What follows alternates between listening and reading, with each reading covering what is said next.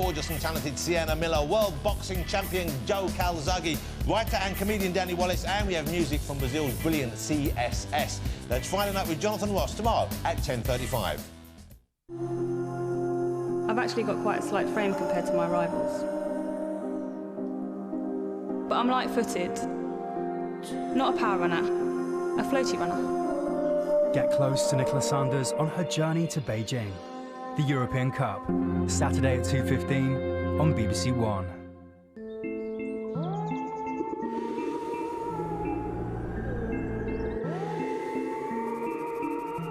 Stunning outfits and incredible hats now on BBC One. Ladies' Day at Royal Ascot, introduced by Claire Balding.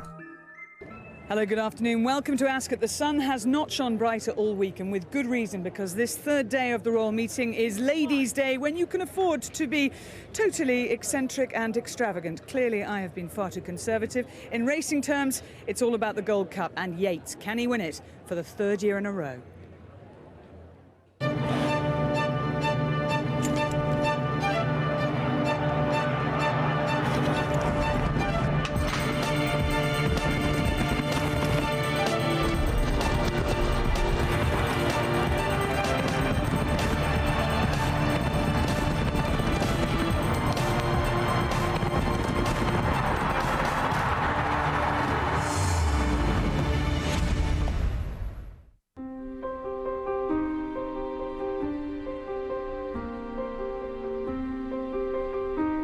Had I the heavens embroidered thoughts, enwrought with gold and silver light, the blue, the dim and the dark cloths, of night and light and the half-light, I would spread the cloths under your feet.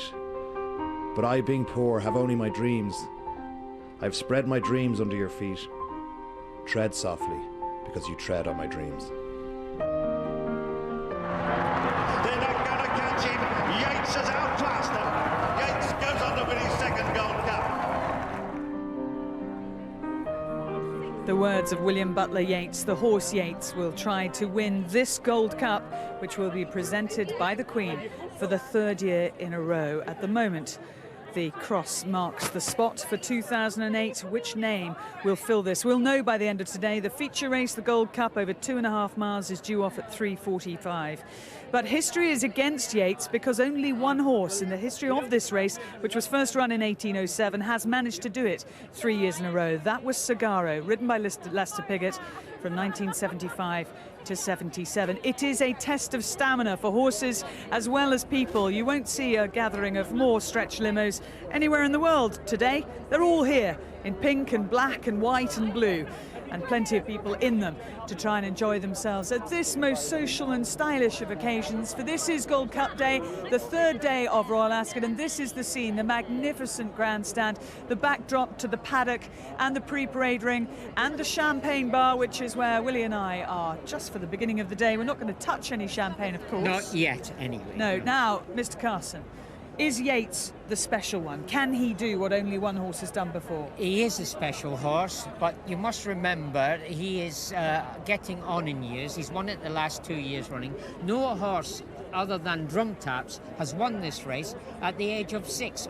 So, or more. Or more. So he's a 7-year-old, so he'll be breaking another record, even though winning 3 races, he'll be the oldest horse ever to win the Gold Cup. And in terms of exhaustion, how hard is it in the Gold Cup? You've ridden Gold Cup winners, you've sat on them.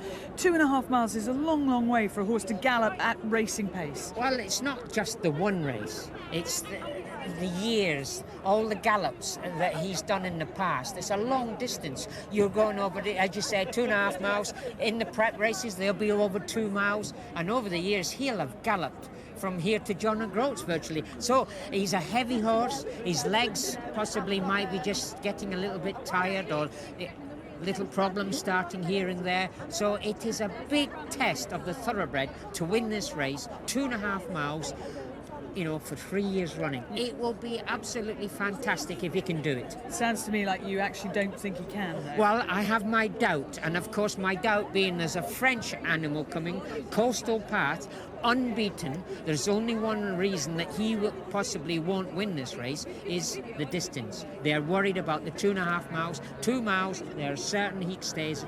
They're confident that he'll handle firm ground. So you have to think Coastal Path, unbeaten in all his races. He's coming here today. I would have said he should be the favourite rather than Yeats, and he is the champion. Right, well, if you want to get your bets on early for the Gold Cup, Willie Carson is telling it as it is. The crowds are pouring in today. We're expecting up to 70,000 people in here, and they have come in their true finery. They save their top outfit for Ladies' Day, or indeed if this is the only day they're coming, they make sure that they're wearing something very special indeed. Bright colours, and even the youngsters dressing up in their morning suits. I'm not sure whether you could actually have a bath in that hat, but the idea is there. And it's a moment to capture and keep in your memory books forever. Eddie Jordan here, a regular racegoer. He knows what harsh competition and speed is all about. And Bruce Forsyth and his wife Willie are here, Winnie. And Robert Winston back in the limelight. He's got some good rides today. Johnny Murter on the left, the leading jockey so far this week. He's had 3 Group 1 winners already. And Alan Munro had his first winner of the week yesterday, the man in shades, looking to the future. This is Yeats, arriving this morning. He is a big, strong animal. He really is. And Coastal Path, that's the French raider who's going to be taking him on. Well, Johnny Murter's been out on the course, checking out the condition of the ground, and Aidan O'Brien having his usual daily walk down there as well. He's off to the theatre tonight with his family for a rare bit of relaxation for the intense man of racing. Hello, hello, welcome to Gold Cup Day, traditionally the busiest day of the week and also traditionally the day that is known by the race goers, not the race course, as Ladies' Day. Cheers, James. Cheers, and cheers to the weather. This is the most fabulous Ladies' Day we've had for years. Now, I understand you're under doctor's orders. No cheap booze for James. Yes, my homeopath said that I'm allergic to cheap alcohol, so thank goodness we're on the bolly, darling. Now, we thought we'd start the day in the Royal Enclosure, and thank goodness we weren't around in 1901 because the rules and regulations were even stricter back then. Viscount Churchill was the sovereign's representative, and he had 3 little baskets on standby for the applicants. The first response was certainly, the second response was perhaps, and the third response was certainly not. Well, you, my dear, are certainly today. Thank you very much. Now, glamour is the word of the day. Today, it's really all about creating an illusion that one leads an enviable lifestyle, isn't it, James? And that one can gain access to the Royal Enclosure.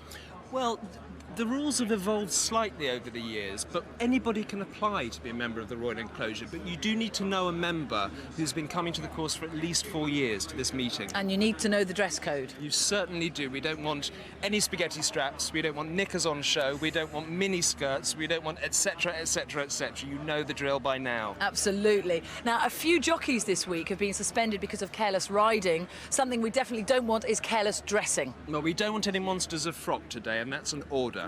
He had spoken.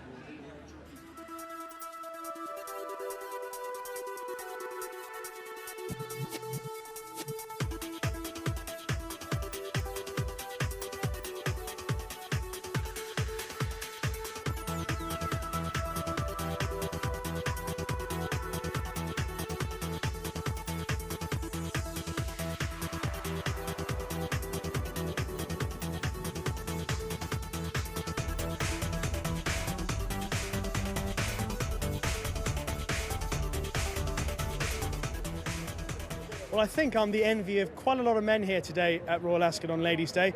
I've been accompanied by the lovely Lisa Snowden. Lisa, how are you? I'm very well. How are you doing? Not too bad. I've been seeing quite a lot of you because I've been watching Britain's Next Top Model. Yes. Big fan of that. How's that going? I'm so pleased. It's going really, really well. We've got 4 weeks left, so it's a big part of the show now. And what else are you doing at the moment apart from that? Well, Through the Keyhole's just come off air on BBC Two, and there's other bits and pieces. I'm filming tomorrow for a comedy drama for Channel 4, so there's all sorts of things going on. I watched Monday's episode of Britain's Next Top Model, and my favourite, Charlotte's gone. I know. But you haven't. Such a shame. Have you got a telephone number that you could?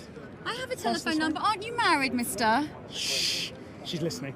Now, Lisa, you were here on Tuesday. Yes, it was my first Ascot. How was that? It was so much fun. It was fabulous. I didn't get to put any bets on, didn't get to see too many horse races, but had a lovely day. Checking out the fashion, all the fabulous women and the dapper gents. You are aware of what's happening today at Ascot, though, don't you? It's Ladies' Day. It is Ladies' Day, but aside from Ladies' Day, it's also a big day historically for racing. Right. Talk me through that. Well, there was a horse called Sagaro who won 3 Gold Cups. He was the only horse to do it. And now, today, we stand on the brink of history. There's a horse called Yeats running, ridden by Johnny Murtagh, trained by Aidan O'Brien. Now, he could create history today. Are you going to back him? Yes, I think I will now. You've given me a little heads up. I do think I will. Well, don't. Oh. Because I'm going to tip Geordieland in the race. Okay. I'm listening to you. I'm going to get some notes and some tips from you. Okay, Lisa's going to spend a lot of time with me today. Now, here's what's coming up, and it's all about the Gold Cup today. As you know by now, the horse out to make history is Yeats. His trainer Aidan O'Brien bidding to continue an incredible week so far. But Coastal Path is similarly determined, and his trainer Andre Favre is yet to win a Gold Cup. The horse unbeaten in 6 starts so far. But could the hold-up horse spoil the party for both of them? Geordieland will be weighted with until the last second with Shane Kelly on board. On the fashion side, we'll be looking back through the history books and the archive to see what they were wearing then. But what are they wearing now? Today, of course, is Ladies' Day, the day on which you can really go to town with the hats, the outfit, everything. And thank you very much for the emails that you've been sending in, for your kind comments so far. If you've got any queries, then the way to do it is to go to our BBC website /racing. Send us an email. We had a query yesterday about some very good mares, former winners at Royal Ascot actually, Ouija board, Soviet song, and the email said the one with the dodgy front legs whose name I got. Attraction was the filly you were thinking of. I couldn't remember the name now. Ouija board's got a King Mambo foal. In full to Manduro. No, Monson. No, Monson, that's it. In full to Monson.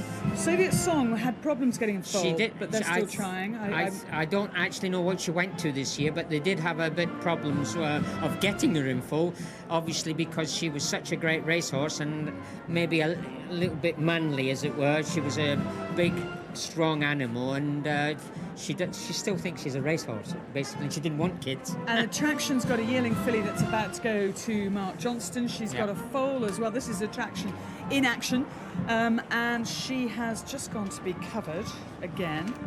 By? I asked Deirdre Johnston yesterday. I wrote it down, and now I can't remember. Oh. Pivotal, I'm sure, was one of them. Oh, well, that would be a fantastic Pivotal, who stands at Newmarket, Cheveley Park stud.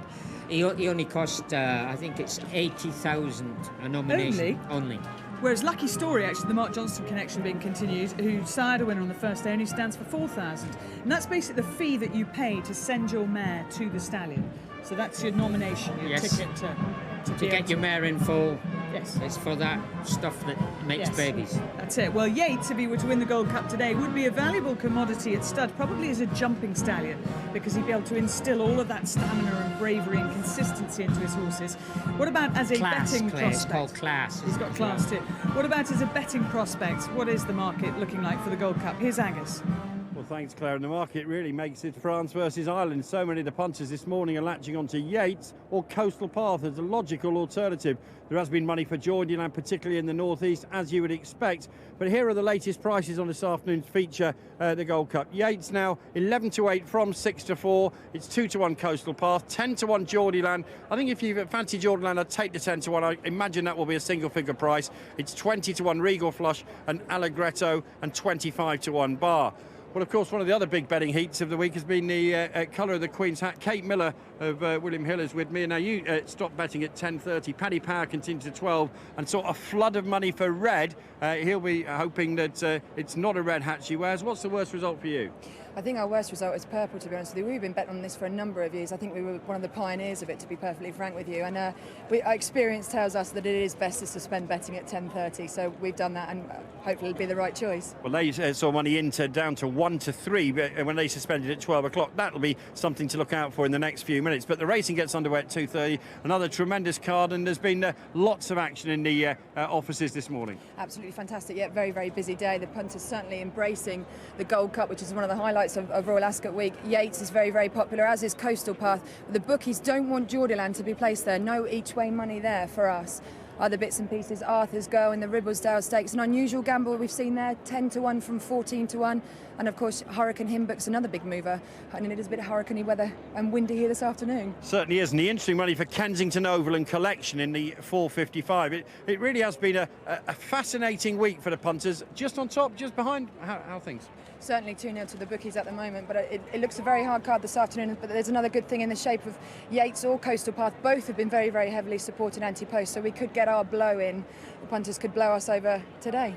Yeah, it's certainly windy. We'll hear from you later in the programme on how the bookies got on. But on Ladies' Day down here in the ring, it's a question of watch your hats, ladies, because it's very blustery. Well, here is the man who's going to be on board Yeats, the leading jockey of the week so far, Johnny Mercer. This must be the best week of your life. Yes, well, I was coming to the races this week and I knew I had a load of good rides and everybody wanted to do interviews and I couldn't really pick one from the other, you know what I mean? So we have some great horses and, you know, you've seen some great performances this week and, you know, pressure's on a bit now. It's 3 in a row, it's history and I've never ridden him in a race before, but I'm really looking forward to riding him today. You've ridden him at home. He is a massive horse, isn't he? He is. He's a great horse, big heart. You know, he stays the trip well. He's been here, he's done it. But, you know, there's a couple of them there that looked like they might put up to him today. And Johnny, in terms of the 3 Group 1 winners you've had so far, Harada Sun, Henry the Navigation, Duke of Marmalade, would you say Duke of Marmalade's been the best of them? Listen, I have a soft spot for him, you know what I mean? He's my favourite. He's, you know, I ride him out a bit at home. I know him really well. And I think you can see by my reaction going to the line how much it meant to me, you know what I mean? I would have been sick if he got beaten. I really thought he would do what he did, and I'm glad he went and showed everybody how good he is. I was very interested to read a big article about Aidan O'Brien in the Sunday Times at the weekend, and a comment he made about you, Aidan. He loves the fact that you're so positive, that you seem to bring so much enthusiasm to the game. Do you think in a way you help each other? Well, I'm a positive person and I've got a lot of positive people around me, you know what I mean? And you know, I'm very lucky, and I suppose, you know, we work well together. He's, you know, I've learned a lot from him in the last couple of months. He's a great trainer and he's a great man as well, you know, and what you see here is, you know, that's the way he is all the time. So, you know, it's easy to be positive when you've got such a good team, great trainer, and as I say, I've got great family and friends. Well, Orla and the kids, are they here? Are they at home? Have you been flying home? What's been happening? No, I've been staying here with Orla. We're staying in the running mead there in Windsor. It's lucky for me. It's been a lucky place for me. Lovely river. I run every morning. Orla's here, but the kids are at home with our au pair, who's Christophe Lemaire's sister. So they're learning friendship between their lessons. And there does seem, in both you and Christophe, obviously you've had 3 winners, Christophe's had 1. There seems to be a great camaraderie in the weighing room. A lot of congratulations going on, a good reception for winning jockeys when they come back. Yeah, well, we all know how hard it is to ride winners in Royal Ascot, and you know, everybody that rides a winner, I think they get a good reception because this is the place you want to be riding winners at. And a lot of lads have ridden their first winner at Ascot, and a lot of them had near misses, but I'm sure, as I say, we have a lot of good lads in there, and we're a great team. And Johnny, just finally, your best chance for today and maybe your best chance for the rest of the week? Well, Yeats, hopefully, you know what I mean. He's the main one today. Feeling a little bit of pressure, as I say. He's after winning 2. He's going for, you know, history. And listen, I've got some good rides tomorrow. Hebridean, Sam, and US Ranger in the big sprint. So we have a host of good horses, and I hope I can keep going. Let's hope you can keep going, Johnny. Thank you. Claire, thank you. Well, the big staying race in Europe of the entire season has an added dimension today as Yeats attempts to become only the 2nd horse in history to win it 3 times. Taking him on, though, is the French horse Coastal Path. It's going to be a great battle, I suspect, between these 2, Ray. We know all about Yeats. He's come back to win this season already, and we do know that he will go on the track and the ground. Certainly is. Obviously a very, very tough horse and a great performer. But the French horse, he's unbeaten. As you said, we don't really know about this distance or the ground for him, so we're going to learn a lot today. It's going to be a great race. And of course, Coastal Path is unbeaten in 6 runs so far.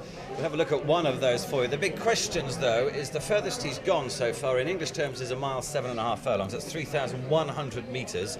He's got to go 4,000 metres today, 2.5 miles. And he's got to go on faster ground than he's ever raced on before. So those are 2 really big question marks this horse has to overcome. It's a big day for him today. As he's beaten all the best stayers in France. Well, as you can see, he's demolished them. But he's stepping in today into the biggest test he's ever come. Fast ground and the distance, as you said. But it's going to be a great race. So Coastal Path from France for André Fabre. The only horse to have done 3 Gold Cups so far is, of course, a French horse, Sagaro. It is a French horse who will try and stop Yeats from achieving that record today. And here comes the royal procession, arriving just a few seconds ago through the Golden Gates at the top of the straight mile. And as usual, we have the 4 landors. The front one, the Queen, being drawn by the Windsor Greys. And in that first carriage, we have the Queen and the Duke of Edinburgh, joined by the Duke of York and the Marquis of Cholmondeley. And those that have backed pale blue, James, are collecting. They've done terribly well. The Queen's wearing a pale blue hat with a matching bow designed by one of her favourite milliners, Philip Somerville. Her dress is a Stuart Parvin, one of her younger designers. It's a pale blue jacquard silk coat and a matching shift dress. Duke of Edinburgh and the Duke of York obviously keeping her company, and the Marquis of Cholmondeley is the Lord Great Chamberlain and was Page of Honour to Her Majesty the Queen when he was just 14 years old. In the second carriage, we find the Princess Royal. She's been at Royal Ascot on the first 2 days, but this is the first day that she's been in the royal procession. Princess Beatrice sitting alongside her. Mr. John Warren with the black top hat closest to us, who advises the Queen on her bloodstock and her racehorses, and the Earl of Portarlington alongside John Warren. Now, the Princess Royal wearing a fascinator And Princess Beatrice has put her hair back, which is really rather lovely. I think she looks delightful today. I do love that flyaway hat. It looks superb. We have seen fascinators on the royal family.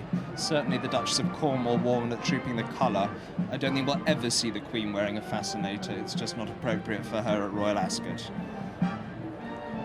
And actually the way to wear a fascinator is the way Princess Anne is styling her hair. It needs to be up, it needs to be quite tight, quite stiff.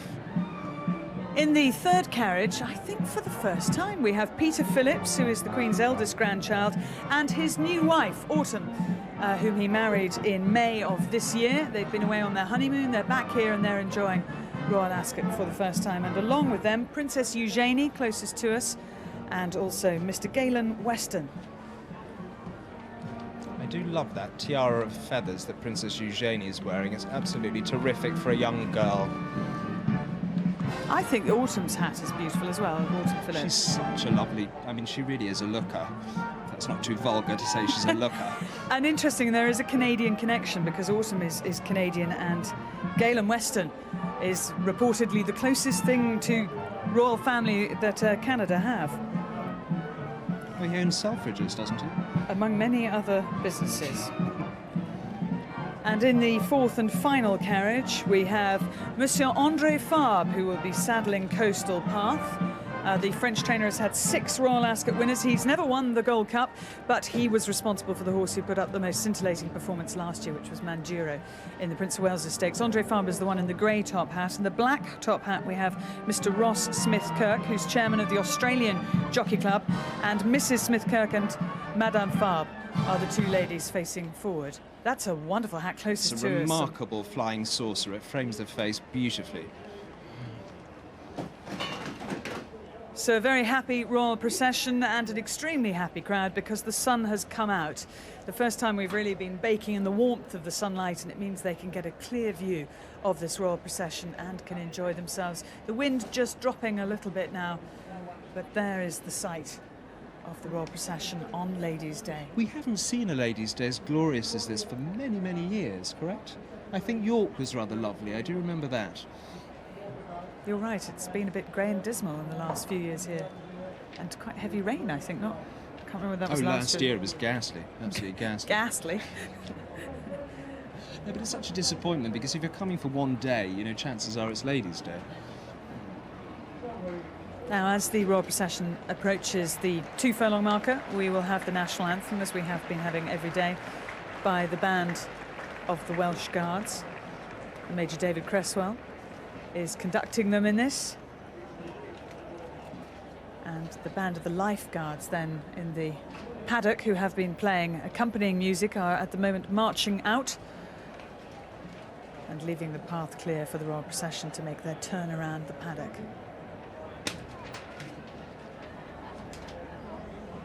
It is a tremendous sight, I think, particularly when it's a clear, sunny day like this. You can really see the gleaming tunics, the gleaming uniform, the bridles, the tack, the carriages as well, and it just shows everything off to its best effect.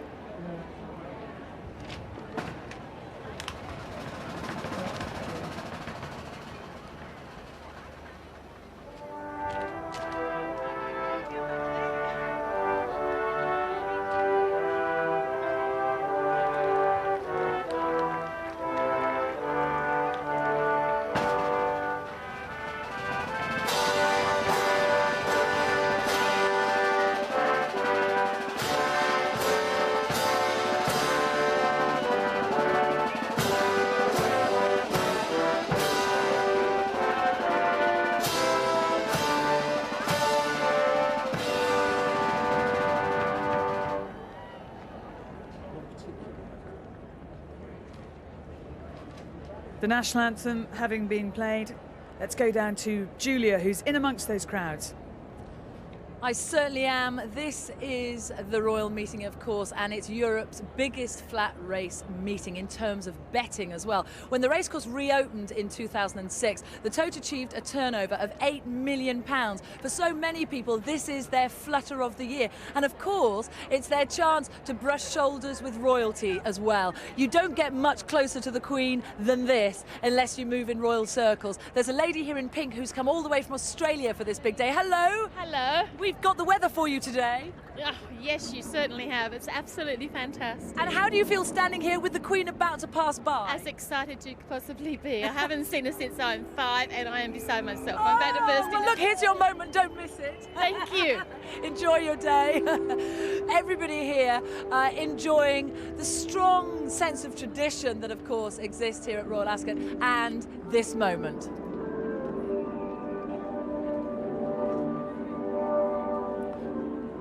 And the national anthem being played again from somewhere.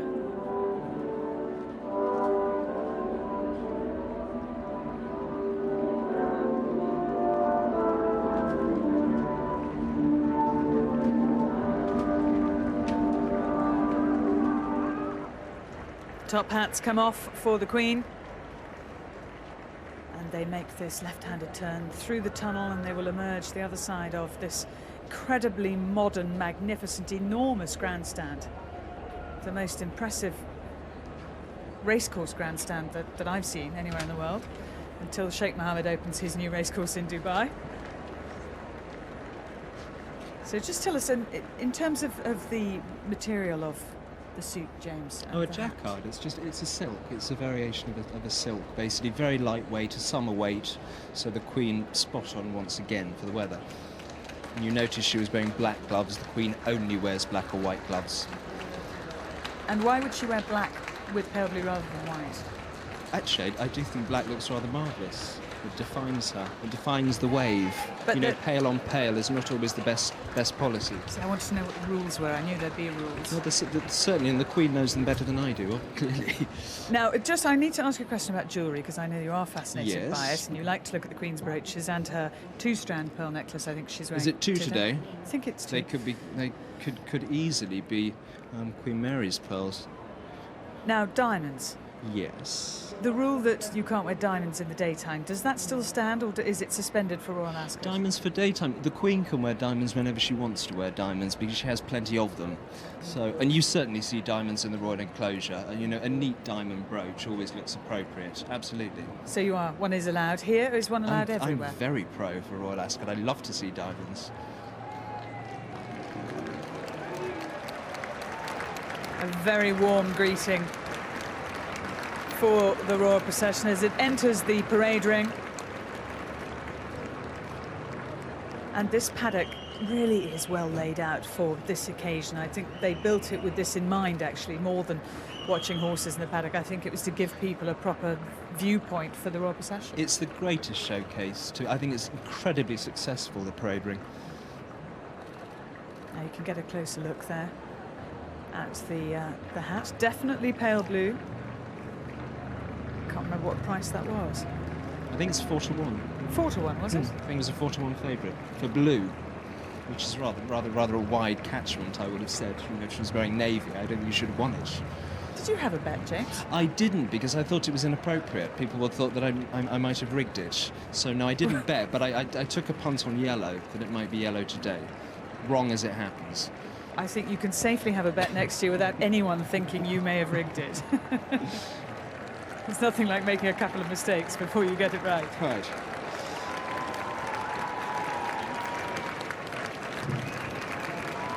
The biggest crowd of the week so far today. The only time that will be beaten is on Saturday, when we could get upwards of 85, 90,000 people. It's getting more and more popular, this Saturday's racing. And that's the only other occasion on which the Queen will make a presentation. She'll present the trophy for the Golden Jubilee. The big sprint. Today, of course, she will do so for the Gold Cup.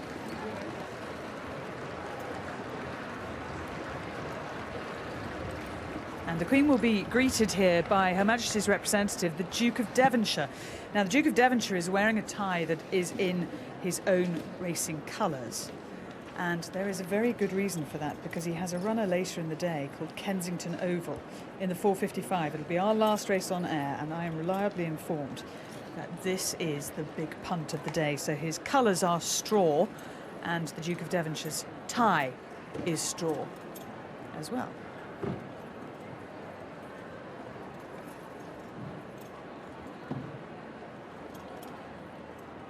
So it's the Royal Party, and you can see the Duke of Devonshire there on the left. You can see that straw tie. The Royal Party will make their way through the grandstand and up to the Royal Box. In the meantime, we'll have a little look at what everybody else is wearing today. And black and white is most definitely... belter. Absolutely love the knotted pearls. That geometric look is terrific. Black and white is the combination of choice. It is the combination, but I think we ought to recognise that there are many colours today. Black and white's the winner, obviously. Oh, this French lavender, perfect. A shantung, an absolutely corking choker.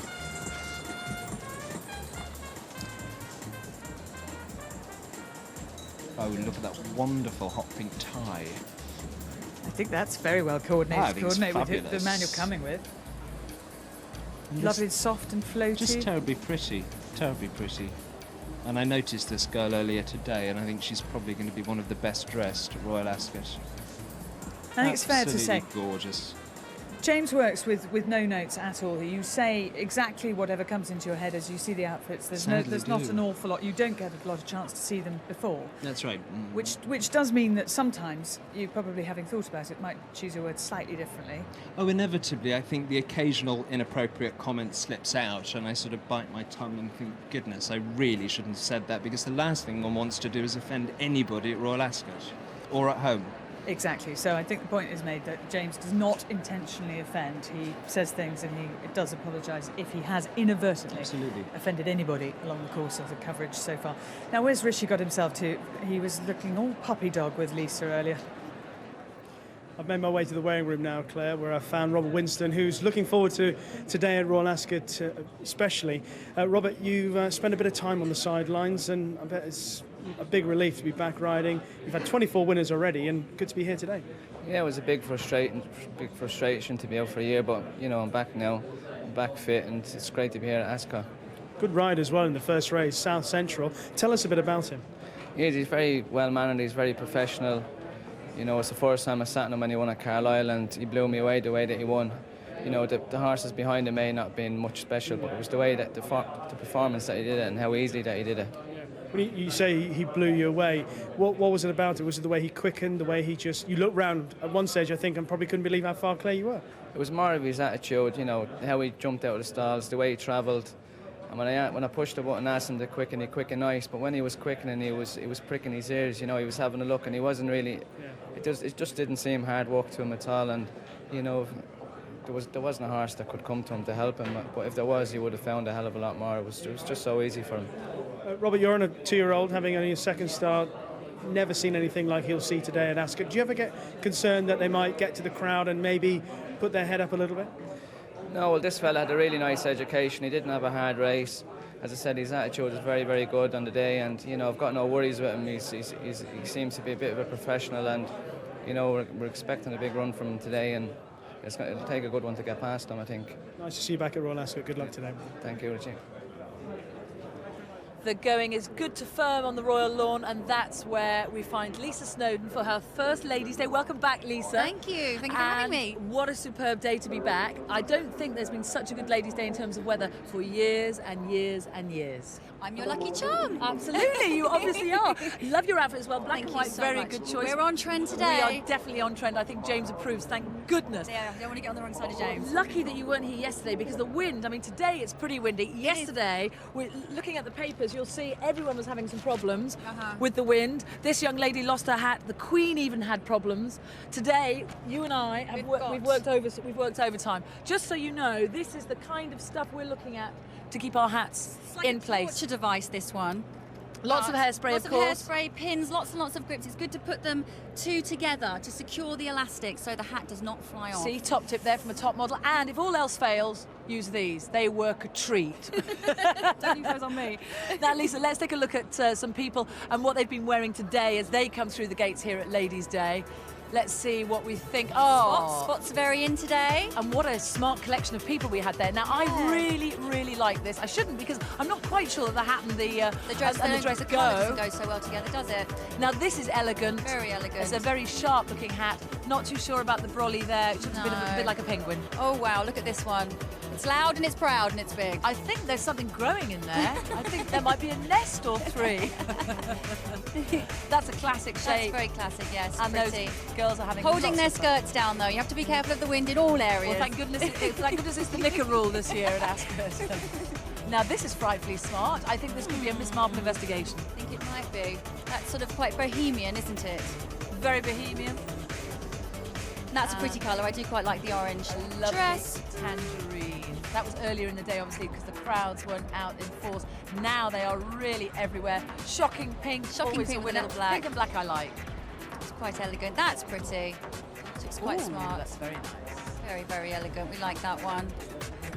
And ooh, this, that's stunning, though. I don't quite know what's going on at the neck. I don't know there. either. Is it a paper bag that's been tied? Not sure. We'll have to examine that one closely later. Lisa, we'll be chatting more to you today. I hope you thoroughly enjoy your First Ladies' Day. I'm sure you will. Everybody's certainly enjoying you being here. I think Rishi is awaiting us somewhere. Oh, it's James.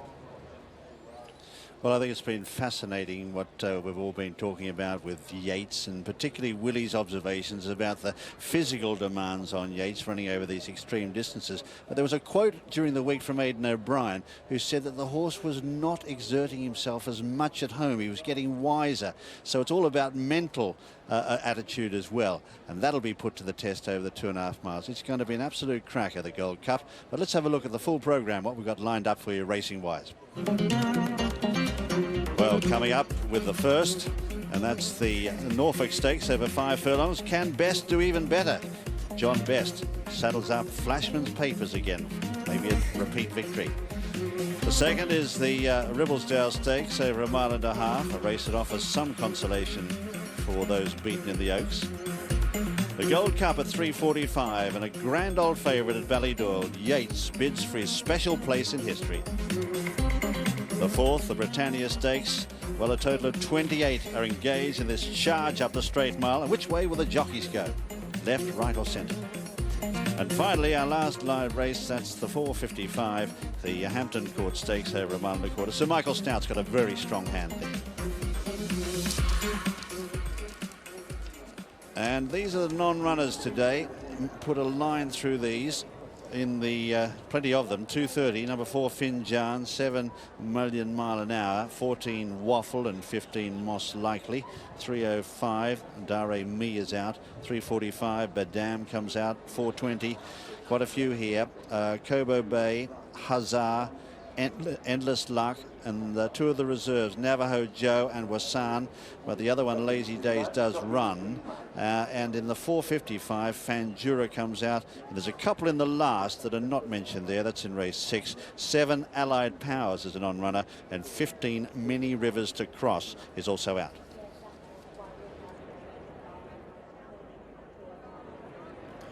Oh, John Best is just saddling up number 3 there, Elegant Lad. He's just putting Liam Canary on board. And just ahead is number 5, Flashman Papers, who had a race and won at 100 to 1 the other day. Here's John just coming to have a quick word with us. John, Flashman Papers looks fantastic, having just had a run 2 days ago. He's come out of the race really well. I couldn't be happier with him. We've done nothing with him. He's just been out in the field enjoying himself. So hopefully it won't have taken too much out of him. I think these 5 furlong sprints, if they handle it mentally, then really, apart from their shins, really there's nothing too much that can go wrong. And he's very calm and relaxed. He was the other day, and he's taking it all in his stride today. And what about the other horse, Elegant Lad? Elegant Cad. Cad. He's I slightly fancy him over Flashman's Papers. There's nothing much to choose between them, but I think the draw might be significant. Drawn 6 might just help us a little bit. And you know, his run up at Musselburgh, he was only just beaten by Spin Cycle, and I think he's come on a fair bit for the run. So I'll be delighted if I can get placed with either of them. I'll be thrilled to bits. But of the two, I just slightly fancy Elegant Cad. Thank you for that. Good luck with both those horses. Kevin Darley's with me. Kevin, you've been watching the horses go around the paddock, and I think you were impressed by what you saw from Flashman Papers, the way he looked, considering that he had what looked a tough race the other day, just 2 days ago. Obviously, like you say, with him only running the other day, you'd have to be concerned condition-wise and what the exertions were taken out of him, you know. But looking at him around the paddock, he's a little ball of muscle, and it doesn't look any worse, you know, for the race the other day. And to be honest, he looks the pick of the paddock. Kevin, thanks for that.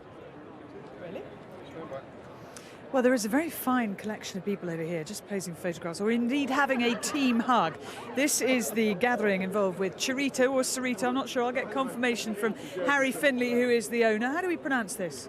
Cerrito. It's named Cerrito. after a Waterloo Cup winner. I think it was 1850, 52 and 53, so Mark Prescott will be impressed if no one else. The Waterloo Cup, for those that don't know. They're coursing, the great coursing cup that was unfortunately eliminated from the calendar 3 years ago. No, oh, you've got a little Greyhound Hall of Fame badge on. That's Don Cuddy's Hall of Fame. He's the only man in the world to have trained more than 2 Greyhounds in America in the Hall of Fame. He had 5, and he's also in the Hall of Fame himself, and that's his own personal badge. So, because you have to understand about Harry Finley, he is passionate both about horses and about dogs. Now we're having a look at your horse here.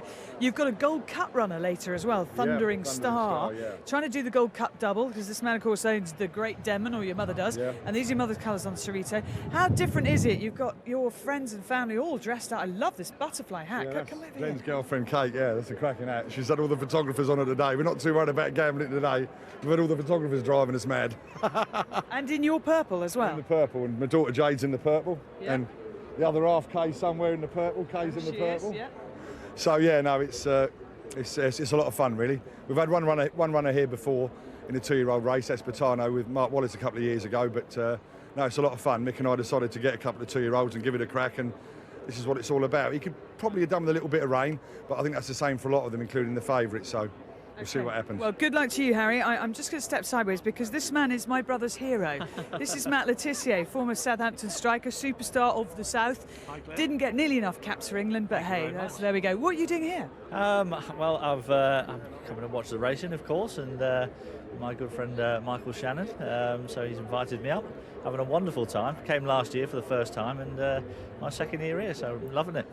And generally, how are you spending your time these days? Working on Sky Sports with the Soccer Saturday show, and then doing a bit of after dinner speaking, and generally playing lots of golf and having fun. Yeah, no, your golf handicap's about 3 or 2, isn't it? It's 5 at the moment. Yeah. I'm working on it though. I'm working on it. And yours? No, mine's still 27. It's very unimpressive. But Lee Westwood's going to be here because he's in on that horse with Harry Finley that runs in the Gold Cup. Oh, fantastic! So you can practice a bit of putting with him. Book out then. Exactly. Matt, lovely to see you. And you Good too, luck Glenn. on your afternoon. Have fun. Thank you. Willie, just a very quick word. Anything you particularly like to these 2-year-olds? Well, of course, both the Exceeding Excels are looking very, small, compact, really 2-year-old types. And that horse, he ran the other day.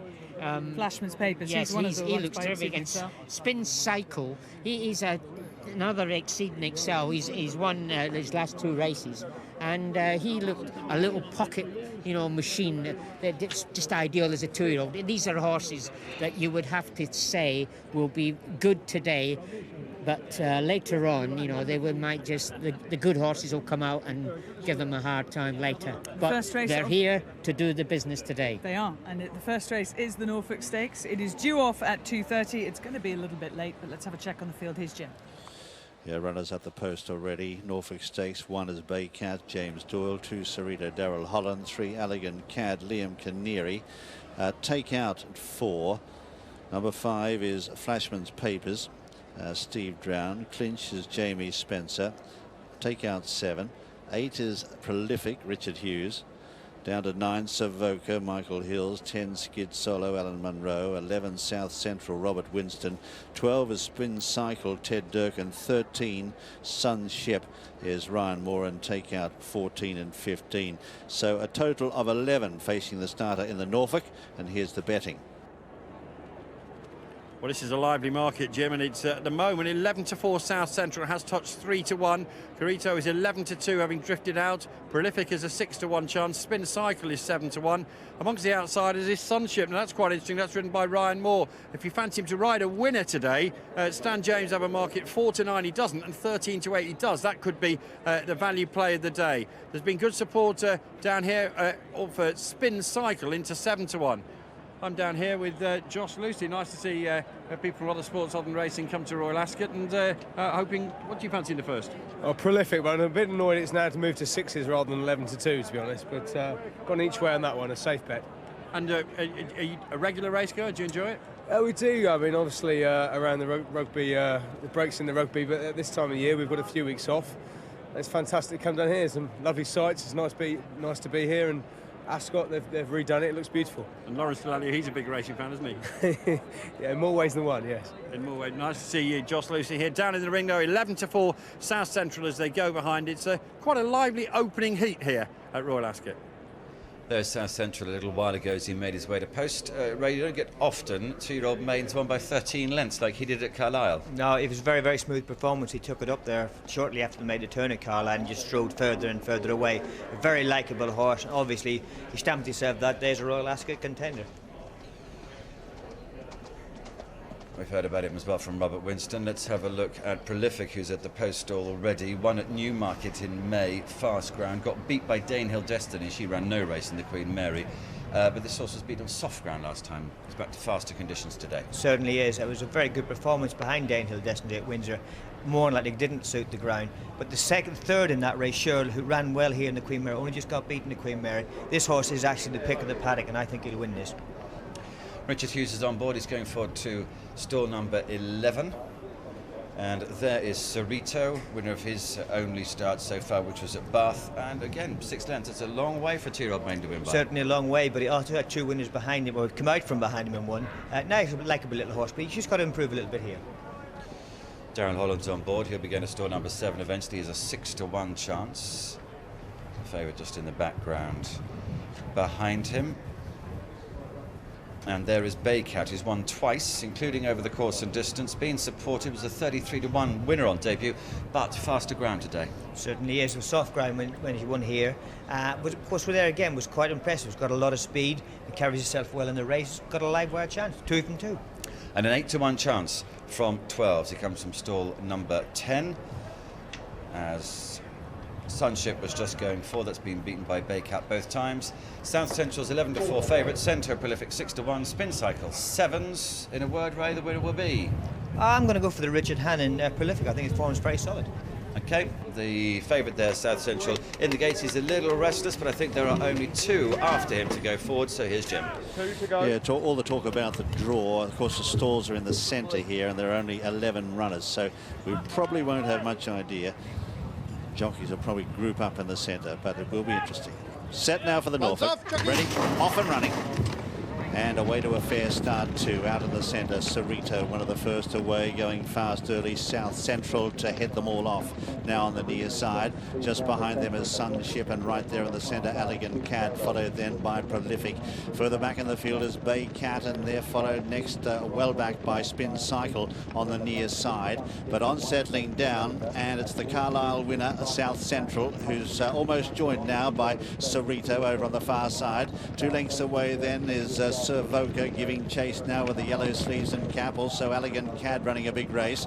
They're clear then of Prolific behind them, and further back in the field Clinch, and starting to run on the near side is Spin Cycle. A furlong and a half left to go now, and he kicks for home, Robert Winston. On this one, South Central goes 2 in front, but here come the challengers on the near side. Spin Cycle absolutely flying. Out in front is South Central. Spin Cycle trying hard to pick him up. They race towards the line. Oh, it's tight. On the far side, it might be South Central just ahead of Spin Cycle. Further back in the field then is Flashman's Papers, who's run on very well. He's run a big race. Further back in the field then is Prolific. And last is Baycat. Prolific right there in that photo for 3rd. But let's see them cross the line. And this is the unofficial winning line, and it is tight. He just gets that bob in on the far side, and he's got up. There he is on the far side. A big cheer from the crowd. South Central has just beaten Spin Cycle. Prolific is third. It looks like just ahead of Flashman's Papers. Then a gap to Allegan Cad, followed then by Cerrito, who showed pace. Clinch is behind them, so too is Savoca on the near side. Further back is Sunship, and then a gap to Skid Solo, and Bay Cat was quite disappointing. Finished well back in the field. But the winner is number 11, South Central, and a major triumph for Robert Winston, who returns to the limelight of the most glittering race meeting of them all, Royal Ascot, owned by Transcend Bloodstock and trained by Howard Johnston. Second is number 12, Spin Cycle, ridden by Ted Durkin. Third is number 8, Prolific, ridden by Richard Hughes. And fourth, number 5, Flashman's Papers, ridden by Steve Drown. The winner, though, is South Central. He won at Carlisle on his debut run by 13 lengths and impressed so many people that day. But of course, an enormous step up in class, and also a different course today. 5 furlongs at Ascot. Although it is a stiff 5, it's not as stiff as a Carlisle 5. South Central, the 11-4 favourite, has won from stall number 5. Second is Spin Cycle at 7-1. Third is Prolific at 6-1. Distances ahead and 1 length. Ginny Wright there leading up this horse, who you'll have seen at the Cheltenham Festival, leading up English Drever, and we talked to her at the Grand National as well.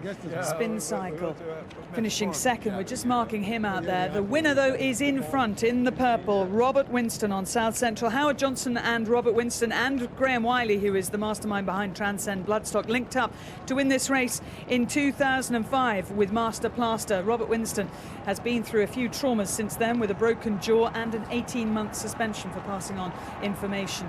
But here he is. I suppose this is his redemption. This is his moment. It definitely is a good moment for him. He did it the hard way. He just kept going, and I thought he possibly got past and then fought back again. So that was a very brave performance. He's by Forest Camp. Obviously, I don't know too much about the stallion, but he's an American bred, and obviously they bought this horse in America. When the finish is that close, obviously there are people who think they're going to win and narrowly miss out. There is Brian Smart, the trainer of Spin Cycle, shouting and roaring his horse home, and then realising that he's going to run down to try and help, but he's just got done, just on the line. And Spin Cycle, who was second by this Exceeding Excel, a new first season stallion that Sheikh Mohammed has, and he's run a very, very big race. And also Exceeding Excel had the 4th as well. How difficult is it, Kevin, for a trainer like Howard Johnson to train 2-year-old winners at Royal Ascot and Cheltenham Festival winners? He's had winners here before. He obviously knows what it takes, and this filly has done absolutely everything right today. Robert's done it the hard way, let her pop out and use herself, and once the challenger came on the inside, she dug deep and found again. He's a lovely colt, this South Central. And Robert Winston on board. I was mentioning the troubles that he has been through. I mean, it takes a lot to come back to the highest level. Yes, it does, but obviously he's a very talented rider, Robert, and he's been around the right people. He's not afraid of a bit of graft, and hopefully now he'll get his head down and get on with his job, and he'll ride plenty of winners. South Central, the winner of our opening race on Gold Cup Day, the Norfolk Stakes. Now the time was 61 seconds, 0.83, 1.01.83. And Robert Winston, what a great moment for him. He's a very, very capable rider. He was leading in the race for the title and smashed his jaw in an awful fall at Ayr, and that put him out for a long time. He came back after that. He's endured a long suspension as well after that, and it's great to see him persevere and to come back and to be at the biggest race meeting of them all, and to be in the winner's enclosure. And a pat on the back for Graham Wylie of Transcend Bloodstock, and also Howard Johnson, Robert's only previous winner at the Royal Meeting was in the Norfolk Stakes when it was run at York. That was in 2005. He was aboard Master Plaster. So let's check the result on the opening day, or the opening race on Gold Cup Day. It's the Norfolk Stakes. Here's Angus. Thanks, Jim. This was an amazing result, particularly in running for punters. Right at the finish there, South Central went as big as 65 on Betfair, 64 to 1, and Spin Cycle for several thousand was done at 1.03, which equates to 33 to 1 on. So people clearly thought he was going to come and collar the favourite. But if you back South Central, it's a winning favourite here on Gold Cup Day. 11 to 4 favourite South Central. It did touch 3 to 1 on the track. Spin Cycle second at 7 to 1, and Prolific third at 6 to 1. 11 to 4 favourite South Central for Robert Winston. We've had a few emails in. We were discussing the fillies, good fillies, that you've seen in action here in the past and whether they're in foal or not. And various members of Elite Racing who own Soviet Song have emailed us to say she is in foal to Oasis Dream. Well, let's concentrate on this colt, South Central, trained by Howard Johnson, owned by Graham Wylie. Here's Rishi. Yes, I've got the pair of them, and in fact, Robert Winston's just coming in to join them as well, the hero of the hour. Robert, if you want to just step in there. Let's start, first of all, Howard, with your reaction to that. Well, it's a great result for the North, you know what I mean, and we did very well at Cheltenham, 2 wins at Cheltenham, a win at Liverpool, and then another win at Royal Ascot. I did it 3 years ago, and all credit to Graham. You know, I couldn't do it without Graham. He's a top man with me. You know, when I die, I'll take him with us. You know what I mean? You might want to take Robert as well. Robert, terrific ride. The horse seemed to be a little bit green still, but he seemed very genuine. He did indeed. To be fair, I was a little bit worried cantering the post. He felt a bit firm cantering down. But the way he jumped, the way he travelled for the first 3 furlongs, when I went and pushed the button, you know, he just didn't quite quicken as I would have liked him. But saying that, he was a little bit oily, and I did let him shift left to get to the horse to give him company, and I think that's probably won him the race. Were you concerned at all about Spin Cycle coming at you? Actually, I thought that was my danger today. You know, when that horse went up at Hamilton, he won a very fast time over 5. And on quick round like that, I actually thought it was my danger, and I wasn't far wrong, you know. But the horse was real gutsy, and you know, I'm proud of him. Robert, this success looks like it means a lot to you. Well, it is, you know. It was frustrating year off last year, you know, and I'm back now, and hopefully I can get plenty of publicity, and you know, hopefully get back into the big time. And many thanks to Howard and Graham Wylie, you know. They provided with me only 2 Ascot winners, and without them I wouldn't have a winner here. So Great. Thanks to them. Well done, yeah. Graham, what about this success for you? I mean, it doesn't matter whether it's Ascot or Cheltenham or Aintree. Well, it's all down to the man on my left-hand side, Howard. You know, an Aintree winner, Cheltenham winner, Royal Ascot winner, that's fantastic, and a great ride by Robert as well. But, you know, it's down to Howard. He picks the horses, he trains them. I just stand and enjoy watching them.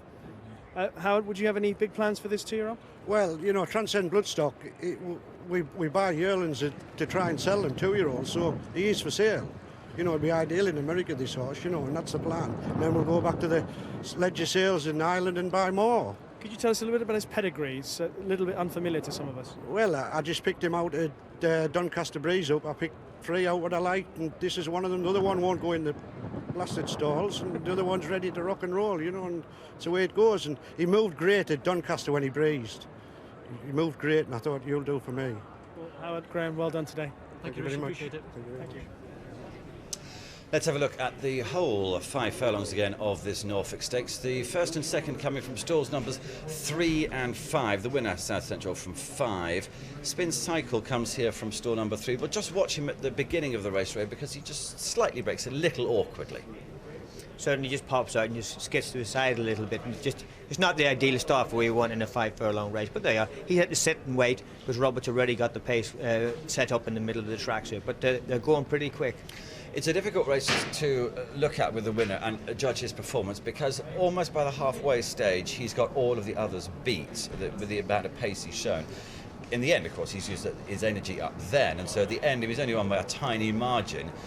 But it's the first 2-3 furlongs of this race, which is where it's been won. It's quite surprising actually, because Robert's letting him roll along a little bit, but he is actually only sitting against him. He's just encouraging him to go a little quicker from halfway. But he noticed his main danger, which I thought would be Prolific. Richard's flat out halfway. They're all chasing. All the jockeys are now hoping I hope he comes back, because we can't beat him for pace, but just hope we can outstay him and he gets tired late on. And then the ones that just slightly missed the gate are now starting to finish under the stands right. Yeah, and this horse in second place, Spin Cycle, he does close very well towards the line. But you've got to remember as well how much the winner is. He's not finding a huge amount, but he is finding stuff all the time. He doesn't need to find a great deal because he burnt them off early on. But it's a very, very good performance on this track. Very good performance, especially this week, because there's not too many have been winning or making all the running, you know. Okay, future plans very quickly for you as you see the winning time. Elegant Cad, Flashman's Papers and Spin Cycle will all go for the Molecomb. Prolific will step up a furlong and go for the July Stakes at Newmarket a few weeks' time. The winning time, 61.83 seconds. Slower than the average time here, 1.63 seconds slower, which is a surprise. A wonderful moment for Robert Winston. I'm sure he'll receive many congratulations going back into the jockey's changing room. And you heard Howard Johnson saying this is one for the North. Maybe that's a sign that Geordieland will run a big race in the Gold Cup at 3:45. And the presentation for this first race being made by Cilla Black, the presenter of Blind Date, Surprise, Surprise, and all sorts. She's going to be back in Panto. She's going to be the best played Panto actress ever when she appears in Liverpool this Christmas. And Graham Wylie, I'm sure, thrilled to meet Cilla. Great hat. Well, surprise, surprise, here we are underneath the fashion tree holding onto our hats. You can see the Royal enclosure behind us as you swoop down through the leaves, and we're about to embark on our first fashion show of the day. Confidence and feminine sexuality have been the words used to describe Amanda Wakely's clothes. Amanda, what are we going to have a snippet of today? We're going to have a snippet of Spring-Summer 08, so current collection, loosely inspired by Rodin's watercolours, so beautiful palette of colours, and lovely sumptuous Napa leathers worn with stretch cotton capri pants, chunky platforms. Lovely. James. Amanda, you certainly know about formal day dress, but it's important to say these aren't propositions for Royal Ascot, for the Royal Enclosure. No, absolutely not. This is part of the daywear collection. I do a lot with beautiful leathers and some stretch cottons for day, nothing too formal. I just like the softness of your clothes, you know, that they're really not brash. They're certainly not the sort of Donatella monstrosities. They're But they're certainly sexy. They're certainly sexy, but they're very subtle. Well, I like to think they're sensual rather than Absolutely. sexy. There's nothing overt about them. They're quiet, beautiful. You can see the sort of layering of colour that I was talking about. Completely appropriate for the Royal Enclosure anyway. That is. I mean, this is the jumpsuit, which is sort of iconic piece of the season, but using the layered organza again, and the very visible seaming, which I think is quite fun, because what I do is all about cutting around the body, and with these very visible seams and the shadowing effect you get, you can really see the cutting. Yes. Very beautiful, that. And very, Lisa, very not elegant. so long ago, my love, you were the modelling for Amanda, weren't you? Yes, I did some of your first collections, didn't I? I was fortunate enough to model her beautiful, elegant evening wear. Now stop, Lisa this did is my very beautiful. first show. This is an absolute cracker. Thank you. And this is a real red carpet number, you know, but I just love the layering of colour that you see there. It's a graphite silk chiffon layered over another layer of chiffon, and then over a nude crepe de chine. So you get a beautiful shadowing of colour. I can see it at the Serpentine party. It's that kind of dress. One would hope so. One would hope so. And this is my sort of iconic satin dress, but cut in a very modern way with a racer back on it. So instead of it being sort of the expected super sexy low back, you've got this lovely drape at the back. This panelling's terrific. And it's Well, cut on the bias, presumably. the contrast of the matte and the shine, which I love, and the sort of simplicity there. It almost looks like a plume of cigarette smoke. It's very sensual. Very sensual. Oh, I like the idea of that. Oh. Now this one, is this a little too racy for Ascot, would we say? It is, but, way too racy for us. Yes. But again, the sports influence in the back there, the racer back, and this is beautiful sort of hammered bullion. So it's all done by hand, that embroidery, and then hammered into these lines. Gosh, she wears it rather well, I must say. It's Does done you wear proud. it well. Absolutely And I think beautiful. that was our last one. Amanda, what's the climate like for a British designer these days in such an international fashion stage? I think British fashion has a real place on an international fashion stage. British talent, British design talent is known throughout the world and ends up in Milan, Paris and New York, as we know.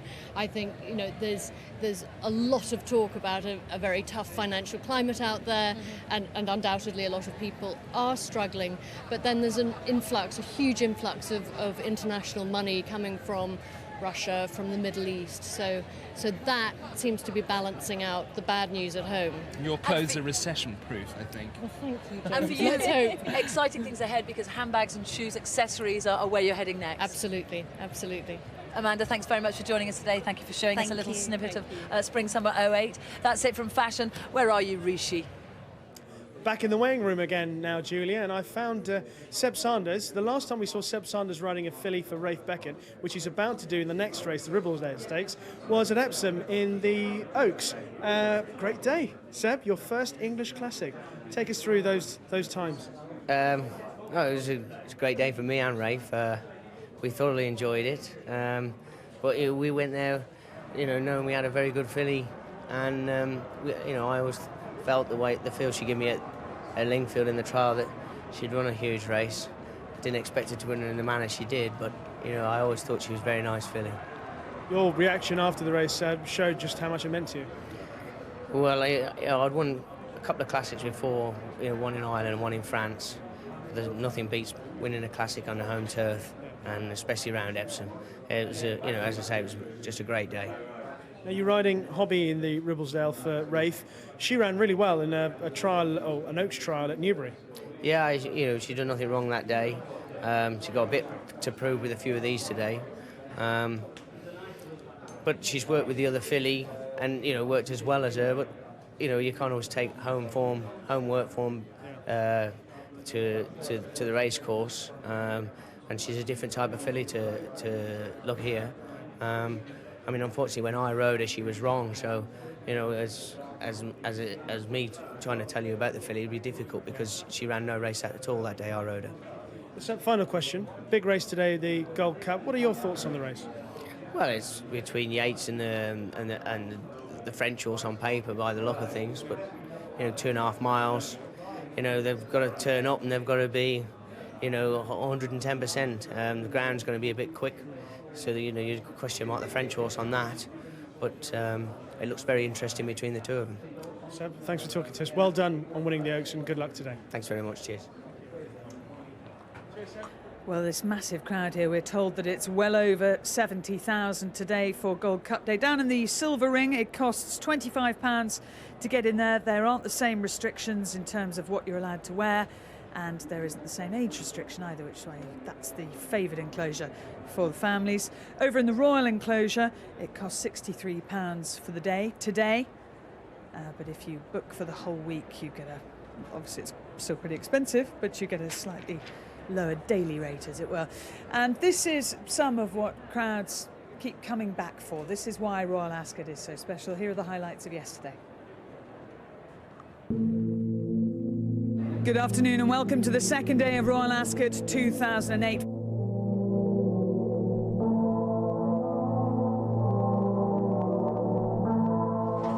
All right, lines off. There they are, off and running now. And the leader is running about a bit, but he's going to be too good. Aklam goes on to win. It's backed off the boards and lands the plunge.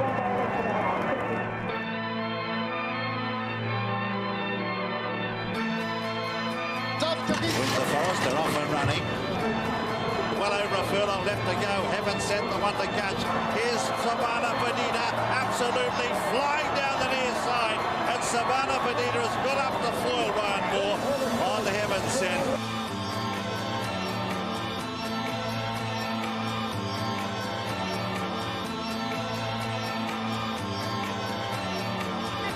Johnny Merton nearest the camera. That's it, off and running in the Prince of Wales.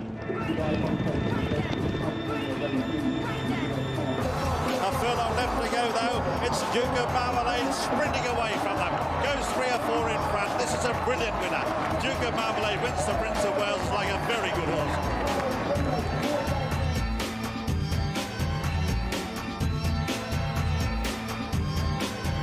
They're ready. Lanes off. Steady. And they're off and running. 50 50 yards left to go. Mr. Aviator bursts through. Mr. Aviator wins the Hunt Cup.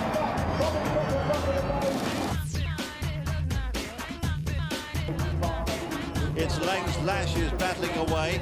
Also there, getting into it is Connie Mack and putting in giant strides is Shirl. Right across the track here as they race towards the line now. In the centre, Lang's Lash might have got there from Lucky Lee. Festival is joining them. Deline is running on with Shaker. It's Illusion and Festival as they run up towards the line from Shabiba, and Illusion is staying on, but Festival comes late to grab him. Festival just gets up to beat Illusion.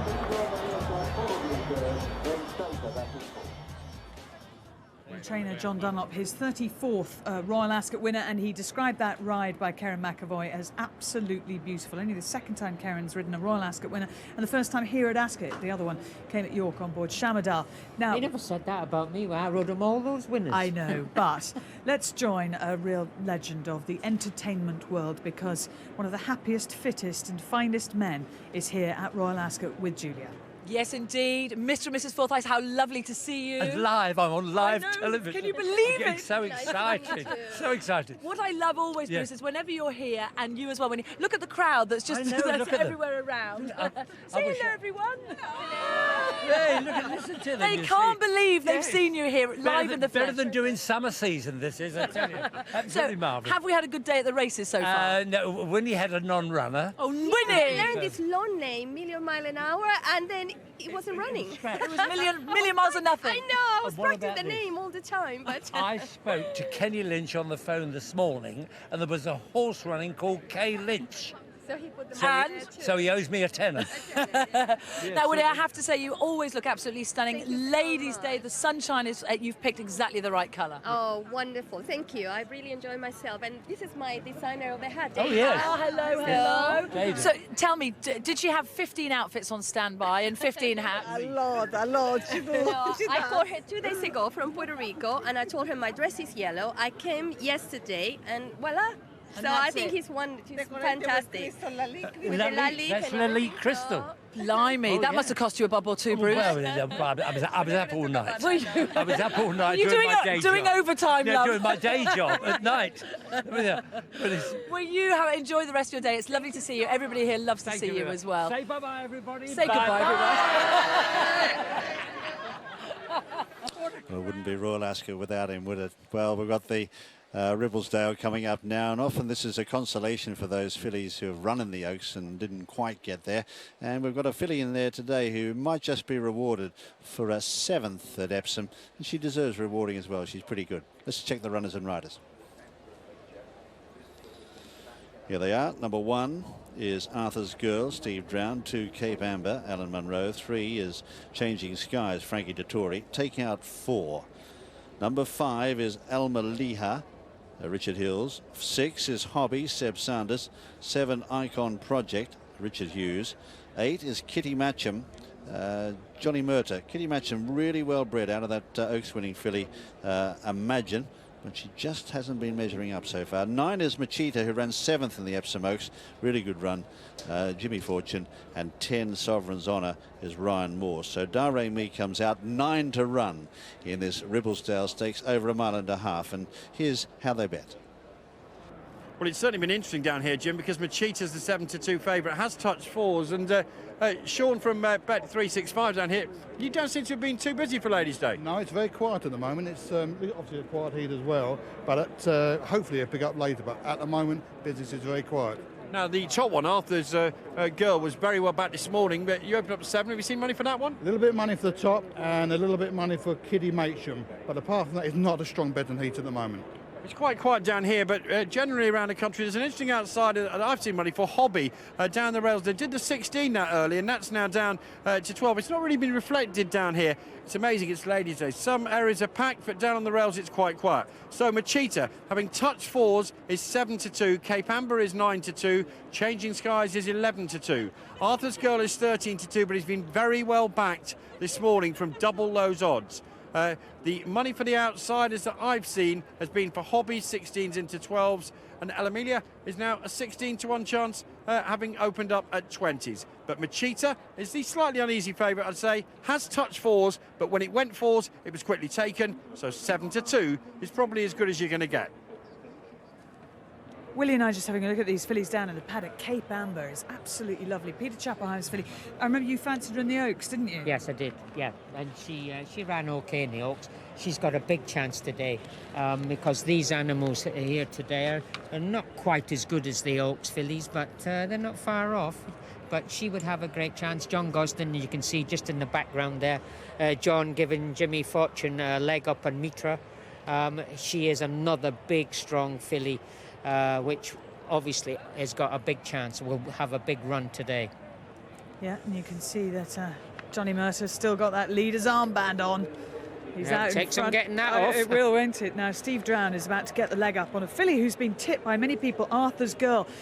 Jeff Ragg has a very good record in this race, and particularly with fillies at decent prices. He won it with Rebecca Sharp. And yes, and this the other filly called this is well fancied, this filly today. She's, she's a filly by Hernando, who's having a great season this year. He had the winner of the Oaks, and he had the third in the Derby. So he's having a great season, is Hernando. Is the stallion, exactly. Well, just behind in those white and green colours, that's Machita. I have to say she's getting a little bit warm. Let's hear from her trainer. John Gosden is with Rishi. Yeah, Machita was well fancied at Epsom in the Oaks. She ran okay, I thought, John, despite not quite handling Epsom. Would that be a fair assessment? No, she fell down the hill. She didn't handle it at all, which is fine. That happens at Epsom. Jimmy was considerate. You know, you are coming back in 13 days, and that's always a big question from Epsom to Ascot. And to that extent, you have to be aware of that factor, and you go there in that knowledge. But, she's a nice filly. She'll be getting a rest after this anyhow, because she only won 2 weeks before that. So it's close enough, but she's well. People say this is an open race. Yeah. You'll see something maybe pop up, but she sets a reasonable standard. John, if you don't mind, we'll just take a look at her win at Goodwood in what was still known as the Lupe in many places. This was the performance that many people were encouraged to promote her near the top of the betting, or closer to the top of the betting for the Oaks. Yeah, she did everything right. It was a decent pace. The forms work out pretty well. I mean, she's still a relatively immature filly, tall, rangy. She had one run last year at Yarmouth. She beat a nice filly at Godolphins in the soft. She came out and ran early in the Fred Darling, taking some time to come to herself. So, summer's suiting her right now. She's coming, but it's quick enough from Epsom to here, and we're very aware of that, and I assume the betting public are also. Fingers crossed. Good luck, John. Thank you. Thank you very much. Well, for Changing Skies. And just having a look at Cape Amber. It's Brian Meehan. We're going to see Cape Amber in a second or two. Brian Meehan's just joined me, who's got 2 runners in this race, Changing Skies, and the other one is... Icon Project. That's it, thank you very much. Talk us through these 2 fillies. Well, Changing Skies, I mean, she's a very nice filly. She's got a huge pedigree. Full sister to Playful Act. She ran very well in the Cheshire Oaks, didn't like the track. It seemed a sensible move to come here next. She's still a maiden, but I don't think that'll take too long, She's taking it all in down there in those famous Sangster colours. And you've got Frankie Dettori on board, yet to have a winner this week. Was he miserable when he came to see you, or did you cheer him up? I think the boys have got him on suicide watch, but no, he's in good form. Good. Well, apparently they left a DVD for Ryan Moore of Saving Private Ryan, because he's yet to ride a Royal Ascot winner at all. You've got Richard... Yeah, you have to get over it. You've got Richard Hughes on board the other one, those bright pink colours of Icon Project, and she won last time out. Yeah, she's a lovely filly. We've always thought the world of her, really. She's... a late developer, but, you see her there cantering down. She's taking it all in. She's a very positive filly. Richard Hughes has ridden her a lot at home as well. He's always thought the world of her. And this has been a plan for her for 6-8 weeks. It's interesting when you say she's a positive filly. Do you find that you do get some that are just sort of fold up into themselves a bit and are a little lacking in confidence? I think definitely. I mean, I think that's our job to get the confidence flowing in them, because, there's no horse should lack confidence. They should always have it before they run.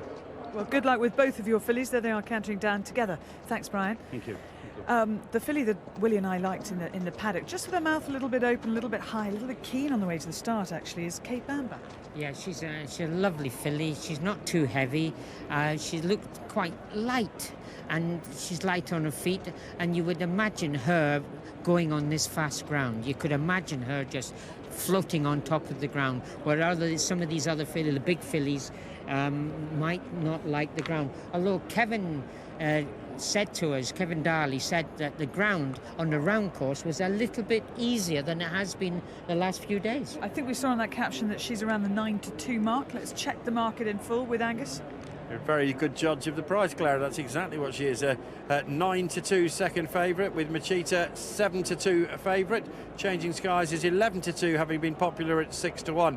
There are one or two moves, one or two of the outsiders. This is far from certain to be won by one of these at the top of the betting. Kitty Matcham 13-2, back from 7-1, and Hobby, really good support for that one. 16s into 11-1.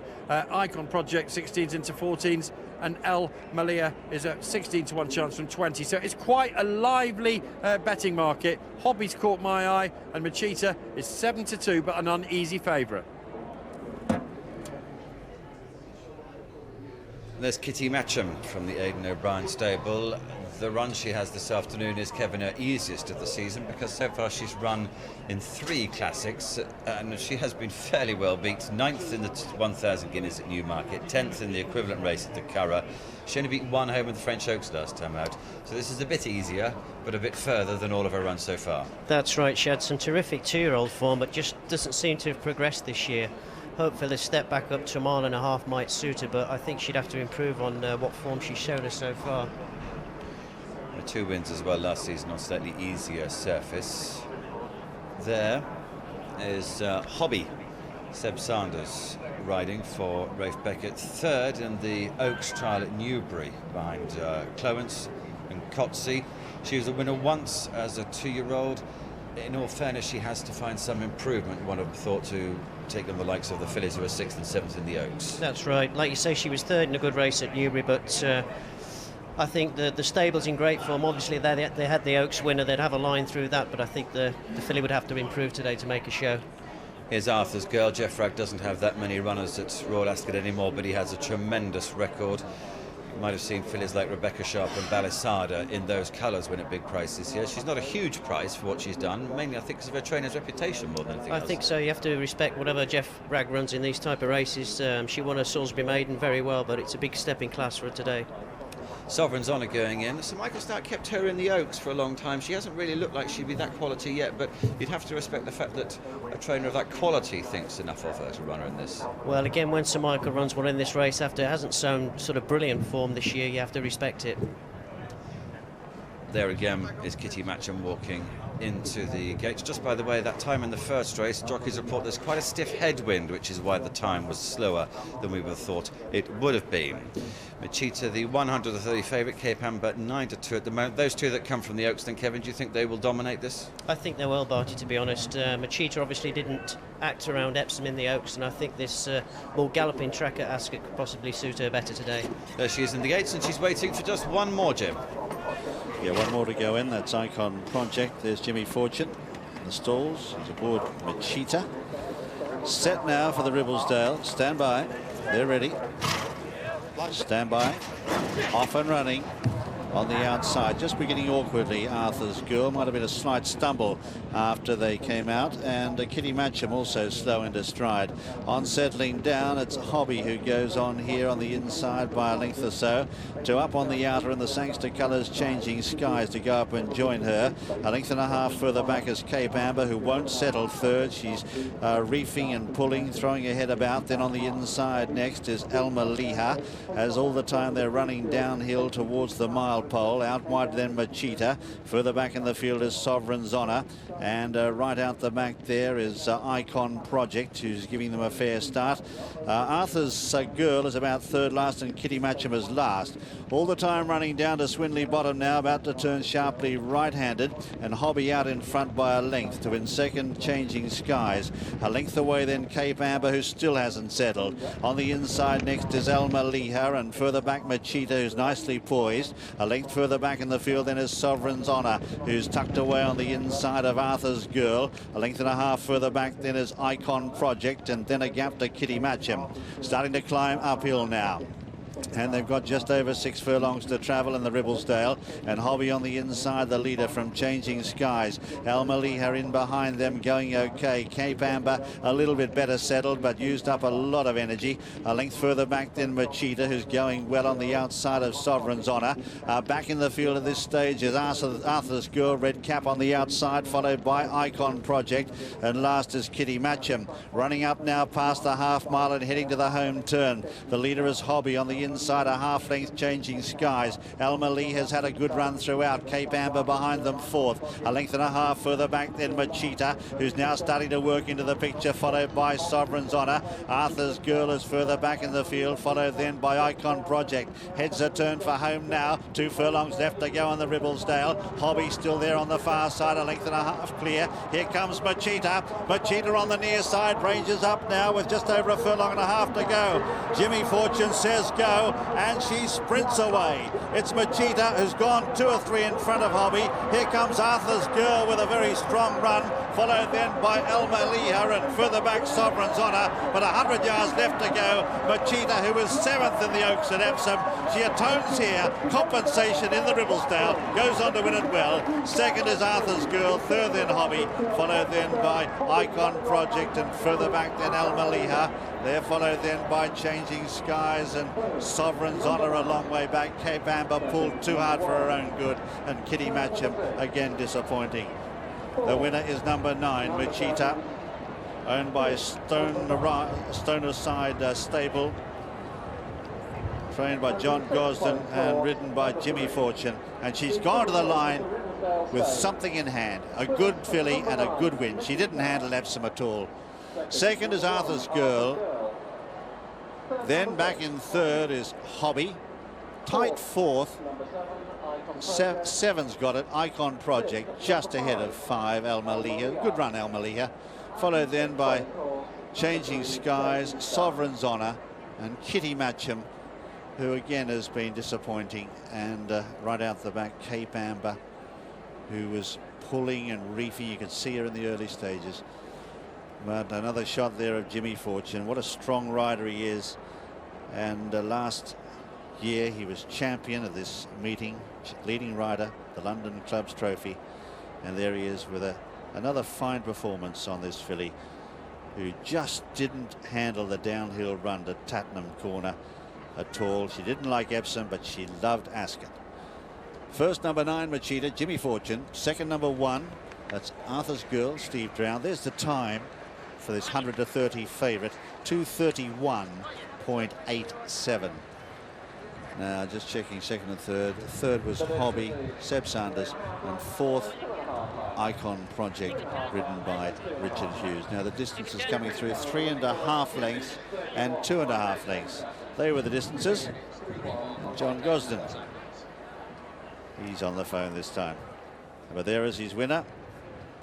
It's Machita, and it's about 4.5 seconds outside the record, I'm told. Machita, though, the winner of the Ribblesdale. The starting prices for the Ribblesdale race. Well, in the past 10 years, 3 winners of this race had run in the Oaks, and 9 Oaks also came in this, but only one of them winning.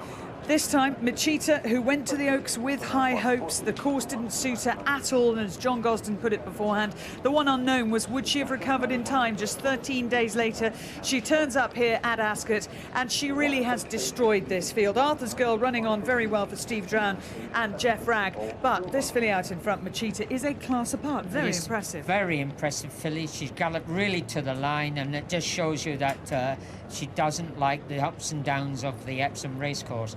And I thought that Jimmy rode a very intelligent race there. When he was going to the front about furlong and a half down, he made sure that nobody was going to get a lucky run up the inside, because he shut the door on anything that was going to come up the inside. So the only horses that were going to come and get him would have been on his outside, and the only one coming there was Arthur's Girl with Steve Drown, who wasn't quite up to doing that. Yeah, it was a good move, because the pace had only been very, very steady. Seb has set it up in front to make sure he could get to the line because there's quite a strong headwind blowing down the straight. But Jimmy moved round the outside. Frankie had gone in the middle, just sitting up second, so all the horses had to come on the inside of him. We're all needing tighter room. Jimmy moved round, tightened them all up, and the filly just quickened away. She's a very nice when filly. you say they tightened them up, Ray, but he didn't interfere with it. No, he didn't interfere. He just made sure no one had any room to get out. Yes. And it's a good move. Race riding. Yeah. The leading jockey of last year has his first winner on the board for this year's Royal Ascot, and John Gosden, the 23rd of his career. Yeah, Jimmy Fortune, fine rider. And the first time that he's won the Ribblesdale. He's won some of the big ones, of course. But they each mean they're of equivalent status, these races, in many respects. Of course, obviously the Group 1s stand apart. But a victory in, say, something like the Ribblesdale is very important for owner, trainer and jockey. And for a filly like Machita, it enhances her value, makes her much more valuable as a potential broodmare, and puts value on all her stock in future years. Let's check the full result on the Ribblesdale with Angus.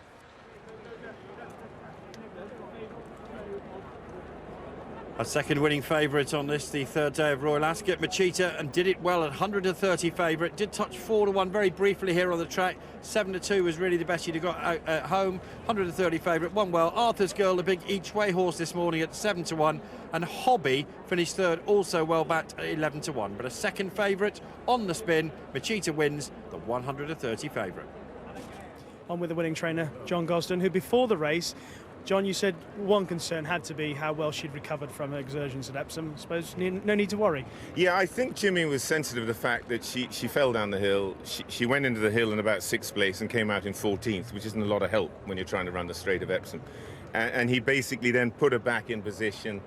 She didn't handle the camber then, he just left her alone. And I think because he had the intelligence to leave her alone the last two, rather than just wildly ride her, it's the difference between winning and getting beaten here today. And she came here still a happy filly. She's done one breeze between races and did it well. And I couldn't be happier with her, but he looked after her at Epsom and it's paid dividends. If they don't handle Epsom, they don't handle it. It's a fabulous track. It's demanding. She didn't handle it. We'll put her away now, give her a holiday and go for the Yorkshire Oaks. Well done. Jimmy, you're with us now. Take us through what it felt like as she made that sweeping move to take everyone apart, basically. Well, they went a decent gallop and she relaxed lovely early on. You know, we had an ideal posse, just one off the rail, so we weren't going to get boxed in. And, you know, I knew from 4 out she'd win, you know, unless something was going to come from behind me. Yeah, you did, I didn't. Yeah. I was watching the race with Sir Brian Ricks. He said, we got our money on here, you better win. No, she wasn't doing a tap, you know, she was racing along there, lobbing along, and she was really enjoying herself. And I always felt I had everything in front of me covered. It was what was behind me, I was worried. Jimmy. And Aidan's done us a few times this week, so. Well done, Jimmy. And John, you said Yorkshire Oaks. Do you think she'll be good enough to compete against colts? Yeah, maybe one day as a 4-year-old, but not this year as a 3-year-old filly. No, I don't. I like to see older fillies race against older colts, yes. But at 3, I like to keep them apart. You know, I don't be entertaining arcs or anything like that. The Oaks winner this year is very good. She's very good. And I think to that extent, match them up again there and see what older fillies there are around. Let's stick to our own sex for the moment, you know. I'm a feminist at heart. John, well done. Jimmy, also well done today. Well, that is the end of the fillies race, but of course it is not the end of the fillies. That wonderful shot that you can see is you coming towards us at a private box. James, I have to say, talking about fashion, for me, the clothes are not a problem. The hat, I'm in very safe hands with Philip Tracy. I struggle with accessories. It's quite difficult. Accessories? I think you don't need too many of them. Let's put it that way. I think I've certainly stuck to that. I've hardly got any. You've done rather well today, I think. So here we've got some rather... That's very bold. Bold or gold? Too much. And now this lady I saw earlier, I think she looks absolutely terrific. I adore the hat. I love the fishy neckline. I'm positive something's growing in the hat. That just looks like a brick, frankly, but what a pretty hat. And that's vulgar, sadly. Big pearls? Big fake pearls, but terrific big fake pearls. More fake pearls or perhaps real ones this time? No, they're certainly not real. You wouldn't get a natural pearl that size anymore. It's impossible. I must say I'm always very short on the accessories, as I said. Handbags, I've probably got about 3. I don't think there's a point to carrying a handbag at Royal Ascot, to be perfectly honest, if you've got a good chap who can carry everything for you. I've got you see, James. You've got me as your handbag. And he is, of course, the perfect accessory. Thank you for your emails, by the way. There's quite a ladies' day party going on. There's a lot of emails coming in about your dress, Claire. What is it all about then? It's from Laura B, and it's chocolate and white. And the hat? And the hat is John Boyd. And also we had What you got from people Hagley? having parties all dressed up at the golf club. They have Hagley Golf Clubs. They have Ascot Day. They do this all around the country, but Hagley Golf Club are doing it for charity. Have a good day. Exactly, and I hope you're all enjoying it. But the big thing to do is to turn over to BBC Two in just a couple of moments, because that is where you will find out whether this horse, Yeats, can make history and win the Gold Cup for the 3rd time in a row. He would emulate the great Sagaro from the 70s, who did that. Johnny Murtagh will be the man on board, the leading jockey of this year's meeting so far. He said earlier when he talked to us, the pressure is on.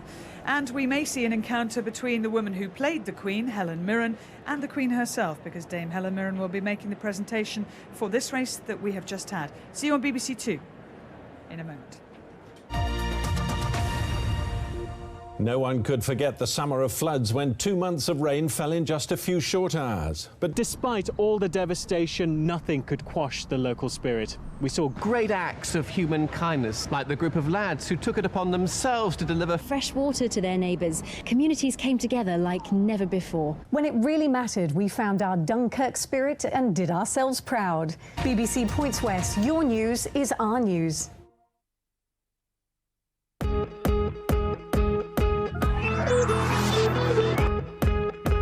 Now on BBC One, the BBC News headlines with Sian Williams. Good afternoon. Tributes have been paid to Sarah Bryant, the first British woman soldier killed in Afghanistan. The 26-year-old corporal in the Intelligence Corps died in an explosion which also killed Corporal Sean Robert Reeve, Lance Corporal Richard Larkin and Paul Stout. Britain's biggest mortgage lender, Halifax Bank of Scotland, says it expects prices to fall by 9% this year. It also believes the number of house sales will fall by almost half. There's been a large rise in the number of teenage girls having abortions in England and Wales.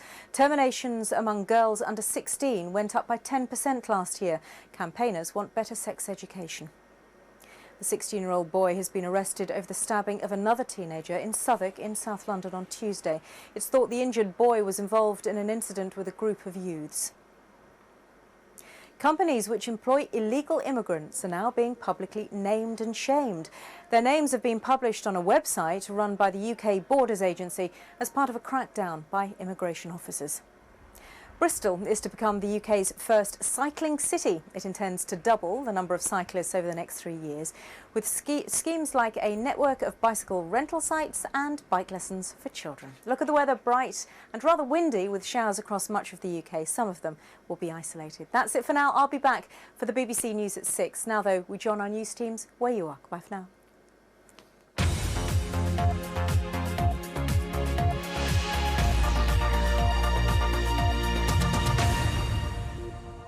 Good afternoon from BBC Points West.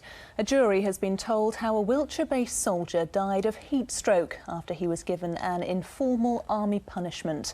Private Gavin Williams collapsed at the Lucknow barracks in Tidworth on one of the hottest days of 2006. Sergeant Paul Blake, Sergeant Russell Price and Corporal John Edwards have been charged with manslaughter. All three have appeared before Winchester Crown Court to deny the charges.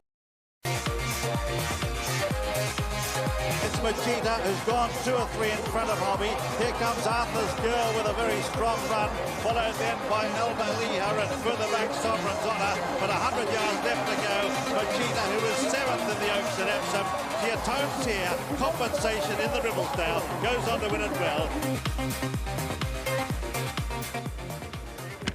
And that victory of Machida was immensely impressive in the Ribblesdale Stakes. The Gosden family on the trophy presentation stand were awarded their trophies by Dame Helen Mirren, who won an Oscar for her role as the Queen. and also obviously famous for Calendar Girls and Gosford Park, Elizabeth I, for which she won an Emmy and a Golden Globe, and Prime Suspect. And in fact, Dame Helen Mirren is going to join us now. Claire, how delightful to meet you. Have you been having a fun day? I have. I haven't quite got the hat etiquette down, you know, how not to barge into people with your hat. It's sort of like having an umbrella, isn't it? It's sort of umbrella etiquette. It is. It's quite difficult. Yes. I've worn hats in the past that have had sharp things sticking out. And Willie Carson, I don't know whether you've met Willie. This is my rock. No, the second queen. No. The second dame that you've met this week. Yes, he of interviewed course, Judi yes. Dench the other day. Yes, I know Judy was here. Yes. I heard yesterday or the day before. Yes, it was fantastic. It was her first time here. And my first time Are you too. enjoying it as much as she I'm is? loving it. It's such a parade, as they say. I mean, such an incredible visual thing to experience. It's like and so funny as well. It makes me laugh. I mean, all these hats make me laugh, I have to say. It is great for people watching, isn't it? Great for people watching, and you know, lovely that once in a, sometimes once in a lifetime, but certainly once a year, you get dressed up and wear these silly outfits. And you said you haven't got the hat etiquette right. The wind is quite gusty. I realise there are kissing hats, and then there are not unkissing, and we're wearing unkissing hats. I could get under You've that. got a kiss. I'll show you. A kissing hat. How lovely. You see, Willie never misses an opportunity. Kissing hat. I love that. Thank you, Willie. We hope you continue to enjoy the day. Thank you very much for talking to us. Have you got a tip for the Gold Cup, or would you like one from Willie? Yes, I'd like one from Willie. Thank you. Well, I think the French horse will win the Gold Cup. Coastal Path. Coastal Path. It'll be second favourite. Yes. But we all want Yeats to win because he'll create history. It'll be a great thing for horse racing. Absolutely. Wouldn't that be fantastic? But we think Coastal Path will do the business. Well, let's put our money on Yeats. Exactly. Anyway. Well, we'll let you go and do that. Thank you very much indeed. Thank you we're very talking much. about Yeats and we're talking about Coastal Path. Lovely to meet you as well. Gosh, I'm quite overwhelmed now. Anyway, it's not just a two-horse race. It's not just about Yeats and Coastal Path. There is another one who could spoil the party for both of them, as Rishi reports. If Geordieland can triumph in today's Gold Cup, victory would be especially sweet for jockey Shane Kelly. The Irishman has been back in the saddle for less than 2 months after serving a 12-month ban, after, along with 4 others, he was found guilty of passing on information for reward. Kelly found his case a testing experience.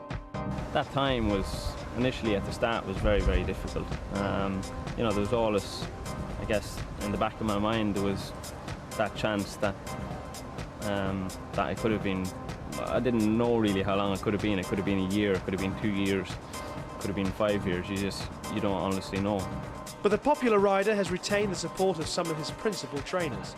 I would imagine it was a horrendously tough time, but, you know, he had no options really other than just to swallow it and get on with it, and, you know, I'm full of admiration for him in the way that he coped with it.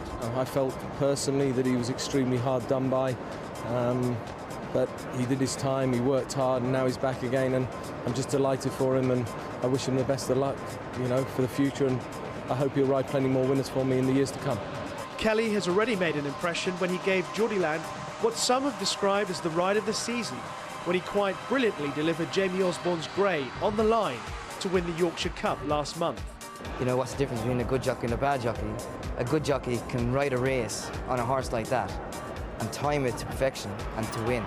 That's a good jockey. It's the best ride I've seen in a very, very long time. You know, one day you get beat a short head and you're an idiot, and at York, touch wood, it worked out, you know, but I don't know about ride of the season. Me employing him has got nothing to do with sympathy. You know, he's a very good rider, you know, he's a high-class rider, and there's only probably a handful of jockeys in the weighing room that I'd be happy riding this horse, and Shane's one of them. Kelly and Osborne came a narrow second in yesterday's Royal Hunt Cup with Dock of the Bay, but face a stiff challenge to go one better with Geordieland this afternoon. But both the jockey and trainer believe the Grey can derail Yeats' bid for a third Gold Cup. And after the last 15 months, victory would provide a personal redemption for Kelly. To be here is, you know, it's where every jockey, owner, trainer dreams of being. I mean, it's our Olympics. To be riding them is fantastic, and, you know, if we could win, well, then that would be just something special, you know. It would be fantastic. It would be great for Mr. Myers and Mr. Taylor that own the horse. It would be great for the whole yard. It would be great for me, and most importantly, it would be great for Shane. Kevin and I have come down to the pre-parade ring where there's a real buzz of anticipation here ahead of seeing Yeats run in the Ascot Gold Cup. Now, he's just been saddled up by Aidan O'Brien and his team. And Kevin, he's doing his usual ritual. Yes, I mean, everything was done so meticulously. He just kept the horse calm, put the saddle on really slowly. As you can see now, the travelling lad passed him a wet dandy brush, and he's going through the same ritual. It's as if it's sort of having a calming effect on the horse. He does that ritual like, I suppose, a golfer would stand behind a ball, look down the target that he's aiming for, or how many times a tennis player would bounce the ball before he hits a serve. That's exactly what it is, Rishi, and you'll see him in a minute. He'll go to his mane, he'll flick his mane over, just give him a little brush with the dandy brush, and once all that procedure is finished, it'll be sort of, it's up to you now, son. Yeah. And away he'll go. I've made you look as pretty as possible. That's right. Well, we've just seen quite a bit of Geordie Lad, and he just wandered past. He's obviously one of the horses that Yeats has to be very concerned about today. But you also had a quick look at Coastal Path. What do you think of him, the French challenger? He looked very well indeed, Rishi. He looked more of a staying type. Yeats, he's a bull of a horse, you know. He looks like a stallion almost to look at. But Coastal Path is very lean. He looks very fit, the horse, and he's here to do the business, no doubt. OK, let's get to Barty. Well, it's a very international field for the Ascot Gold Cup. From South Africa, Kevin Shea is joining me now. Kevin, this is your first Royal Ascot. You rode here on Tuesday, I think, in the sprint. How are you enjoying it? Yeah, great. I must be honest. It's an experience that I think every jockey would want to do, and just so well organised, and something you wish you could do every day, but you don't. You've got to enjoy the moment. So, and you've ridden all around the world, South Africa, Dubai, Hong Kong, other places as well, haven't you? I've been around a bit, but there's no doubt this is definitely my highlight of my career. Really? Well, Yes, we're glad to welcome you here. Now your horse this afternoon. I know nothing about South African stayers. Is he the best one? I wouldn't say the best one, but he has won a Group 1. Right. And that is our Gold Cup, 3,200 metres, which is 2 miles. First time he's going this trip. Yep. But he's had a lot of preparation. He's had 2 2-mile races. The one at Sandown, our road, went very slow, but we think he's fit enough. I don't know if he's good enough, but we're going to be out there now to do our best. Okay, and the ground conditions, how's that going to... I think the ground conditions in my favour. He doesn't like it soft, so the going is good, and I think it's in his favour. Okay, and we're going to see you riding this country till late summer, I think? Yeah, I'm hoping to stay until the end of summer, yes. Having fun riding in all the different tracks, and the lads have been very good to me, so I'm thoroughly enjoying it. Okay, well, have a good summer, have a very good Gold Cup. Thank you very much. Thanks, Kevin. Cheers. Thank you. Thank you very much. We're in the Royal Enclosure, which was born in 1845, the idea of King George. It was by invitation from the King himself. Some people yesterday, James, I understand, didn't make it this far. Well, certain ladies with certainly short skirts were stopped on the door and forced to go to the stewards' stewards' inquiry. The walk of fashion police were out. They had to sit on them. Actually, they get the tape measure out and see if you're inches away from your knee, and if you're not, you're in trouble. Shuffle the dress down. Well, for those of you who were wearing a particularly short skirt yesterday, or perhaps you're wearing a particularly short skirt today, this is what the Royal Enclosure looks like, in case you don't make it inside here yourself. There they are, making sure. Do they actually have tape measures, James? They absolutely do have tape measures. Yes, they do. Can you imagine the embarrassment, Lisa? Awful. That's what I mean, the walk of shame. You have to walk to the headmaster's office to get your skirt measured or your dress measured. It's a matter of inches, actually, that you could be chucked out. A few tricks of the trade, though. You could unzip a little bit and just drop the waistband. If you're wearing a skirt. Yes. Not a trousers, it definitely wouldn't work. That could lead to a Judy Finnegan moment, which is most unfortunate. A few little facts and figures. 170,000 bottles of champagne were consumed last year some by here us. at Royal Ascot. Most That's of them what here. I heard. Well, some of it by us. 10,000 lobsters and 8,000 crabs and 18,000 portions of foie gras. Fetch me a doctor. Wow. We just talk about what I'm wearing, please. Lisa, we should talk about what you're wearing, because you are wearing vintage Yves Saint Laurent, and of course this year we pay homage to one of our world's great designers who very sadly passed away. James was able to source this fantastic vintage Yves Saint Laurent for me. How beautiful is it? Obviously, I'm covering my shoulders. This is a real flamenco number. It's from the Rive Gauche collection, when Saint Laurent first introduced ready-to-wear to high fashion. 1966. He took high fashion to the street, and opened the Rive Gauche boutique. Is that correct, James? Absolutely correct. What size is that, Lisa? Because It's a sizes size- have changed over the They've years, really haven't they? changed. I mean, this must be 40 years old, do you think? I mean, yeah, just over 40 years old. So it's a size 12, but it feels like about a size 8. Really? It yes, feels it really snug. does. It's a little snug, I'll be honest. I have to say, I mean, I haven't seen very many trouser suits. In fact, I can't think of one that I've seen this year. I've Have you been spotted any? discouraging them for the last 5 years, so But it's you not, did not this really year surprising. say that they were allowed. Oh, they're certainly allowed if they match. You know, if the trousers and the jacket match, they're perfectly appropriate. Well, Lisa, you look beautiful. Thank you so much. And the dress is older than you. It is. That's always lovely, isn't it?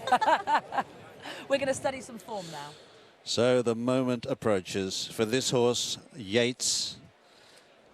Is he good enough to join the great Cigaro as a triple winner of this Ascot Gold Cup? Well, it should be a cracking race. We've got a magnificent lineup of stayers here, and of course Yeats is bidding to emulate one of the real greats, Cigaro. I actually saw him win the third of his Gold Cups under Lester Piggott, and it was a really good performance. But this horse was one-time favourite for the Derby, so he just might have that little bit extra class. But has he got the concentration? Has he got the mind? Has he got the legs to do it today? We'll soon see. Here are the runners and riders for this year's Gold Cup. Number 2 is Diamond Quest, the much-travelled South African who's spent more time in Dubai recently than he has here. Martin Dwyer rides. Number 3 is Finalmente, winner of the Henry II Stakes.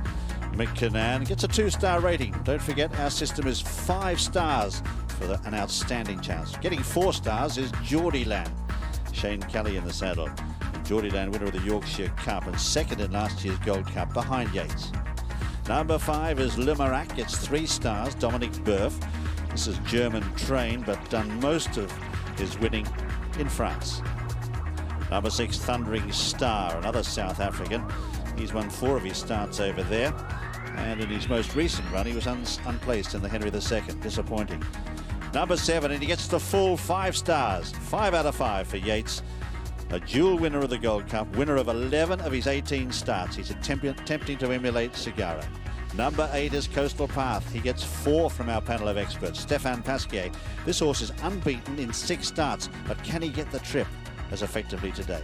Regal Flush with 3 stars is the first choice of Godolphin. Frankie Dettori rides, and Regal Flush 4th in the Ledger last year, 3rd at York last time. 10 is his stablemate Cigaro, wears a white distinguishing cap. Karen McAvoy aboard, and this horse was 3rd in last year's Arc. And finally, a number 11 Allegretto. He gets the 3-star treatment. Ryan Moore in the saddle, and a winner of last year's Henry II. Well, Yeats is bidding to become only the 4th winning favourite since 1992 and has touched 13-8, but is 6-4 favourite. The others being Yeats himself last year in 8-13, Cape Tara in 2000 and Westerner in 2005. Coastal Path goes out to 2-1 with Geordieland at 8-1. Regal Flush has been supported in from 16s, 14s, now 12-1. Finalmente also supported from 33 to 25-1. And I've seen some good support for Le Miracle into 28-1 and from Diamond Quest, who's popular at 40-1. But Yeats is the 6-4 favourite. It will have to defy quite a few stats, bids to become the first 7-year-old since Drum Taps in 1993. Down here in the paddock, the jockey's just about to get on. Ryan Moore there with Michael Stout. They've got their filly Allegretto in this. Going past over there is the 50-1 or 66-1 shot Diamond Quest. He may run better than those odds suggest. And just about to get the leg up on Finalmente is Mick Kinnan riding for Simon Callaghan. Have a look at Geordieland, the most beautiful dapple grey. He looks like one of those old-fashioned rocking horses. Shane Kelly on board for Jamie Osborne, who's going to walk right past us here, because Jamie, you had a momentous event this morning that proves you are going to win the Gold Cup. Jesus, yes. I've had a little accident with a bird on the way in here. You see, and that's the luckiest thing that can happen. Well, so I'm told. It's great. Really pleased about it. Yeah, the shirt needs a wash, but we're going to take it as a sign of very good fortune that the bird has chosen to dump its thing on you. Yeah, well, maybe Aidan's. It's been doing it to Aidan all week so far, so it's my turn. Good luck to you, Jamie. We've heard all about Geordieland. If you just come over here, horse running this called Thundering Star. Harry Findlay, we spoke to earlier, is one of the owners, but also one of the owners of this horse is the man who finished 3rd in the big major just at the weekend. They're all big ones, but this is one of the bigger ones. The US Open, Lee Westwood. Congratulations on that. Thank you. But how could you not beat a man on one leg with stress fractures who's now out for the season? I know. No, that's how tough he is. Tried though. You played with him all through that final day. Yeah. You must have known he was in pain. Yeah, he looked in pain, but he did a good job of hiding it, you know, and obviously was worse than we all thought. And what's the general reaction among the players that he won't be at the Open and he won't be around for the rest of the year? Oh, obviously it's disappointing, you know, anytime Tiger's not playing, because, you know, if you win a tournament with him, and it means so much more. But they're not going to put a little tick next to your name if you win the Open in a few weeks' time and say this one didn't count as much because Tiger wasn't there. So, you know, the tournaments are still going to be there to be won. And the way you're playing and the way that, you know, generally speaking, the whole game's really come together, because I know in the past the putting's been a problem for you, but didn't look it. No. And what about yourself for the Open? Yeah, well, I think they're offering 20 to 1 or something like that. So it's come in since the 100 to 1 last week. And yeah, I'm fairly optimistic. I'm going to go have a couple of practice rounds before the week. And I like Birkdale, and I'm looking forward to, you know, getting up there and trying to recreate the form I showed last week. And Lee, just finally, what do you fancy for the Gold Cup? Thundering Star, obviously. Obviously, your horse. Good luck. Thank you. Thank you. Well, Kevin and I have taken a close look at these contenders for the Gold Cup. Kevin, your best pick in the paddock? I was really torn between both Coastal Path and Yeats. Both of the horses look so relaxed and laid back. They both look $1 million. It's going to be a very interesting race, Rishi. Yeah. I spoke to Andre Favre very briefly. He declined to come on, but he did say that he hopefully speak to us in the winners' enclosure if he wins after the race. I spoke to a French friend of mine who's very good on the form over there, and he said that there's a real strong confidence in France that Coastal Path will beat Yeats this afternoon. The horses making their way out onto the racecourse to parade. In front of the grandstands, they are led by Diamond Quest, trained by Andrew Balding. Martin Dwyer on board this former South African trained horse who spent the winter in Dubai. He has won a Group 1 over 2 miles. Obviously, it's half a mile further today. Following him is Finale Mente, a 6-year-old gelding trained by Simon Callahan. Mick Kinnan on board was 4th in this race last year and has won a Group 2 on his only start so far this season. Then we have Geordie Lad. You've heard all about this grey horse. He has to come very late on the scene. Shane Kelly will be playing the patient game, waiting, trying to keep the horse's head up in the air and finally putting it in front where it matters. Le Miracle travels over from Germany. Dominic Berth rides this horse who's just getting himself a little bit wound up. He's a winner of 7 races. He's got earplugs in, and that will protect him from the sound of the crowd. They are not allowed to pull them out during the race. They can do so before the race starts. The purple colours of Harry Findlay, Lee Westwood, Chubby Chandler, the various other partners in this horse, Thundering Star, Kevin Shea, South African jockey on board for South African trainer Mike de Kock. Then we have Yeats, the horse who has won this race for the last 2 years, a horse who genuinely stays 2.5 miles. Mick Kinnan rode him, Kieran Fallon rode him to victory as well. Now Johnny Murtagh gets his chance. He's never ridden him in a race before. Aidan O'Brien walking out onto the course with him, but leaving the matter of leading him up to Pat, his travelling head lad. He's followed by the horse who will be his greatest danger, Coastal Path, unbeaten in 6 starts from 1 mile to 1 mile and 7 furlongs. So the big question mark is, can he stay 2.5? Frankie has chosen Regal Flush of Godolphin's 2 runners, the other one being Sagara, who has been gelded and has been gelded because he's been a little bit tricky just in the last few months. Karen McAvoy is on board him. And finally we have the only filly in the field, the mare Allegretto. 5 years old, Ryan Moore rides her for Sir Michael Stout. The last mare to win the Gold Cup was Indian Queen in 1991.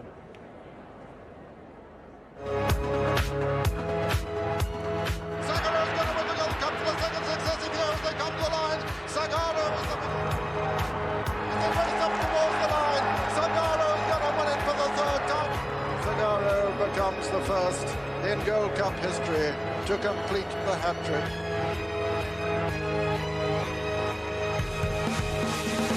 They're not going to catch him. Yeats has outclassed them. Yeats wins the Ascot Gold Cup. Yeats in front by about 1.5 lengths and goes on to win his 2nd Gold Cup. Yeats back-to-back winners of the Ascot Gold Cup.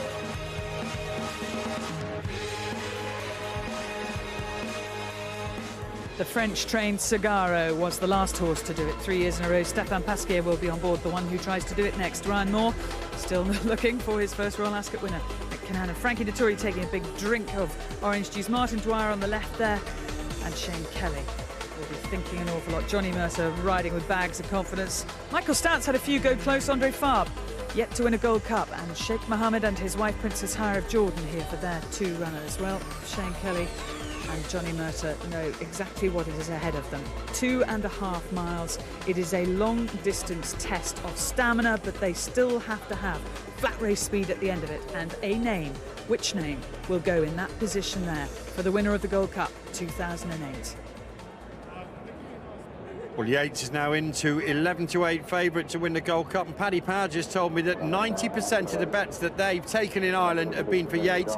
He said probably more patriotic money than anything. You heard Rishi saying his French contacts all great support behind the French for Coastal Path, but it's not just a two-horse race according to the punters. They are backing Geordieland, mainly in the northeast, you'd expect. Regal Flush has been clipped in from 16s to 12s, but the bookies fear a third successive winning favourite here on Ladies' Day, and Yeats 13-8 is the best I've seen on track. It's now pretty solid at 11-8 and the favourite.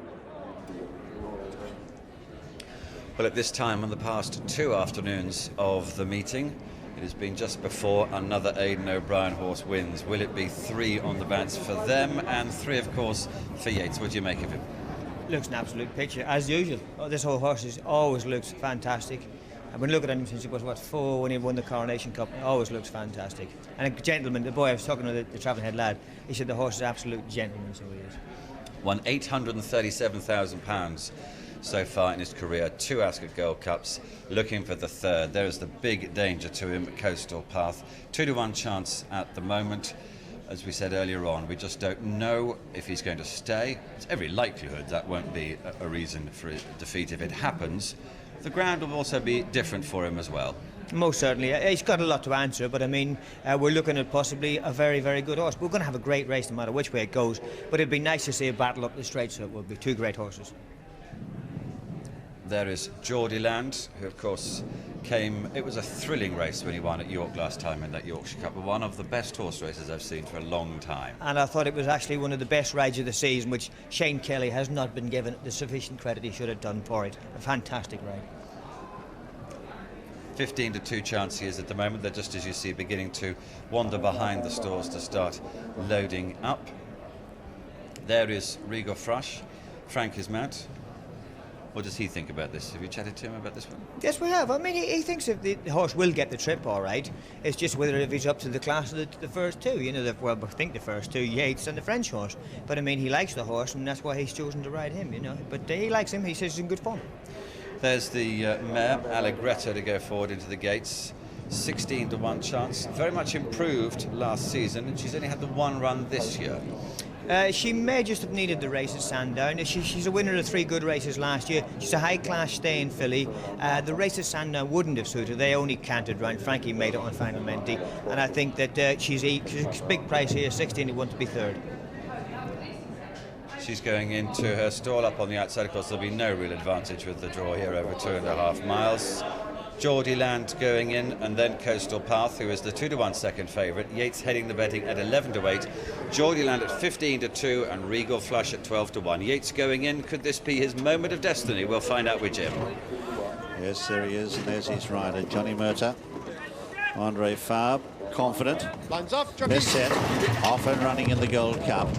And one of the first away in the centre, Le Marac, and also up there is Sagara with the white cap, just drops in behind Le Marac in the early stages. Also Finalmente over on the far side, and then on the near side in the early stages, Coastal Path with that pink cap. Further back in the field then is Geordieland, who has the red cap tucked away on the inside, and they're followed then by Thundering Star as they head up the home straight on the first occasion in this 2.5 mile Gold Cup. And last is Allegretta. Going through the first couple of furlongs. Going on here as Le Marac goes on to lead by a length and a half to Finalmente, who sits in behind in second, then Coastal Path in third.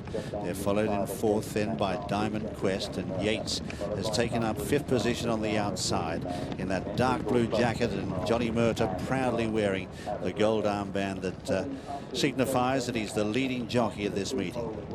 Further back in the field, Thundering Star on the outside. They're followed then by the red cap of Geordieland, and further back the white cap of Sagara. Back towards the rear in second last position is Regal Flush, and still Allegretto as last as they come up to the judge now. and they've got a complete circuit ahead of them. The roars from the crowd as they've got just on 1.75 miles to go, and out in front Le Mirac by 1.5 lengths to the pink cap on the outside of Coastal Path. Stéphane Pasquier going to get a very handy position in the early stages. Back in third is Finalmente, the Henry II winner, under a brilliant ride from Frankie Dettori last start. But this time it's Mick Cannan in the saddle. Further back in the field then, on the inside is Yeats, will now take into the outside, moving up into fourth as they run down now past the 1.5 mile gate. In behind them is Diamond Quest, who's inclined to fight for his head a little bit. Back in the field too at this stage, Geordie Land is nicely settled. So too back there is Sagara in company with Regal Flush, and out the back is Allegretto, all the time running downhill now past the 1.25 miles in the Gold Cup. And it's Le Mirac with a noseband, leads by 1.5 lengths to up on the outside Coastal Path, that pink cap and sitting poised. In third then is Finalmente, tucked away. Yeats is just behind and tracking Coastal Path as they run down past the mile. Diamond Quest is not fully settled at all. They're followed by Thundering Star, who's back in the field. Then on the outside next is Sagara, followed by Geordie Land.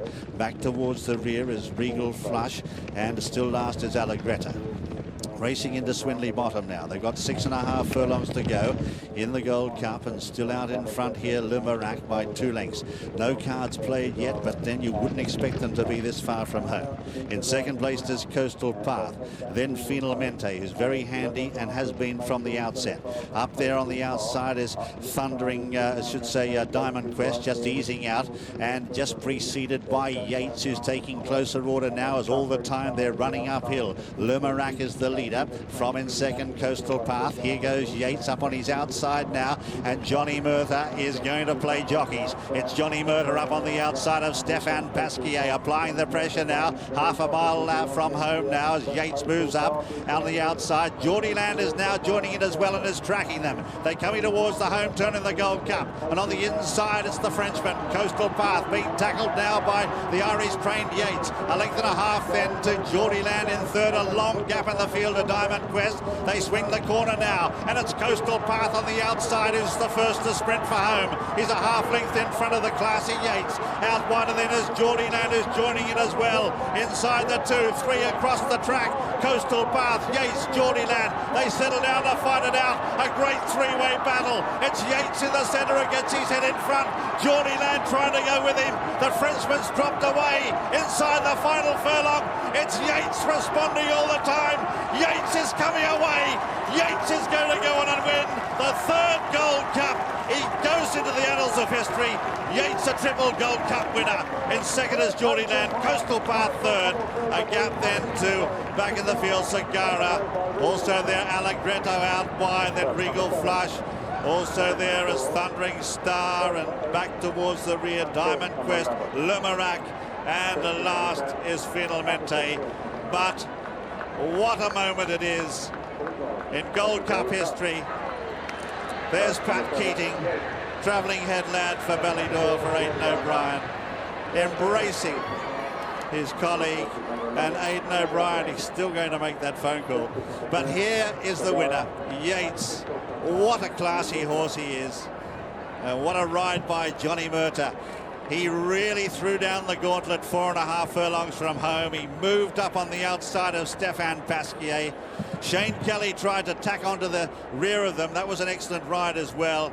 And the race really started to take shape. But Yeats, look at him. He comes to the line, and he is a full 4-5 lengths clear of Geordie Land. Again, a gallant second and a great ride. In third then is Coastal Path. In fourth, Allegretto. In the centre, Sagara, and then on the inside, Regal Flush. And they were followed then by Thundering Star, and then a long gap to the others. But Johnny Murtha, what a week he's had. Henry the Navigator, Duke of Marmalade, and now Yeats. They were the three Ballydor bankers, and they have all won. But what a moment. Johnny Murtha, and he is the third different jockey to win on this triple Gold Cup winner. The first, of course, was Kieran Fallon. It was Mick Cannan last year, and this year Johnny Murtha. And they have stopped betting on the London clubs. jockey's title, and that was a long time ago as well, before this fellow went in. But this horse was favourite for the Derby at one time. He was pulled out a week before the Derby, and he's since gone on to establish himself as one of the great stayers. And he joins Sagaro as Johnny Murtagh and Yeats come back in front of the stands. And great applause, great ovation from this appreciative crowd. Yeats and Johnny Murtagh waving to the stands, and a great moment in racing history. And David Hickey and Pat Keating there, and the whole team at Ballydoyle deserves so much credit, and Aidan O'Brien as well, not only for keeping this horse at his peak for such a long time, for being only the second horse in history to win this race 3 times, but also being only the second 7-year-old to win this race since 1993, when Drumtaps did it as a 7-year-old. It is remarkable to be able to keep a colt, and he is still entire, he is a horse, there's everything there about him, to keep him calm enough, sound enough. He tried to kick another horse pulling up there. He was still so full of energy. Kevin, that is the highlight of the week so far. He's obviously a tremendous horse, and hats off to Johnny. He's never ridden the horse before. You can say that he had the best horse in the race, but he took the race by the scruff of the neck, 4 furlongs out. He knew he had to drag the stamina out of the others, and he did that. We've seen a true champion here, one of the greatest stayers we've ever seen. Yeah, well, it's a fantastic race. The 3 horses that were the main 3 coming into the turn, into this lovely Ascot stiff course, and you just saw the 2 main contenders, Coastal Path and Yeats, battling it out head to head, with Geordie Land coming up behind him. Shane Kelly possibly, I think, might have just gone a little bit too soon. He could see that his horse was going so well, and he thought he'd be able to take Yeats on and get him defeated, because he saw Johnny hard at work. But Yeats is just a tough horse, and he just kept going, and his class told in the last, sort of 200 yards. It looked there as if Geordie Land had got ahead in front, but as soon as Yeats gets into that eyeballing race, he says, I'm going to get you, I'm bigger than you, I'm better than you, I've been here before, I've beaten you before, and I'm going to win this race. I'm not stopping now, I'm keeping going. And Coastal Path looks as though he'll stick to 2 miles. I don't think he's actually got the 2.5 miles. And there you see this Yeats, by the greatest stallion, Sadler's Wells, that this country has ever known. This is the greatest, 2 of them, the greatest stayer that we've ever seen. That was a fantastic race. My heart is still pounding. I'm so glad for everybody at Ballydoyle, because this means that this is very emotional for the whole team at Ballydoyle. Emotional for everybody at Ascot today. Well, Your Majesty, Your Royal Highnesses, my lords, ladies and gentlemen, we have witnessed something out of the ordinary here. We have seen a little bit of history. Only the second horse in the great history of this race, the Gold Cup, to win it for 3 years in succession. Entering the winner's enclosure now. Please raise the roof for the team associated with this great horse, for Mrs. John Magner and Mrs. David Nagle, for Aidan O'Brien and Johnny Murtagh. What a week they are having, their 4th Group 1 success, and most of all, for this extraordinary 7-year-old horse, for Yeats, the winner of the Gold Cup for the 3rd year in a row.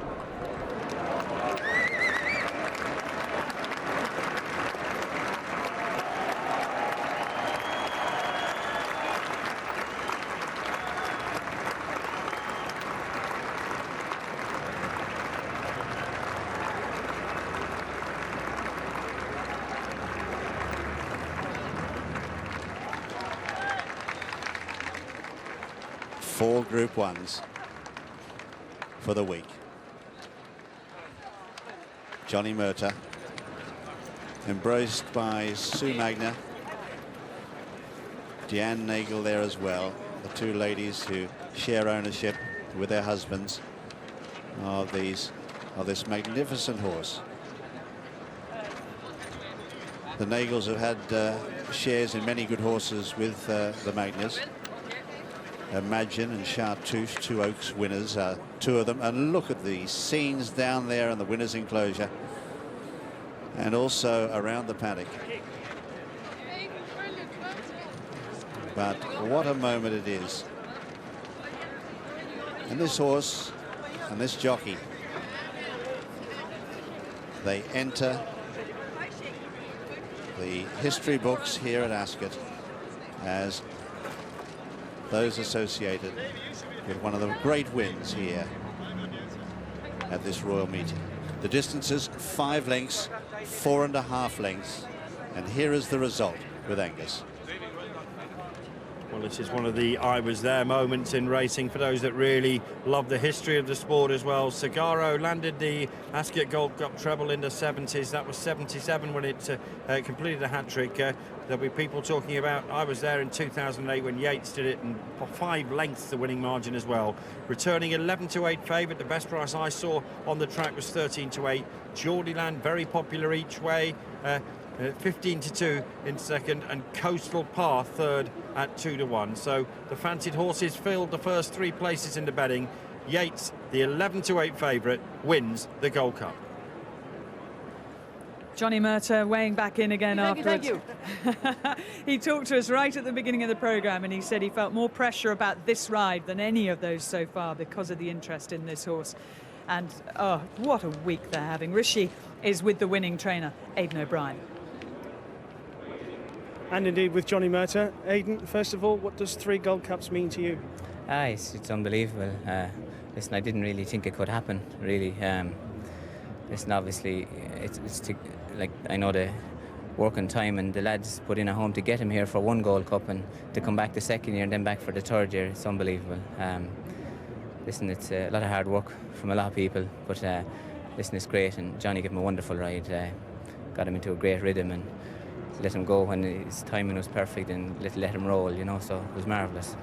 Johnny, a very brave ride as well, because you seem to want to take on Coastal Path. You threw down the gauntlet very early on.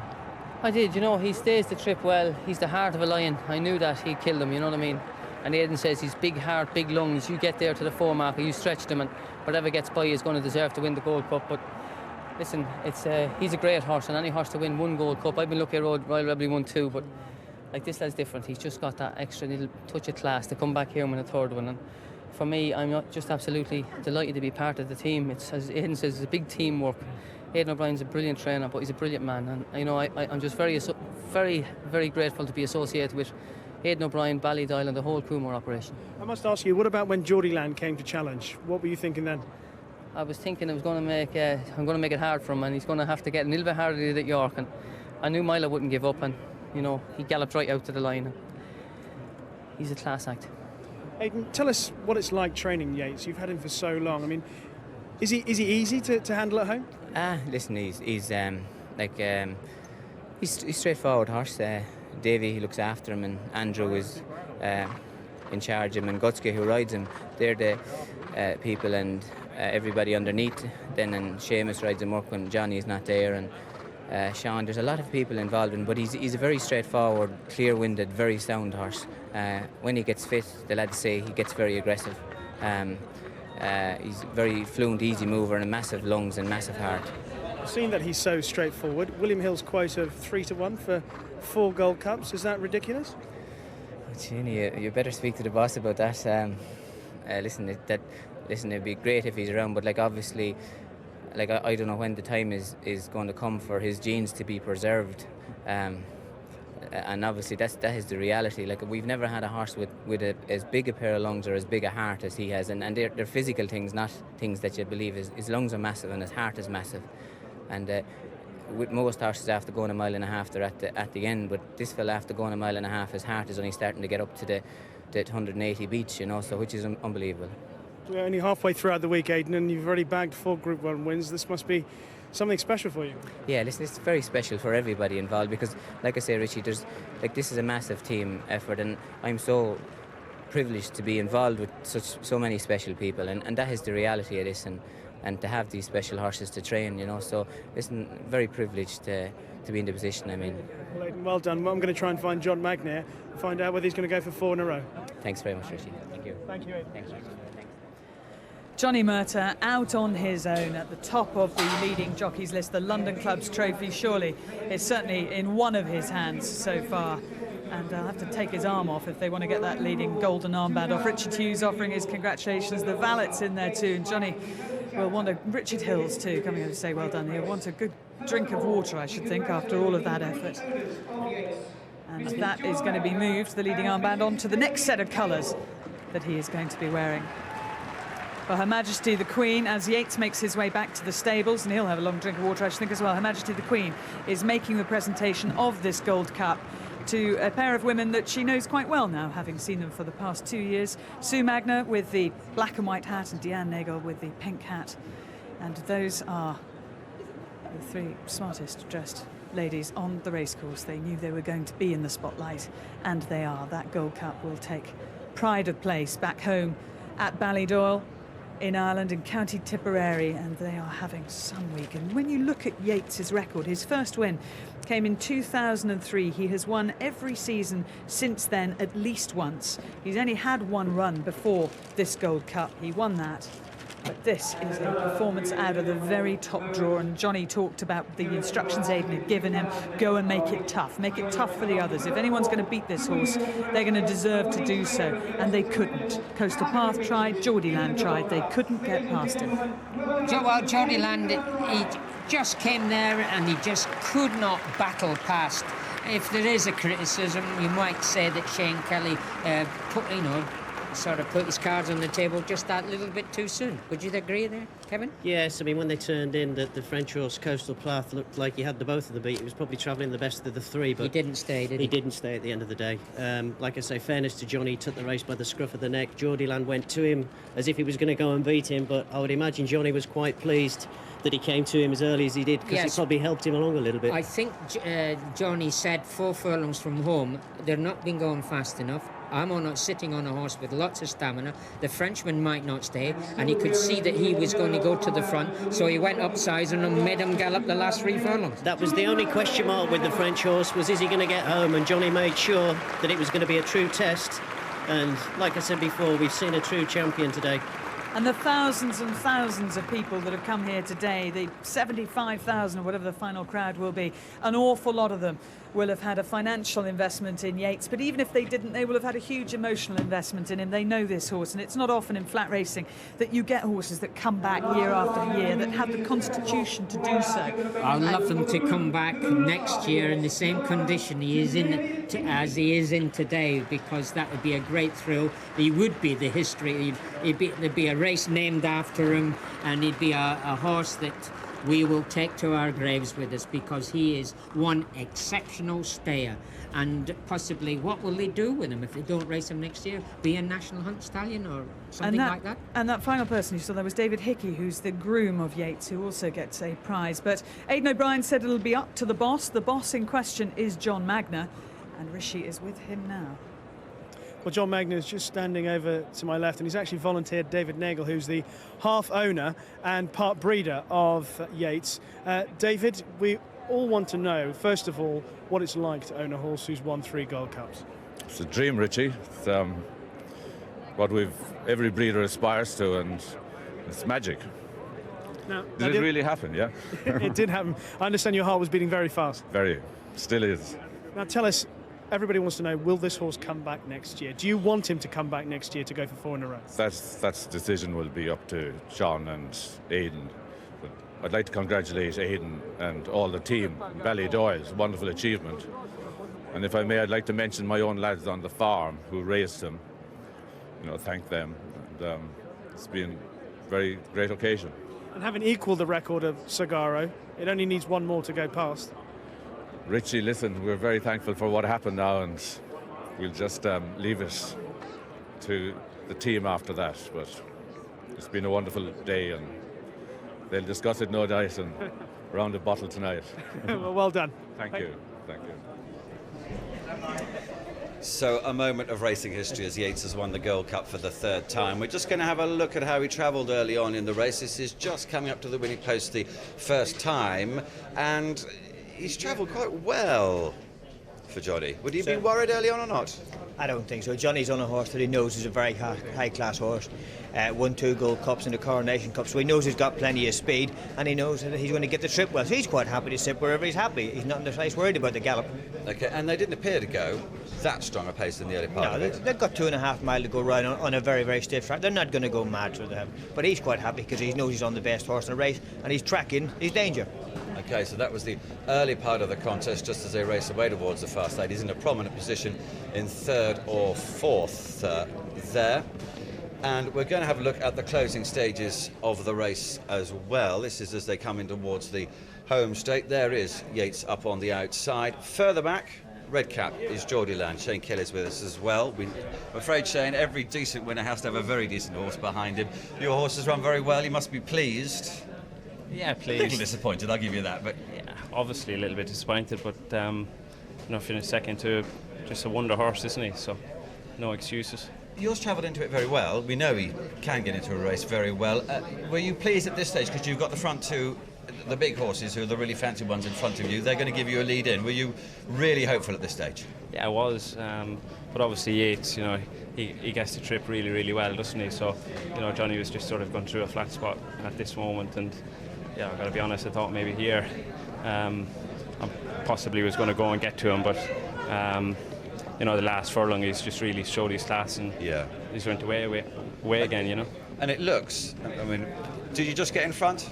I didn't, no. No. I was bang up sides, obviously, but never got to the front. And from here on, you've got a horse who's stayed it twice and done it. It's a long way home for the last 100 yards. But your horse, I hear Jamie's going to run him in the King George next time, drop him a mile down to 12 furlongs. What do you think about that? Yeah, well, he's not slow, like that. The trip wouldn't be a problem. He's got enough pace to go that distance. He's the trainer, I'm the steerer. Well, Shane, well done. Thanks. Shame we didn't win today, but good luck. We're just going to give you the winning time as well for this 2.5 miles, which is 4 minutes 21.14. They don't run many races over this. It makes it 1.3 seconds faster than standard. We didn't get to show you as well. You might just come back to me and have a look at this. There he is, the winner. Full of energy at the end because Regal Flush gets a bit close. Look at that. That's what he thinks about it. He is the master of the Ascot Gold Cup, and nothing was getting close to him. For so many people, the bankers of the week were Henry the Navigator, of course Duke of Marmalade, and now Yeats, and that is a treble that will hurt the bookmakers hard.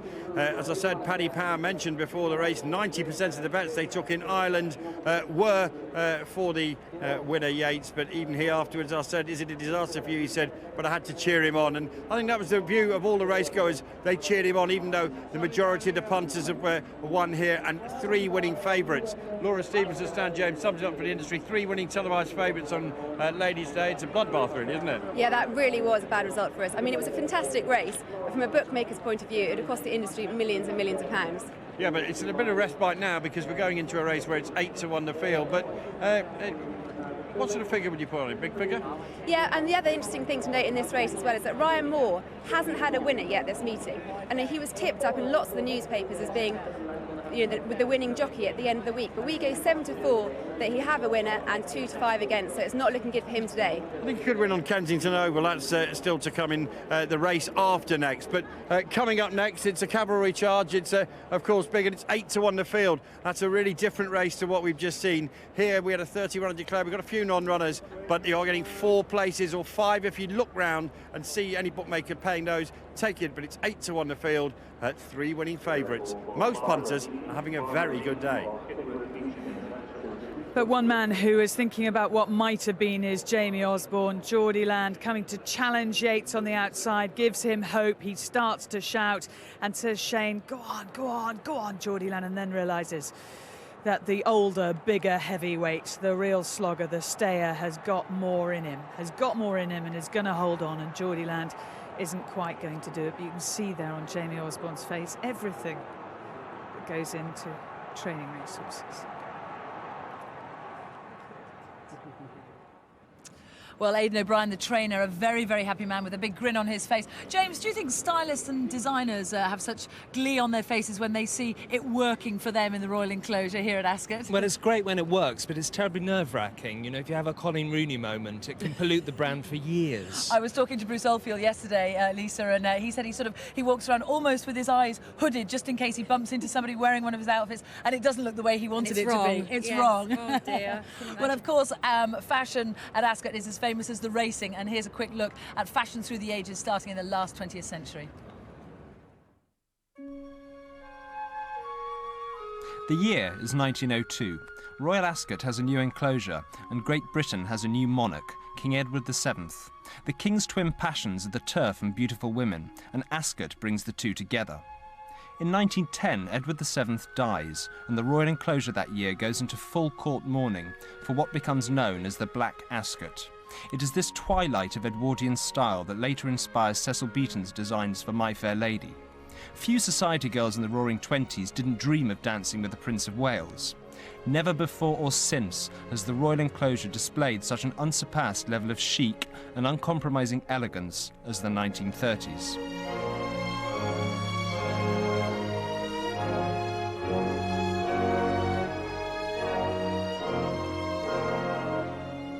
Racing continues as war is declared on Germany in 1939, but the fashions of Royal Ascot are understandably subdued as rationing begins to bite. On the King's instructions, men wore bowler hats instead of top hats, and King George himself set the tone by wearing his naval uniform. A new Elizabethan age is celebrated in 1953 with the coronation of Queen Elizabeth II. The new spirit of glamour and aspiration is captured by the young Queen and her sister Princess Margaret, who embraced Christian Dior's new look, interpreted for the royal wardrobe by Norman Hartnell. Nothing is quite so symbolic of the 60s youthquake as hip chicks and Mary Quant minis defying the stewards at the Royal Enclosure to let them in. This is the first time fashion and Royal Ascot fall out of sync. And you're the one who decides what is suitable and what isn't. Yes, I decide when they come through here, the hot pants and midriff, see-through and this sort of thing. Any other dress is out. Fashion's focus in the 70s is in Paris on Yves Saint Laurent, and trouser suits are all the rage. As hippies shake and dress codes totter, the Royal Enclosure looks confused. Fortunately, vintage comes back into fashion, and an element of nostalgic glamour returns to Berkshire.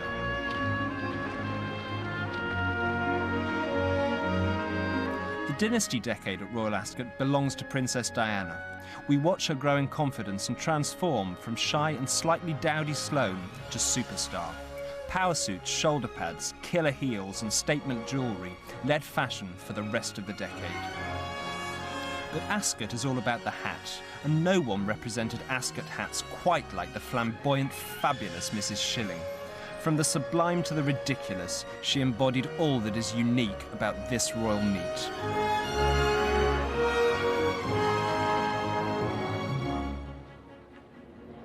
Mrs. Schilling as the Rocket Man there. Probably one of her worst novelty outfits. Yeah, but the Ascot mascot, you've got to love her, frankly. I thought the 70s looked quite fun, though. I liked it too, a little bit, little of the boots, a little saucy. It was quite fun. Who knows, we might get back there one day. Groovy baby.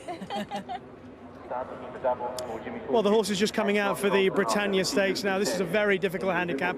This is Hurricane Himbrook just coming out, followed by Thebes, and then Yadri. Now, Willie, Yadri is coming out. Philip Robinson's on board. He's drawn high. Very interesting, but I would think Philip Robinson, he's one of the sort of old men of the weighing room. I would think, because this track is so wide, he is definitely going to take the horses up the far side. Although there's been no winners come from up there, this race, I'm sure, will split into two. And Yadri, Philip Robinson will get them to come that far side. We'll talk more about the draw in just a second. Here's Throne of Power, followed by Rattan. Now, Rattan's from the Henry Cecil stable. Do you think he's got a chance? Oh, Rattan, he's a very fit-looking horse, isn't he? And he's well muscled up. Oops, he's just doing a few fly like these. Richard Hill's going out. He's drawn on there at the far side. And OK, let's have a look at the next two to come out. This is number 5, Commander Cave coming out. This is one of Richard Handon's horses. He looks well. and also number 22, Slugger O'Toole. Slugger O'Toole, Barry Hill's horse. He's another one that's drawn quite high. Very strong quarters. You can see his quarters there, very strong. And I've noticed those horses coming out. This is a very difficult time for jockeys coming on the track because their horses know and they get anticipation of galloping. The last one's coming out, Willie, and this is the well-fancied horse, Redford. This is trained by Michael Bell. He's got some good form. He's improving. He's got to improve, though, to win. It's the ground we're worried about with this horse. Will it be too firm for him? Lovely type of animal. And you can see there, Jamie has just let his horse go off very gently, breaking into a hack canter. Well, we're actually just wandering now down the course a little bit. Lovely view here. There's lots of people here. Very busy day today at Royal Ascot on Ladies' Day. Now, today we are wondering where the horse is going to come in the Royal Hunt Cup. There are this big field, 20-plus runners, nearly 30 coming down this straight course. Now, over the first couple of days, horses have been coming on the straight course down this stand-side rail. Most of the winners have been coming here. We saw earlier today that the winner in the straight race came down the middle. Willie, where do you think the winner's going to come from? Well, I would think they're definitely going to split into two groups. You are a long way away from me, Richie, way over there. I would imagine there'll be a lot of horses that will come down this side. We've got Flawed Genius, Yadari, Throne of Power, Masalek will all come on this far side. So the cameraman will have to be very aware that they're going to split as soon as they come out of the stalls. Well, that's the theory anyway. Let's see how it works out.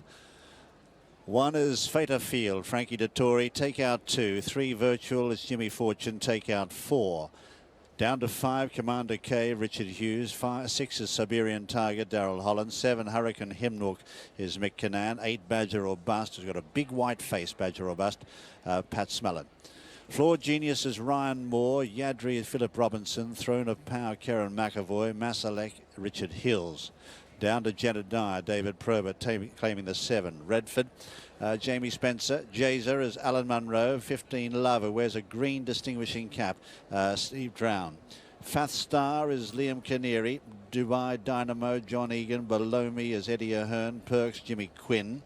Down to 21, Fervent Prince is Patrick Hills. Slugger O'Toole, Michael Hills.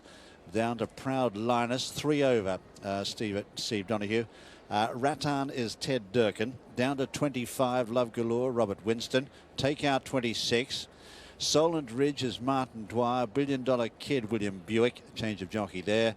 29 is Amazing Star, Rory Cleary. Thieves, Royston French, and Lazy Days is Hayley Turner. So they're the runners for this year's Britannia. 28 of them, and they're arriving at the post.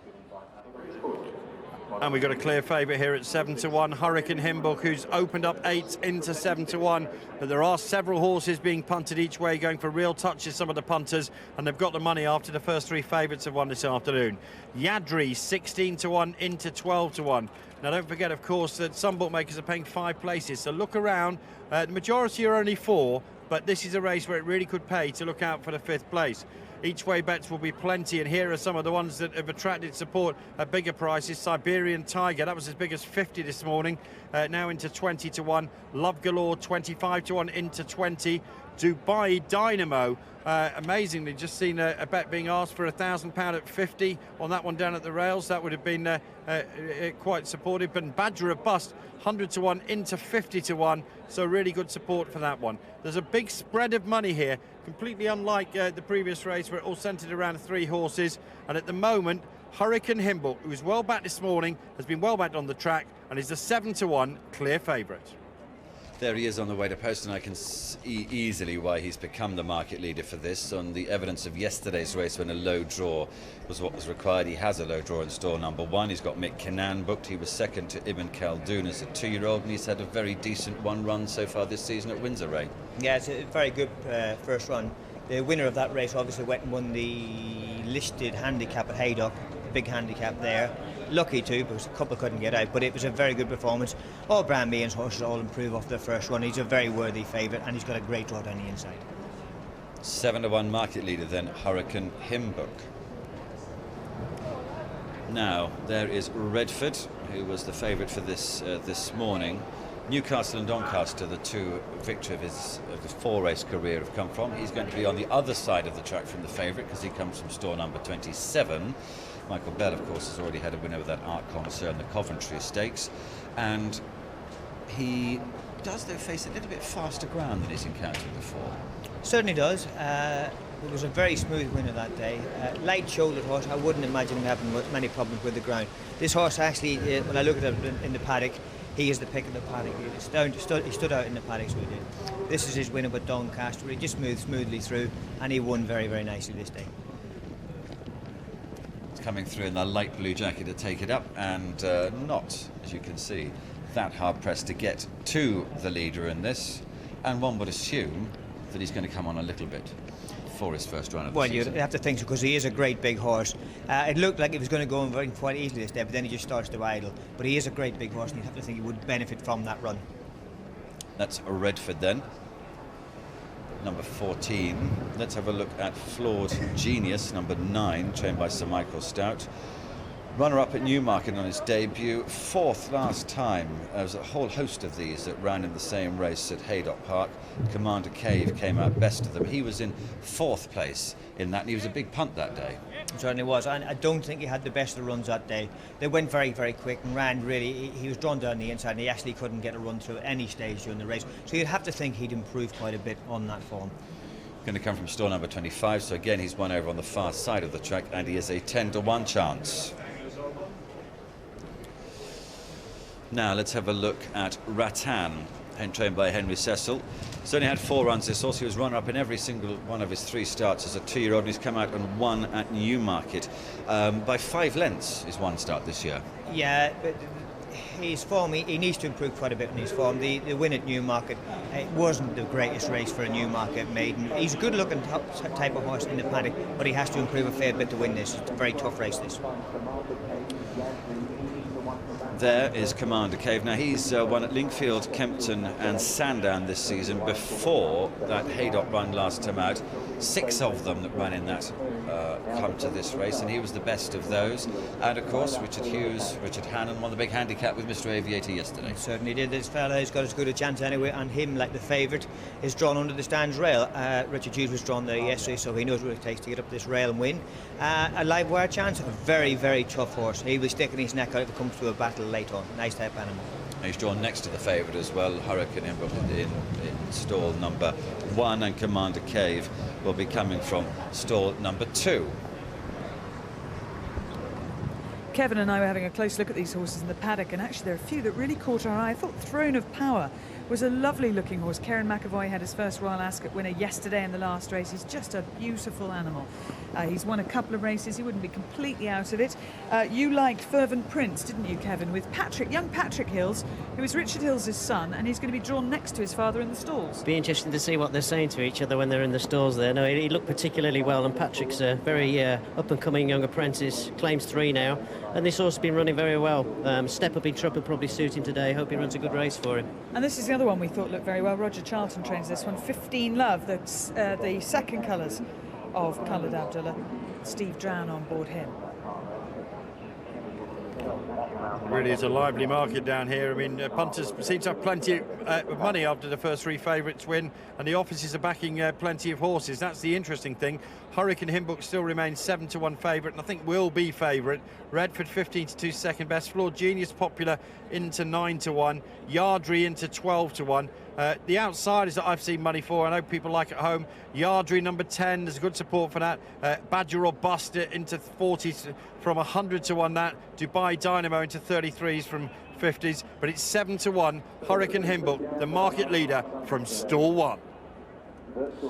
So the last few going forward for this Britannia Stakes, and there in the stalls is William Buick, who's picked up a late ride here on $1 Million Kid, taking over from Richard Bullen, and he's over on the far side, so it'll just be interesting to see how many stay over there and how many come over to this side.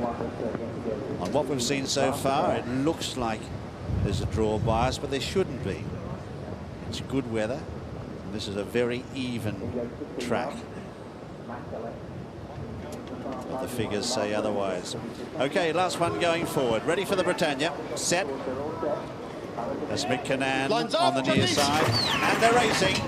Hurricane Himbook got away okay, going pretty fast early as $1 Billion Baby, and also up there too in the early stages. They're splitting into 2 groups here. In fact, they're in 3 groups as they race up past the 7 furlong marker, and Hurricane Himbook has got away okay. Yadri right over on the far side is right up there. Also there as well as $1 Billion Kid, and just behind them is at this stage of proceedings is Lazy Days. Then coming up the stands rail, we've got Solent Bridge, who's showing plenty of dash there, as over on the far side the leader is still $1 Billion Kid as they race up now with a half mile to go. Siberian Tigers on the near side showing out there in company with Below Me. Also there is Love Galore showing plenty of dash, followed by Jazer. Then Rattan, who's just behind them, and followed then by Commander Cave. They're followed next by Dubai Dynamo, and further back is Badger or Bust as they race up now to past halfway, and 2 groups now, far side, and it's still $1 Billion Kid who shows the way there from Yadri. Here comes Redford now with a good run on the far side. Also up there as well as Thebes showing plenty of dash. Over on the near side now as they race up inside the 2 furlong marker, Jedediah has raced up with Dubai Dynamo. They've kicked away now from Fader Field, and running on is 15 Love. Far side now, it's getting to the lead now, it's Masalek. Masalek has taken it up now in the Hamden Al Maktoum colours from Yadri. On the stands rail, it's 15 Love is forced to the lead, racing towards the line now. Oh, they're right across the track. 15 Love on the near side, and Masalek in a photo. Just behind them, Yadri and company there with Lazy Days and also Thieves. Oh, it's one of those difficult ones where they're wide apart, but 15 Love on the near side has come from nowhere and has got up to make this a thrilling finish. We think this is unofficial, and here they are. Masalek the far side, near side, look at this, 15 Love, and oh, looks like he's got there on the evidence of that. From Masalek, that's Yadri up the top, and on the down the bottom is Dubai Power. Lazy Days is up there on the top. Dubai Dynamo, I should say. Lazy Days up the top. Thebes is up the top as well. Then Fath Star on the near side. Also there, Floor Genius just ahead of Thebes there, actually. And further back behind them, we've got Throne of Power. That's on the near side. Perks over on the far side there. Looks like Redford right there going past the line now up the top. Near side Rattan, then Commander Cave. Near side next is Virtual. $1 Billion Kid, who showed plenty of pace. Hurricane Himbook, who was restless in the stalls, never really got into it at all. Fervent Prince up the top of the screen. Fader Field is behind them as they go down past the line here. There's a few more coming, a few more stragglers there. Siberian Tiger in that bunch as well. But here is the result. Here it comes. First, number 16, 15 Love. Second, number 12, Masalek. Third, number 10, Yadri. Fourth, number 18, Dubai Dynamo. The fifth horse is number 33, Lazy Days. Further photo after that. About 15 Love has won for Steve Brown, who suffered disappointment at Oaks time when he lost the ride there on Klaus, and he's already scored at the meeting.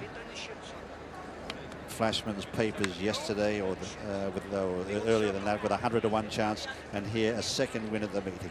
So good luck to him. Steve Brown, the winner of the Britannia Stakes, with 15 Love. Dead heat between numbers 9 and 13.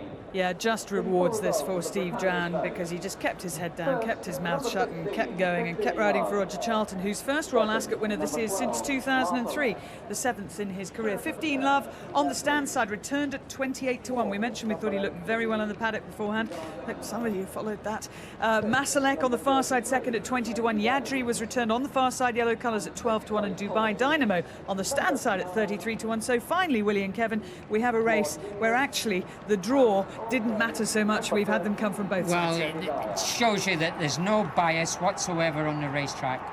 The ground will be exactly the same from one side to the other. It's where the race unfolds in front of you. It's where the pace is, and we had pace both sides, and we had two races, one side and the other side, but at the finish there was only a little bit between them. Yes, we had 3 groups at one point, but the ones that were in the middle went over to the far side, and like you say, Willie, there was 2 races, one either side, and they both finished bang up sides. I mean, there was a neck between first and second, and they were either side of the track. You could see on that close-up shot that we were showing that this horse was wearing cheek pieces. They've taken them off now to come into the enclosure, but it's almost a blinkers. It's it's similar not to quite blinkers. as harsh as blinkers, as it were. It just protects the horse a little bit from seeing too much behind. It stops horses seeing what's behind them. It keeps them concentration on what's in front of them, and it must have helped this horse. It's a horse by point given. He's a big horse who nearly won the Triple Crown in America. He didn't quite make it. He got beaten the Kentucky Derby. But it's very nice to see those colours after their disappointment in the Gold Cup coming into the winner's enclosure for Prince Khaled Abdullah. Steve Brown, here he is, coming back. 21st winner of the season for him. 2 of those have been winners at this royal meeting. Now, we were talking about the draw bias before, and the winners come from stall 4. Masalek's come from 22, and I think you agree, watching that race, Masalek and the group over there, Yadri was another one who drew 30. They all looked as if they had the race to themselves there, but it is a slight optical illusion, because those on the stands rail are a bit closer than they appear. And it was 15 Love. It was only near the post that you could see that 15 Love was not only finishing well and powerfully down the near side, but was actually had gone past Masalek. But it looked very, very tight, even on the slow-mo as they went to the line. But the winning distance was a half length. A half length officially, 1.5 between second and third, and a time 1:40.1. 15 Love, the winner of the Britannia. Let's check the result with Angus. Well, 15 Love gets the money. Back to a little bit at 40s this morning, but generally that was a terrific result for the bookmakers. 15 Love winning at 28-1. Second, number 12, Masalek at 20-1. Good each way support for Yadri, as we mentioned, 16s into 12-1 the SP, and for Dubai Dynamo at 33-1. John Egan finishing 4th.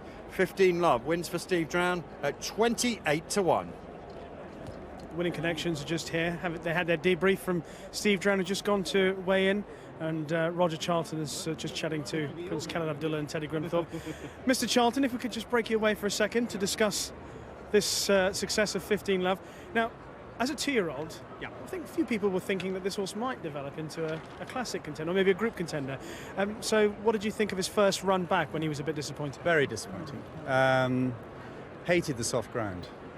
He actually won on soft ground, or good soft ground, at Salisbury last year when he beat, is it Collection of Willie Haggis's, who's got a nice, running in the next good form. Then he ran really badly in the Horace Hill. Probably made too much use of him and hated the ground. We ran him at Newbury, definitely didn't like the ground. Then we thought we'd wait for this. We know he likes fast ground. We knew he'd get it here, fast run mile. So the plan was always to wait for this race. Okay, well, here's the winning jockey, Steve Dran, your second win of the week. Now take us through your thoughts in the closing stages, because how aware were you of your position in relation to Masalek and Richard Hills on the far side? It's always very tricky, you know. I don't know, the distance was half a length, was it? You know, you sort of, I always think on when they do split, you're best to win your side, and if that's in front, well, that's a bonus. You know, that's what he did, and he wandered a bit the last 50 yards because I got nothing to race with, but he's done well. I think the ground is a big key to the horse.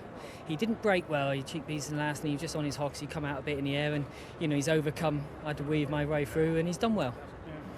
Roger was saying about the ground as well. I mean, the way he picked up today suggests that got to keep him to this ground. Oh, definitely, very important. You know, we had a slight feeling at home that he's probably, when there's cut in the ground, he isn't very good, and I think it's proven today. You know, it's riding very quick today, and it suits him. He's a very light-footed horse, and he loves it. Did you know you were in front of the line? No, basically, I kept looking across. You know, I think always your head is down, and I knew I definitely won my side, but I wasn't sure. The camera was on me pulling up, so you know, you think, well, I think I might have, but you never like to tempt fate and think you have, you know. We had the camera on you when you found out that you won, and good reaction.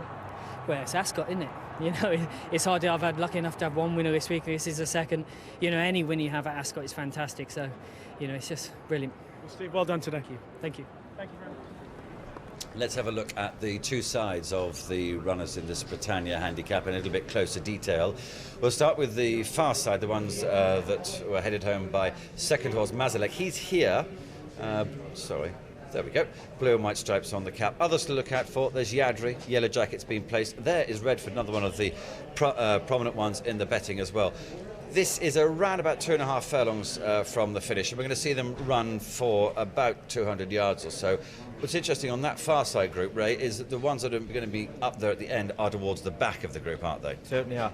What the jockeys have been saying is there's very, very strong breeze blowing straight down the track. So I think it is important to get a bit of cover. And as you can see, Richard has actually got as much cover as he can. He's waiting to lay his run as long as he can, but he's got to try and win the race and keep going. So he's travelled well. They think they're in front, so he thinks, well, I've got these beats, so he can let him rip now, you know.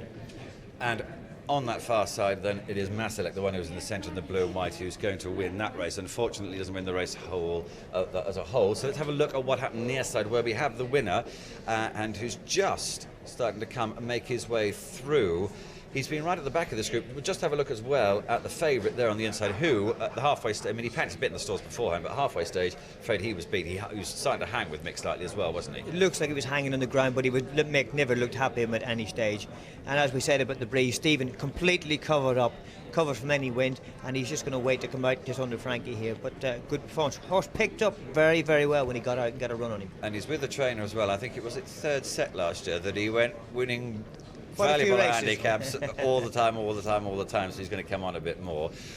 In the context of this, John Egan's horse has run a very good race indeed, I thought, Dubai Dynamo. Pink jacket on the inside. He's been up there all the way through, and of those that have raced prominently, he's done best. He stuck on well. It's a very good performance. As I say, there's a very strong wind blowing down, so those horses that have been up facing the breeze all the way up this hill, good performances. And also Faster in the blue and red at the back was staying on really well at the end of the contest. The Vesterkirk has done very well with that horse so far this season, and looks as if he's still in form and can win good races. Okay, the time, 1 minute 40.1. Just a shade faster than standard. And with that head breeze today, I think that means that's a very good race and a good time. And the presentation to Prince Khaled Abdullah was duly made by Mr. and Mrs. Peter Phillips, the most recent royal wedding between Peter Phillips, the son of the Princess Royal, and Autumn Phillips, as she is now. Autumn Kelly was her maiden name. And well done if you got 15 love. All right, love. Well, here we are at a very jam-packed BBC Fashion Corner. The catwalk is primed and ready to go. And look at the crowd. Graham, come with me. Let's look at all these lovely people that we've got with us. Hello, ladies. Hello, hello, hello. Look, look, look, look. All the way down to the back. How lovely is that? We've really got a fantastic crowd building every day here. Now, a couple of emails, Lisa. First of all, hi team, not really a racing question. I'd love to know which designers Julia Bradbury is wearing. We love her outfit, especially her hat.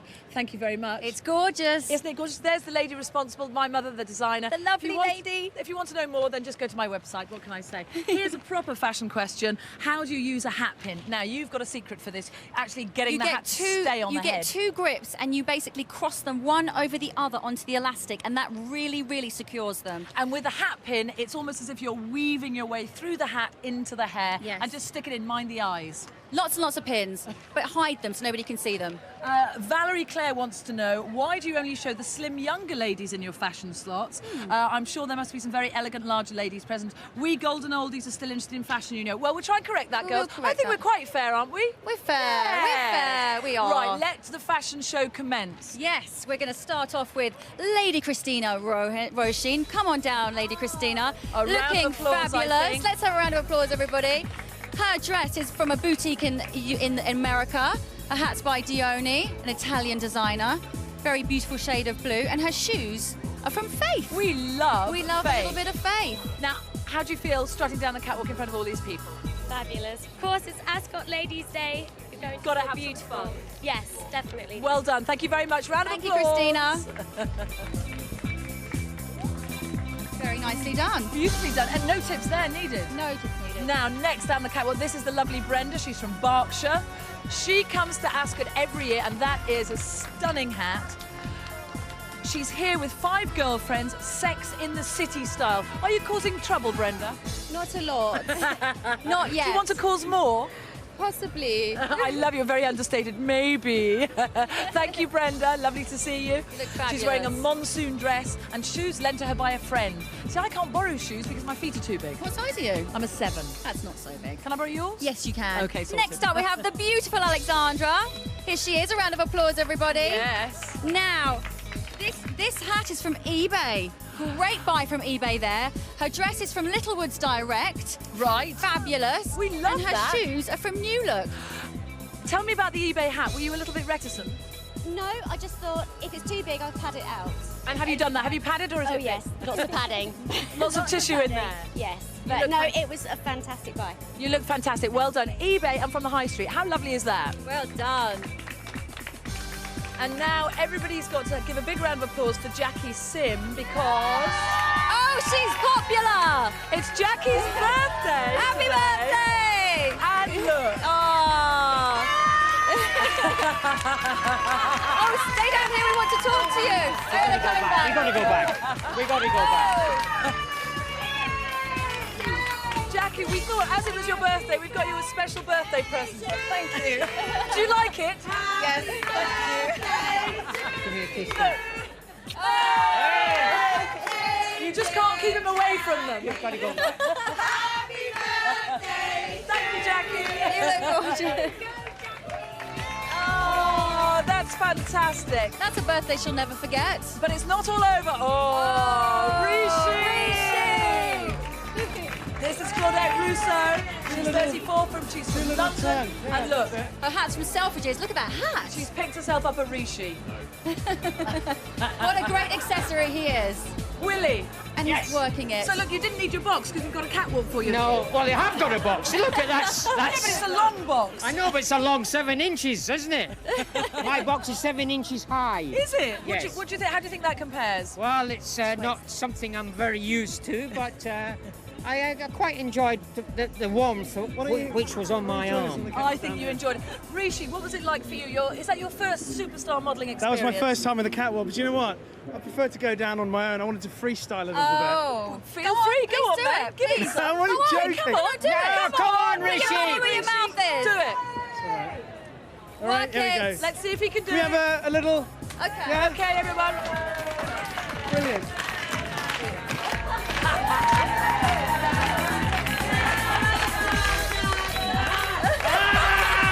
Moonwalking!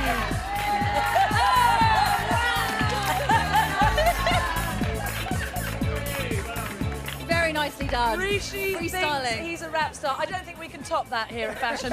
I mean, basically, boys, you've stolen the show. But ladies, thank you very much. Thanks for everybody taking part in the fashion show. There we go. What a show. What a show. Claire. I don't think anyone could top that, actually. What I can you thought I say, was rather Claire? impressed with Rishi's movement there. We've seen Unbelievable. one of the greatest stairs in the world, and we've seen Rishi moonwalk. What more could you want from an afternoon's entertainment on the television? Let's just take you through the 4 winners we've had so far this afternoon. We've got one race still to come. But race 1 was a sensational finish. It was just taken by Robert Winston on South Central for the northern-based trainer Howard Johnson from Spin Cycle on the near side. A photo finish there. Michita was a much more decisive winner in the second, the Ribblesdale Stakes. Jimmy Fortune on board for John Gosden. She was one of the most impressive winners of the day, but the headlines will all go to the horse who lined up in the Gold Cup, having won it for 2 years in a row. He was bidding to become only the second horse to do it 3 times in a row, and Yeats duly obliged, with Johnny Murtagh thanking the heavens above and the Queen making the winning presentation. We then had a big split. Horses on the left, horses on the right, horses up the middle, but 15 Love was the one who came home in front, just ahead of Masalek in the Britannia. Just take you through those winners again. So the 11-4 favourite, well, the first 3 favourites won, and then we had a 28-1 winner with 15 Love. And we have one more race to come, and that will be the Hampton Court Stakes. Johnny Murtagh out in front of the London Club's trophy for the leading jockey of the week, with 4 winners so far, and Steve Dran on 2, and a whole host of jockeys on 1 winner, but still missing from that list is Frankie Dettori and Ryan Moore. That's right, Claire. I think old Frankie will be dragging the bottom lip round, so too will Ryan Moore. Do you know what? I think Frankie is pretty lucky he didn't get his ankle broken by Yeats when they were pulling up. He was very lucky. It shows you old Yeats still had plenty of run in him. He went to kick Frankie's horse, and it looked like he caught him on the leg, but I think you spoke to him earlier on and he said he was OK, was he? Well, he looked all right walking across. I didn't actually manage to talk to him. He was getting on too quick. And just one email from Paul Hughes on the Wirral, who says how amazing it was to see Yeats complete the hat-trick. 4 years ago, I was gutted when my anti-post bet on him for the Derby went starey. But now I've more than covered that loss over the past 3 years in this race. That was a true classic racing moment. Yeats is sheer class. And we say hear, hear to that. Here's Angus. Well, Kensington Oval is the favourite for our final race here, the 4:55, and at 4-1 there is a bit of 9-2 on the rails. It's a rather uneasy market leader here on the track, but it was far from that this morning when it was one of the best backed horses this morning. The current show is 9-2 really on the ring there, Kensington Oval, although you at home will be settling for 4, but you might get 9-2 if you just wait, because down here on the rails 2 or 3 are 9-2. 6-1 Collection with Dr. Faustus quite easy to back, out to 7-1. It did touch 15-2, but that's been generally on the slide. Unifer is an 8-1 chance, with King of Rome pretty solid at 9-1. There's been support for an outsider, Central Station, 25-1 into 20-1, and staying on is a 12-1 chance, with Pampas Cat also popular. Without a Prayer is a 20-1 chance, and amongst the outsiders, Khatib 33-1, and Latin Lad has been clipped in from 66-1 to 50-1. But down here in the ring, of course, most punters have had a tremendous day with 3 winning favourites. 15 Love was a respite for the bookies. The places weren't too bad, although 1 or 2 outsiders were backed. But we move on to our final race with Kensington Oval. Only 1 run, won at Sandown and did it nicely. A 4-1 favourite, although if you wait, you just might get 9-2. Well, the crowd around the paddock here waiting to get a look at these runners for the Hampton Court Stakes. It would be hugely popular success if Unifor were to win this for Henry Cecil. But this is almost James Sherwood's favourite part of the day, because he loves to get in the paddock to get a closer look at what the owners' wives, the trainers' wives are wearing. Oh, this is just hallowed ground for me, to be honest. I'm in my element. Absolutely adore it. Well, let's have a look at some of the well-known racing faces that we've seen so far today. Oh gosh, and we're showing black and white, but I'm seeing very shocking pink has won the day today. That divine, softest pink, very, very pretty. Anthracite grey. I saw the Duchess of Devonshire wearing anthracite grey silk today and looking immaculate as always. Quite nice when the darker pink is then set off by a lighter pink hat, just to lighten the whole look. I think you need to leaven an outfit like that a little more. Absolute classic polka dots, fantastic choker. Serious race-going shades. No, couldn't have liked it more, frankly. And I shouldn't like this, but I do. It's like chocolate. I shouldn't like it, but I know, I love it. I love it. What is it that makes that work then, if it was an outfit you wouldn't normally It's the bravado of wearing such a vast rose. I think it works. And there's a beautiful hat to finish off with, and there is a very bright pink outfit over here. You'll see this is the Coolmore camp. Just having a chat to Johnny Murtagh. This lady will be my outfit of the day, frankly. I love to see the bravery of wearing shocking Schiaparelli pink. It's terrific. And just turn around again, Ifo, because there is Sue Magna. We can get a better look at that hat. We saw it on the winner's podium. It's actually, the hat is moving rather rapidly away from the camera, but Sue Magna, we saw her on the podium after Yeats. It's topiary, but it's marvellous. Marvellous. I mean, it is like a work of art, though, isn't it? Absolutely, millinery is a work of art if it's done very, very well. So, and just in a word, James, how has Ladies' Day been for you? I couldn't have liked it more. Excellent. Here's Rishi. Yeah, Willie and I are just talking about a couple of these horses. Of course, Kensington Oval is the one that everyone's talking about in this race. Willie, he's only had one run. I know it's a big ask for him. I know he might have. He's a full brother to ask. Well, that's it. I didn't mean it that way. He's by Sadler's Wells. The ground's a bit firm. And he's only had the one race. Ryan Moore is obviously chose him rather than the other horse. The other stout horse, the stable companion, is drawn one. What's that? Dr. Faustus. Dr. Faustus. But it's a horse who's run an absolute crackerjack today. Liam Canary's mount. Let's pinpoint this horse. Blue Cap. Fafster. Now, what's the run of Fafster throughout the closing stages of this race? Blue Cap, you can see it with the red sleeves. You've got 4 furlongs to go here, and Fafster's going perfectly all right out the back, indeed cruising in behind all the rest of the pack here. Now, Liam pulls out to the outside here, which is not ideal. And in a minute, we're going to go to the far side group, and we're going to go from about the 3 furlong pole. The next time you'll see Fafster, I'll just stop it, will be about the 2 furlong pole, as we get this incredibly annoying split. And we'll go back and see. Here we go. Right. Now, Fafster is currently in the blue colours just there. So let's roll it on. 2 furlongs to run. Blue colours, red sleeves. Fafster weaves out again, then weaves back inside here. As you can see, gets taken out by the white sleeves and the pink cap. Now starts to get a clear run. And Liam Canary gets stuck in, and as you can see, Fafster is doing some serious work in the closing stages, and as you can see, finishes off the race as well as anything, Fafster. I think if you back Fafster today, you were a little bit unlucky. I'm not saying it would have won, but it's definitely a horse who's run better than its finishing position. We'll be back after this.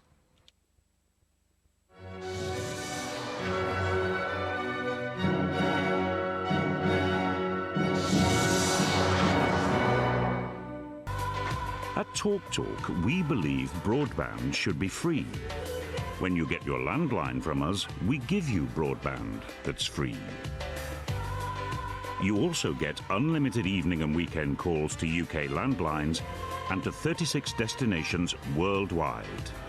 All from an incredible £3.25 a month. So to get free broadband, call TalkTalk on 0800 049 3333 or visit our website. If your boiler broke down, could you cope without it? Could you afford to spend hours trying to find a local engineer you can trust? If you can't do without your boiler, then British Gas Home Care is something you can't do without. Any work is done by expert engineers, like me. We'll even give your boiler a yearly maintenance check, so that it runs smoothly. To find out more about the home care range, call British Gas now on 0800 466 322.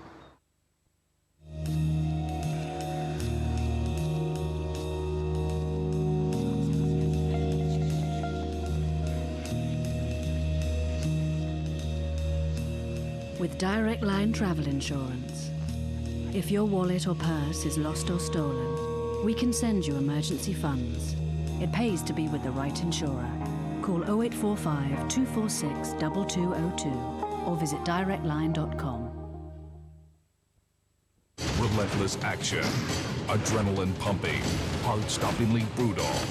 Stallone is Rambo on Blu-ray and DVD Monday. The new Mitsubishi Evo 10, a supercar slayer. The award-winning L200 with loads more toys. Have you driven a Mitsubishi lately? In the time it takes to run this commercial, you could call Optical Express and we could help you transform your life. From only £395 per eye, you could enjoy laser vision correction from one of the leading eye care specialists in Europe. Our expert ophthalmic surgeons have a combined experience of over 500,000 procedures. For your free information pack or to arrange a free consultation, call Optical Express. Laser vision correction from only £395 per eye. Call 08702 20 20 20 now.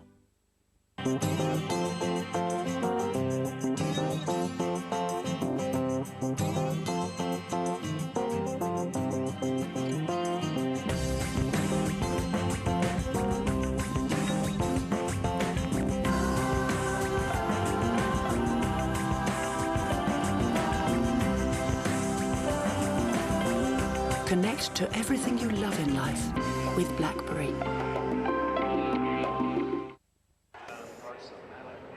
Welcome back. You've joined us in time for the Hampton Court, the listed stakes. But just to bring you some news here with regards to jockey bands. In our opening contest, which you'll remember was the Norfolk Stakes, we saw the clear-cut and decisive winner of South Central. The man on board was Robert Winston, and the stewards called an inquiry, called him in and questioned him of his use of the whip under instruction H9, and they found him guilty of using his whip in the incorrect place. So they therefore decided to suspend him for 2 days. He misses Thursday the 3rd and Friday the 4th of July. That's Robert Winston in the first. And then the second race, which was the Group 2 contest for fillies, the Ribblesdale. I think it was something Matt Chapman actually picked up upon when talking about Icon Project, and they actually found Richard Hughes, the jockey on board Icon Project, who was actually 4th in the contest, had interfered with Sovereign's Honour, Ryan Moore's mount, who was unplaced, and they took the view that it was careless riding and suspended him for 2 days. Again, Thursday the 3rd of July and Friday the 4th. That's all the jockey news up to date. Kensington Oval on the drift. I'd say, Mac, this is largely to do perhaps with the ground. I was there at Sandown when this horse, very impressive looking individual in the paddock, running in the Duke of Devonshire's straw colours. That's for you, Matt.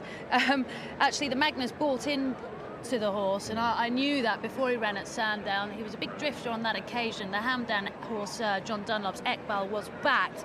But Kensington Oval in the good to soft ground conditions, big handsome looking son of Sadler's Wells reeled him in. It was a powerful performance, but I wouldn't say this is going to be his best ground. Whatever happens today, this horse has got a very, very big future. Absolutely. Trying to break Ryan Moore. 78 rides he's now had at Royal Ascot without a winner. Extraordinary statistic that is. Maybe the ground is the problem with him. Just to remind you, for each way betting, Sky Bet are going 1, 2, 3, 4, although number 6 is a non-runner. 4 places for Sky Bet. Good for them. Yeah, also I'd say that Kensington Oval commented on his breeding, being a son of Sadler's Wells. He's out of request, which makes him a full brother to Ask, who was fancied earlier on in the week to rival Duke of Marmalade. Of course, everyone was left in his wake, where he stamped his authority as the best mile and a quarter horse around by scoring there in the Prince of Wales. That came up yesterday. Just in shot there was 14. That was Staying On, who I said has been a real revelation for Walter Swinburne, notching up victories and beaten a fair few decent enough sorts, getting in here off of 9 stone 2, these horses, because they're all 9 stone 2 apart from Unifer. Oh, this is the interesting one. This is Henry Cecil, who of course we know to be the leading most trainer at the Royal Ascot meeting, but there's a stat, Matt, that says plenty of horses that come into this contest penalised. Never mind them winning, they often don't even get placed in the race. There may well be, and it may be true. Who knows? We'll find out in a moment when they finish for the Hampton Court 2008. Fascinating little race. This Kensington Oval out to 5 from 7 to 2, back to 9 to 2. There's money around though for Staying On, who of course looks to be a fast improving colt. 9 to 1 from 12s, and Pampas Cat. John Gosden doesn't like the draw, but someone does. 11 from 14. Although I have to say, John Gosden will be very, very pleased that I'm in agreement with him. The draw is a huge negative on the round course, and John will be a relieved man that I'm totally with him on this. But I just wanted to put to Big Mac. Big Mac, Kensington Oval. Can we really start thinking that maybe Stout and Moore are drifting because they're doing A, pretty badly at this meeting so far, and B, because of the Moore factor? Could it possibly be that serious that the horse is drifting on track because people are just saying to themselves, well, Ryan Moore can't win at the place? Good theory, Matt, but I don't think anybody could disagree more with that, and I'm sure you don't really put that forward. I'm more tremendous jockey, as we know. It was 7-1 this morning, remember, at Kensington Oval, so people have hoovered up the decent prices. It's going out on course, and you can see why. One run and the doubt about the ground for Kensington Oval. The horse they backed this morning, as you pointed out, within price-wise in the racing process, Collection number 4. It was 10-1 with Coral this morning, generally 15-2 and 7, only 6 with Hills and 5 with Ladbrokes, but he is up in grade for Collection. That's number 4 for Kerry McAvoy. The Britannia would have been a real clue to this race with Staying On. If you remember, I said beforehand I really wanted Hurricane Himbook to run well because he ran in behind Staying On. We've beaten a fair few of these. We'll like this sort of ground, this son of Invincible Spirit, and I do fancy him to run very well in this contest, Staying On, although Hurricane Himbook didn't exactly go out and frank the form in the Britannia. I'd like to have seen a better showing from him. I'm a big fan of Pamper's Cat, but I also respect what John Gosden says about that low draw. I think he's the ideal horse for this kind of ground, the American pedigree. He's progressive. He looks like he can be a sort of Group 3 horse, hopefully one day. And I think this listed contest, as a natural progression, should be within his compass. So I'm sticking with him in spite of the draw. The ground will help Michael Stout's other runner, not Kensington Oval, but Dr. Faustus. He'll certainly love the ground, but he's a big drifter here. 9-2 and 4-1 he was this morning, out to 6-1, out to 8-1 now. 8-1 Dr. Faustus. Very big prices, doubled in price, so they don't seem to fancy that for Sir Michael Stout. Collection next in the market there. William Haggis having a reasonable time of things so far at this meeting, already off the mark on the opening day of the meeting. I think the last one's moving forward, so let's get the call. Kensington Oval, and Ryan Moore will be the last to go in here. Winner of his only start so far at Sandown.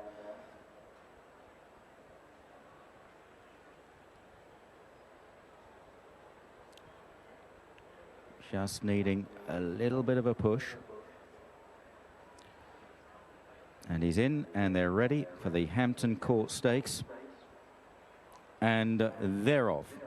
Good start from Staying On in the maroon jacket. Kensington Oval very slow to go at the rear of the field, trails through the first furlong, perhaps showing his inexperience there. Staying On from Pampas Cat, Feared in Flight out wide, Moynihan in behind them in the noseband and the headgear up the inside Central Station, followed by Unifer. Without a Prayer is out wide, a lot of horses pulling for their heads. Whitcomb Minister is further back with Latin Lad on the inside, then races King of Rome together with Alpha Thar, who's round the inside. Further back in the field then is Dr. Faustus Collection, Khatib, and the favourite Kensington Oval looks on from last place. A fairly muddling early pace, Staying On from Pampas Cat, Feared in Flight and Central Station. Moynihan is about 5th then as they begin the run uphill back towards home. Unifer towards the outside, just following Without a Prayer. And then towards the inside, Latin Lad of Whitcomb Minister. Further back is King of Rome and Alpha Thar. And then Collection and Dr. Faustus in the rear with Khatib and Kensington Oval. Still Staying On then, leading the way in this Hampton Court Stakes as they race now for the final 4 furlongs. And Staying On leads the way by 3 parts of a length to Pampas Cat. Feared in Flight is 3 horses wide. Central Station is 4th from Moynihan and Without a Prayer. Then Unifer out wide of Whitcomb Minister and Latin Lad right round the inside in the green jacket with the red cap into about 6th place now. Followed by King of Rome and Alpha Thar and Collection, Dr. Faustus. Kensington Oval turns in last with more pushing away. Khatib on the inside. Staying On is challenged by Pampas Cat. Feared in Flight, Without a Prayer out wide. Central Station diving for the inside. They're chased by Unifer. Then Collection making good headway now from the rear, and Dr. Faustus out wide. Without a Prayer is joining Pampas Cat and Staying On. Collection continues to run home well from Central Station. They're grouping together. King of Rome is doing well on the stand side under Johnny Murta as they race inside the final furlong. Collection took it up from Staying On, and then King of Rome, and it's Collection in front and too good from Staying On second. Then King of Rome on the near side, probably just 3rd ahead of the running on Khatib.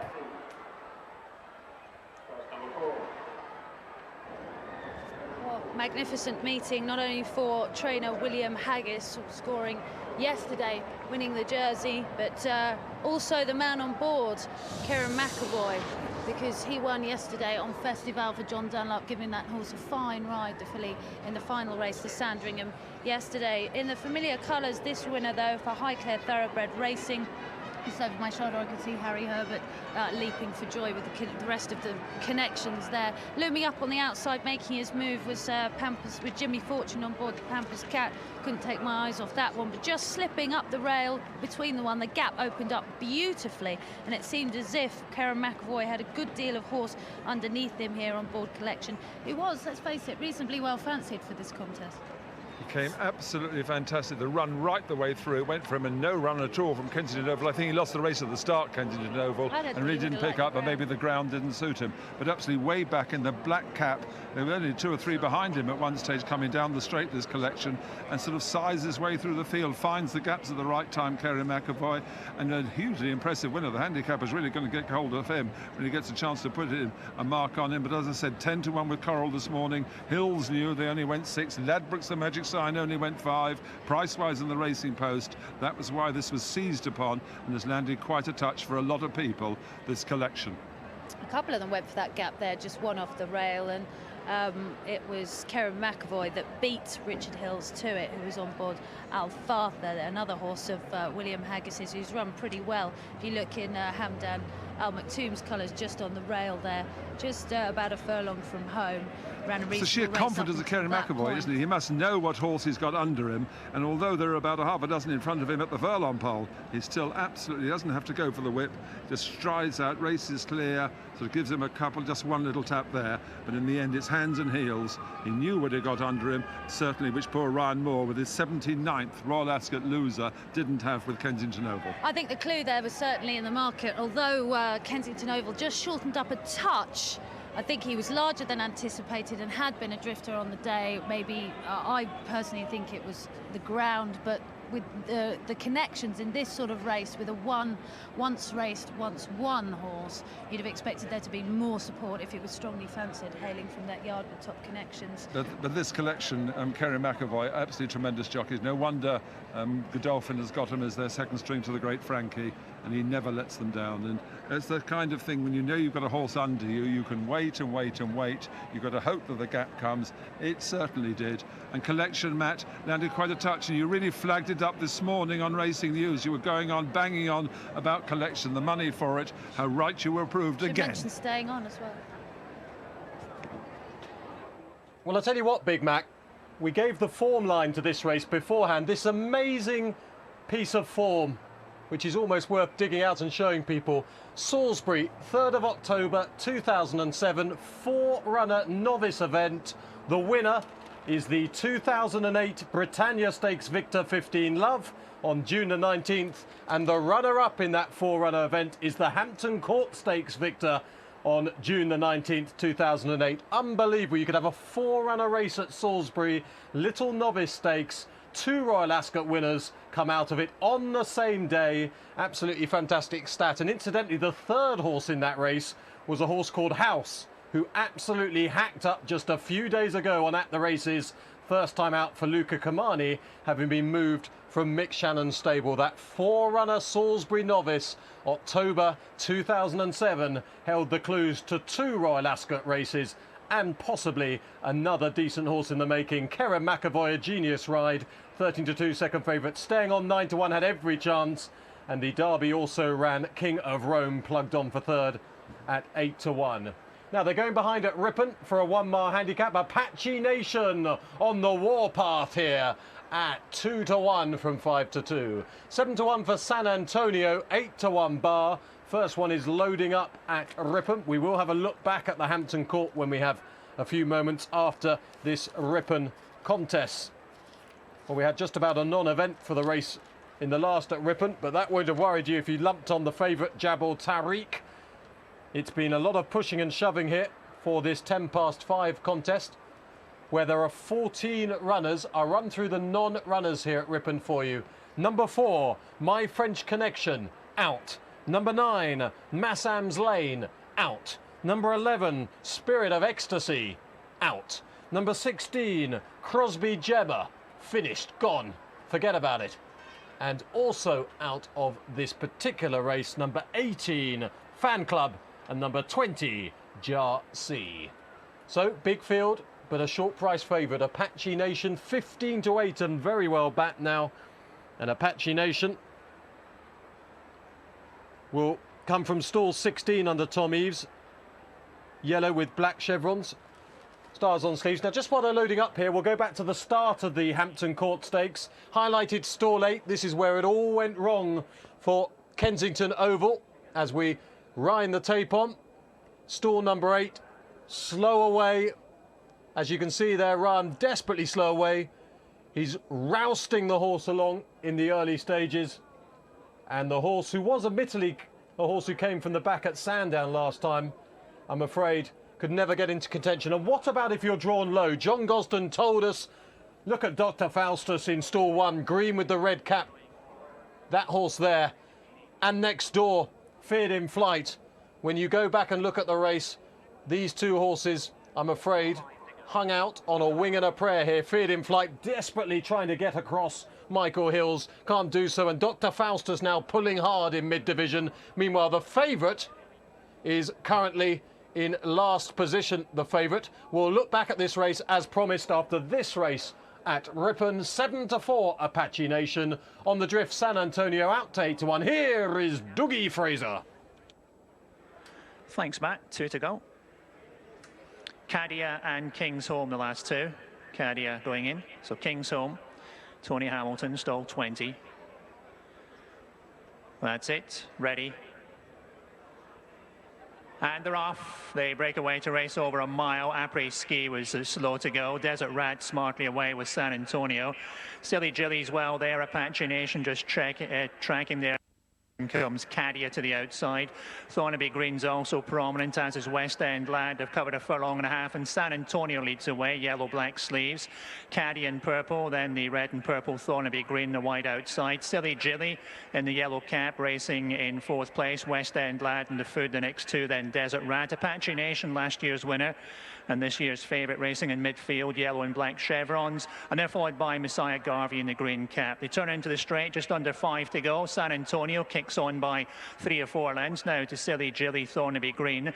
Then comes Nefud in black and pink colours. Cadia shuffling back into midfield. West End Lad to the outside, getting a bit closer.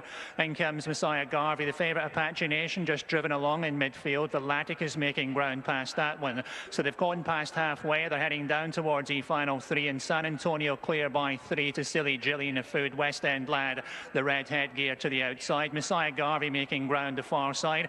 Then comes Velaticus towards the outside. Après Ski, Apache Nation is some 10 lengths off the pace with 2 furlongs to go. San Antonio clear by 2 lengths here to West End Lad, Silly Jilly, Messiah Garvey. Then comes Nefud, and they're followed by Velaticus, but still San Antonio leads. They head down inside the final furlong. San Antonio clear by 3 lengths to Silly Jilly, West End Lad. Then comes Messiah Garvey, San Antonio and Mickey Fenton, 2 or 3 lengths clear. Going to make virtually all here. San Antonio wins well. Tight second, West End Lad. Silly Jilly and Nefud stayed on for 4th.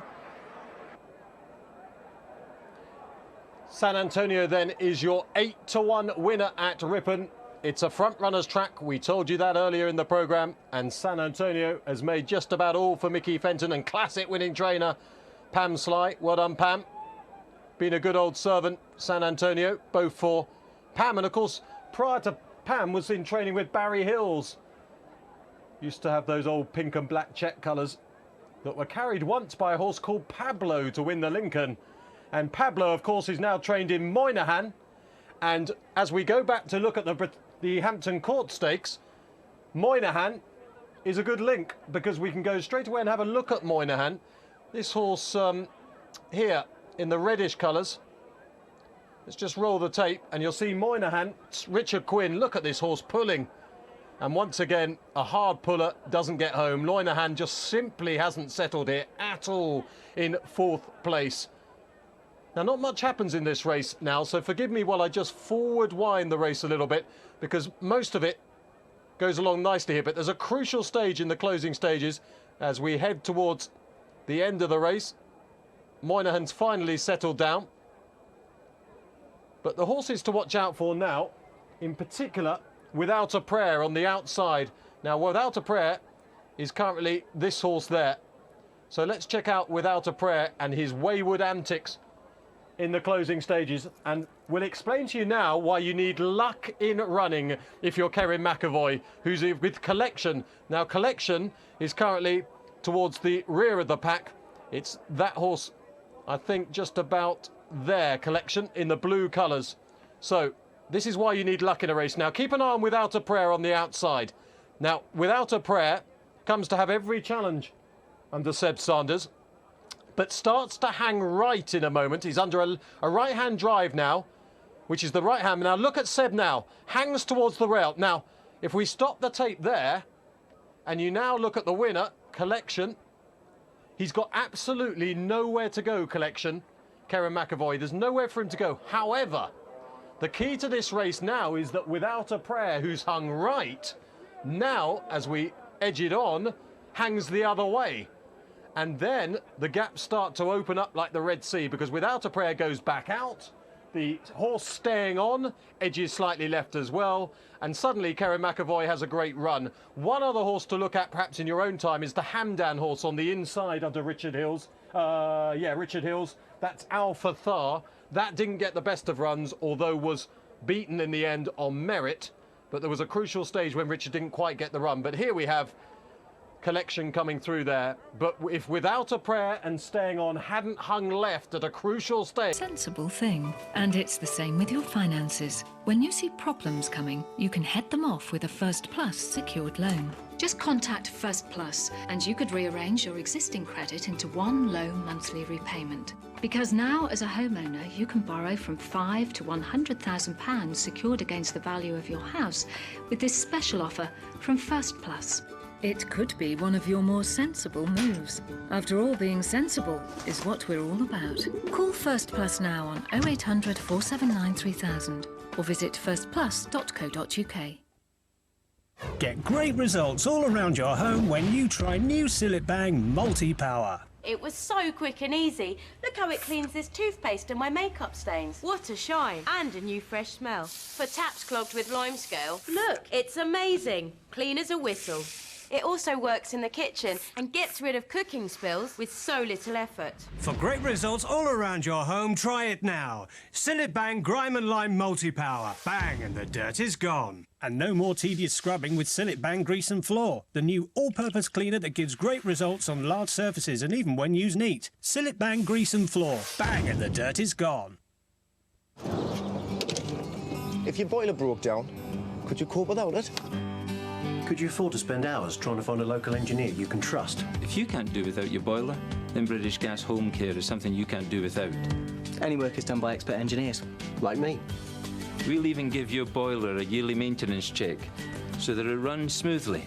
To find out more about the home care range, call British Gas now on 0800 466 322. Imagine your life without glasses or lenses from $395. Have our best laser eye treatment in the next month, pay nothing till next year, then take 2 years interest-free credit. Your consultation with a specialist is free. Fixed prices include lifetime aftercare. Have our best treatment in the next month, pay nothing till next year, and then 2 years interest-free credit. And you could be back at work the next day. Treatment from $395. For your free information pack, call 0845 688 9492 now. Live life to the max. Optimax. Suffering a nasty accident that isn't your fault can be a dark time, even for the best of us. Your life has been changed for the worse by someone else, and you're left feeling powerless. Calling injury lawyers for you could give you back that power.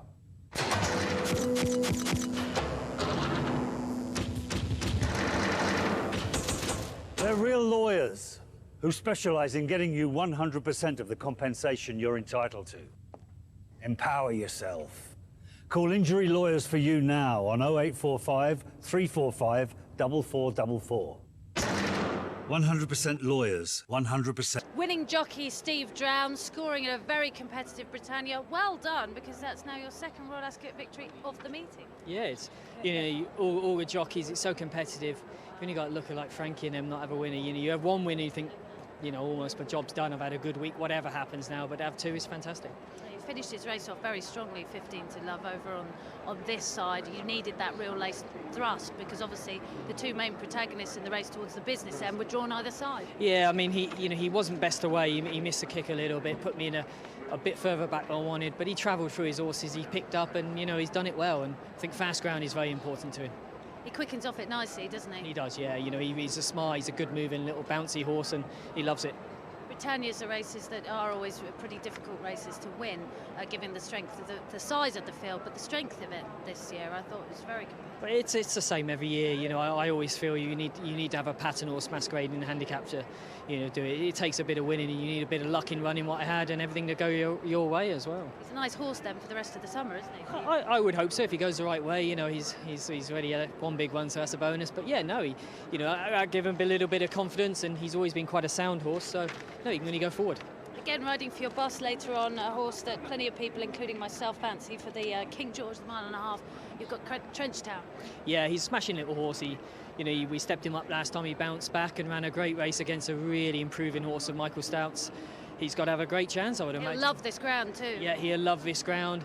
You know, he's not the most biggest or robust horse. He's a nice horse, but not. You know, that's my only worry, because it's rough and tumble out there. I'm going to need a little bit of luck in running, and you know, a lot can happen in a mile-and-a-half races around here. But yeah, if things go my way, he'll be thereabouts. Off a nice weight too. Yeah, he's same weight again. So no, hopefully history repeats itself. Good meeting for you. Well done on Flashman's Papers. Nice to get that ride, and obviously you ran a good race today. Ran a smashing race. I thought furlong pole he's going to do it again. He picked up lovely.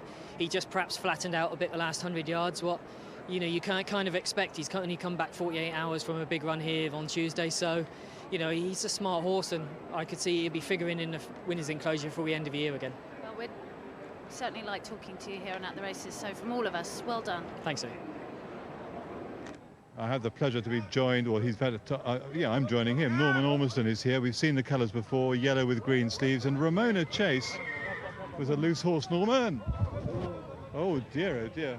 Just over here there is a horse just being brought to book. You've got that live, I think. Ramona Chase. I could have been here for the last words of Norman Ormiston. His horse ran him over. It's a lucky one, yeah. Yeah. I think you could say that I saved your life. Absolutely, Tom. Anyway, Ramona Chase ran a really good race behind Dr. Faustus last time at Newmarket. That would put him in with a big shout here, wouldn't it? Yes, it would. We're hopeful. We think a lot of him. He's a good horse. He's my high chaparral, and Kevin, Sylvester thinks he's a very, very good horse, and we're hopeful that he'll run a very good race today. Sylvester's horses are running well right now, aren't they? They are indeed, yes. They're running well, and I hope the ground doesn't go again him. It's very dry.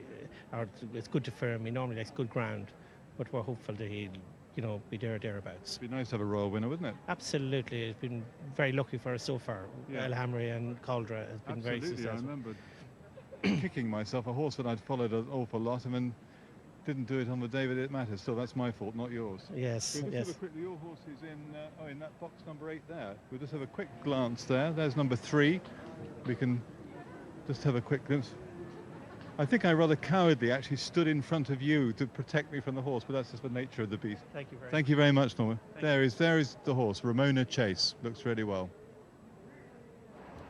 Well, welcome back to Royal Ascot. I've got Dale Tempers of Sky Bet here, and you were the only firm going 1, 2, 3, 4 in that Hampton Court, and that Khatib each way for 4th. So well done to you. Well, it's one of those, John. We've done it all week. You know, Asset was another one with stimulation. It's one of those. It's a good offer, and I think particularly people who like in these very competitive races, you're looking for a bit of each way value often. And let's say the 4th place when you've got 16, 17 runners, it's a good offer, and we're going to continue it through the week. We're going to be doing it tomorrow on the Wolverton. 4 places the Wolverton and 5 places, John, on the Buckingham. And well done to Sky Bet, but there was 15 runners. They took one out. What happens if they take half a dozen out? What will you do then? We'll be in trouble then, John. There'll be a big rule 4 anyway. Right. But yeah, it's one of those. It's a nice offer. We've done the 110. Each race we're trying to come up with something that gets people interested. Well, a shocking day for the bookmakers. The first 3 favourites go in. South Central back from 4 to 1 to 11 to 4. Mitchitar, Burlington, Burton 130, and Yeats. Was there any relief anywhere for you there? No, not at all. Not one single thing. But nobody wants to listen to Windjin bookmakers, John, so I'm not going to start. It's part of the game, isn't it? You know, it's great competitive racing. They've all won, comfortably, really, in the end. And I have to say, with Yeats, if you take your betting hat off and put my racing fan off, wonderful to see a horse like that produce the treble. To do 3 wins is just incredible. So, yeah, I was pleased to see Yeats win, but we did lay £10,000 at 7 to 4 anti-post, so it wasn't a good result for us. And, of course, so many people put Yeats in as a banker in their doubles and trebles and some favourites as well. That's right. We obviously got a bit of a result in the Britannia, which helped us. Well, Collection was well backed. Later on, in the Hampton, Collection really was a well backed horse. It was, John. We were 15-2. I know I heard you mention there was some... Coral went 10. Yeah, well, it was the first horse we moved to 6s, and we were 15-2. So it tells you the amount of money that was on. Luckily, I think for some firms, Kensington Oval was heavily backed as well. The sort of Sir Michael Stout followers came. It's the first time we've seen them empty their pockets this week, coming after one of Sir Michael's. And of course, that was sort of finished at the start, really. But in the Britannia, it was 15 love to the bookies, wasn't it? It certainly was, John. Yeah, good result for us. We needed it. You know, if you would have had Redford going in, that would have been disastrous for us. But it's interesting, they both came up both sides of the track, and it seems perfectly fair, doesn't it? So you know? no draw bias. Isn't it good to say that? You can back horses anywhere, and you can't price up horses for the rest of the week, big fields of the straight course, by using the draws any difference. That's right, John, exactly. It's where the pace is, isn't it? It's where the jockeys choose to go. Yesterday in the Queen Mary was the same. Exactly after we'd had the Hunt Cup, the jockeys went up the far side. There was a head in it at the end. There's no bias there at all. Coming to the King George, the 5th handicap in the last, bit of money for 18, Missioner. Have you any news to give? Yeah, Missioner, John, you're right. Colony, Sir Michael Stout followers will be desperate to get something, but he never has Ascot without a winner. And of course, Ryan Moore still looking to get a winner. 79 races at Royal Ascot. Can you believe it? 79 at Royal Ascot, never had a winner. I feel sorry for him at the moment because it's one of those sort of hoodoo things. You just want to get out of the way. He is a fantastic jockey. I follow him all the time, so I'll be pleased to see him win. Possibly not on that one, though, because it's our worst result. Now, Dale Tempest of Sky Bet, and just to say, Ryan Moore shortly walked past here, looking very, very grim-faced. And I said to Zany Zoe, you go and get an interview with Ryan Moore. She declined.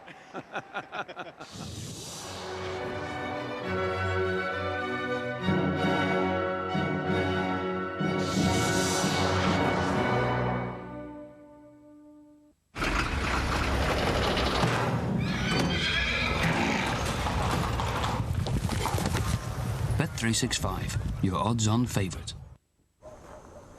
Okay, let's. Morning. Date went well then. She's stolen all my stuff. Of course, if you had a Barclay card, all your fancy gadgets could have been insured. Barclay card. Laptop. Get me out phone, of these. Your camera. It's all right, mate. I've still got mine. Don't. No, don't. Oh, I love it. Don't. Yes. No. Lovely, baby. Off. Oh, fresh towels. Apply online for 6 months free gadget insurance. Oi, that's her! Oi!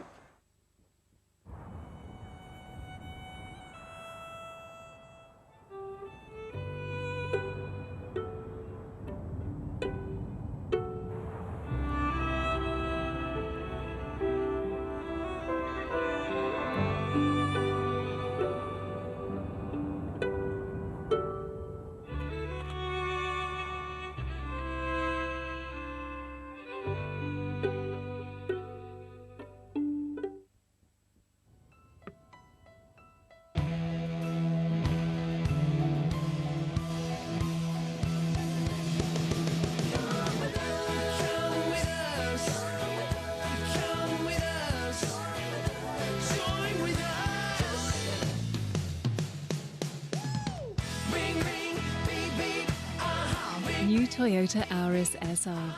More room for life.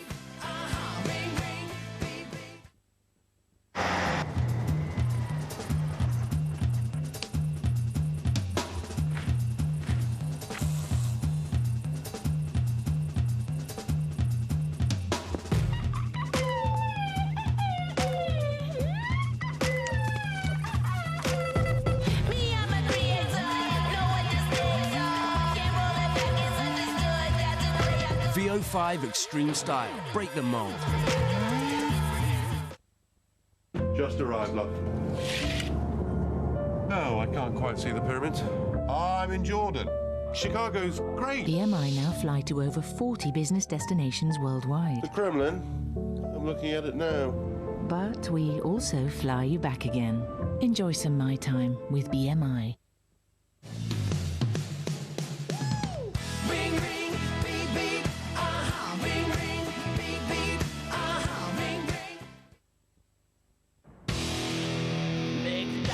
Great tastes of America. Last burger is the Arizona Grande with 100% beef patty and some streaky bacon, black pepper mayo and a Chilean giant.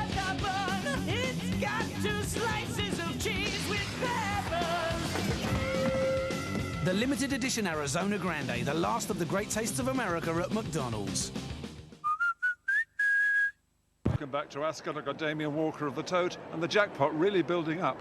Yeah, we've got 353,000 from the start of the pool today, and there's just £5.50 going to leg 5.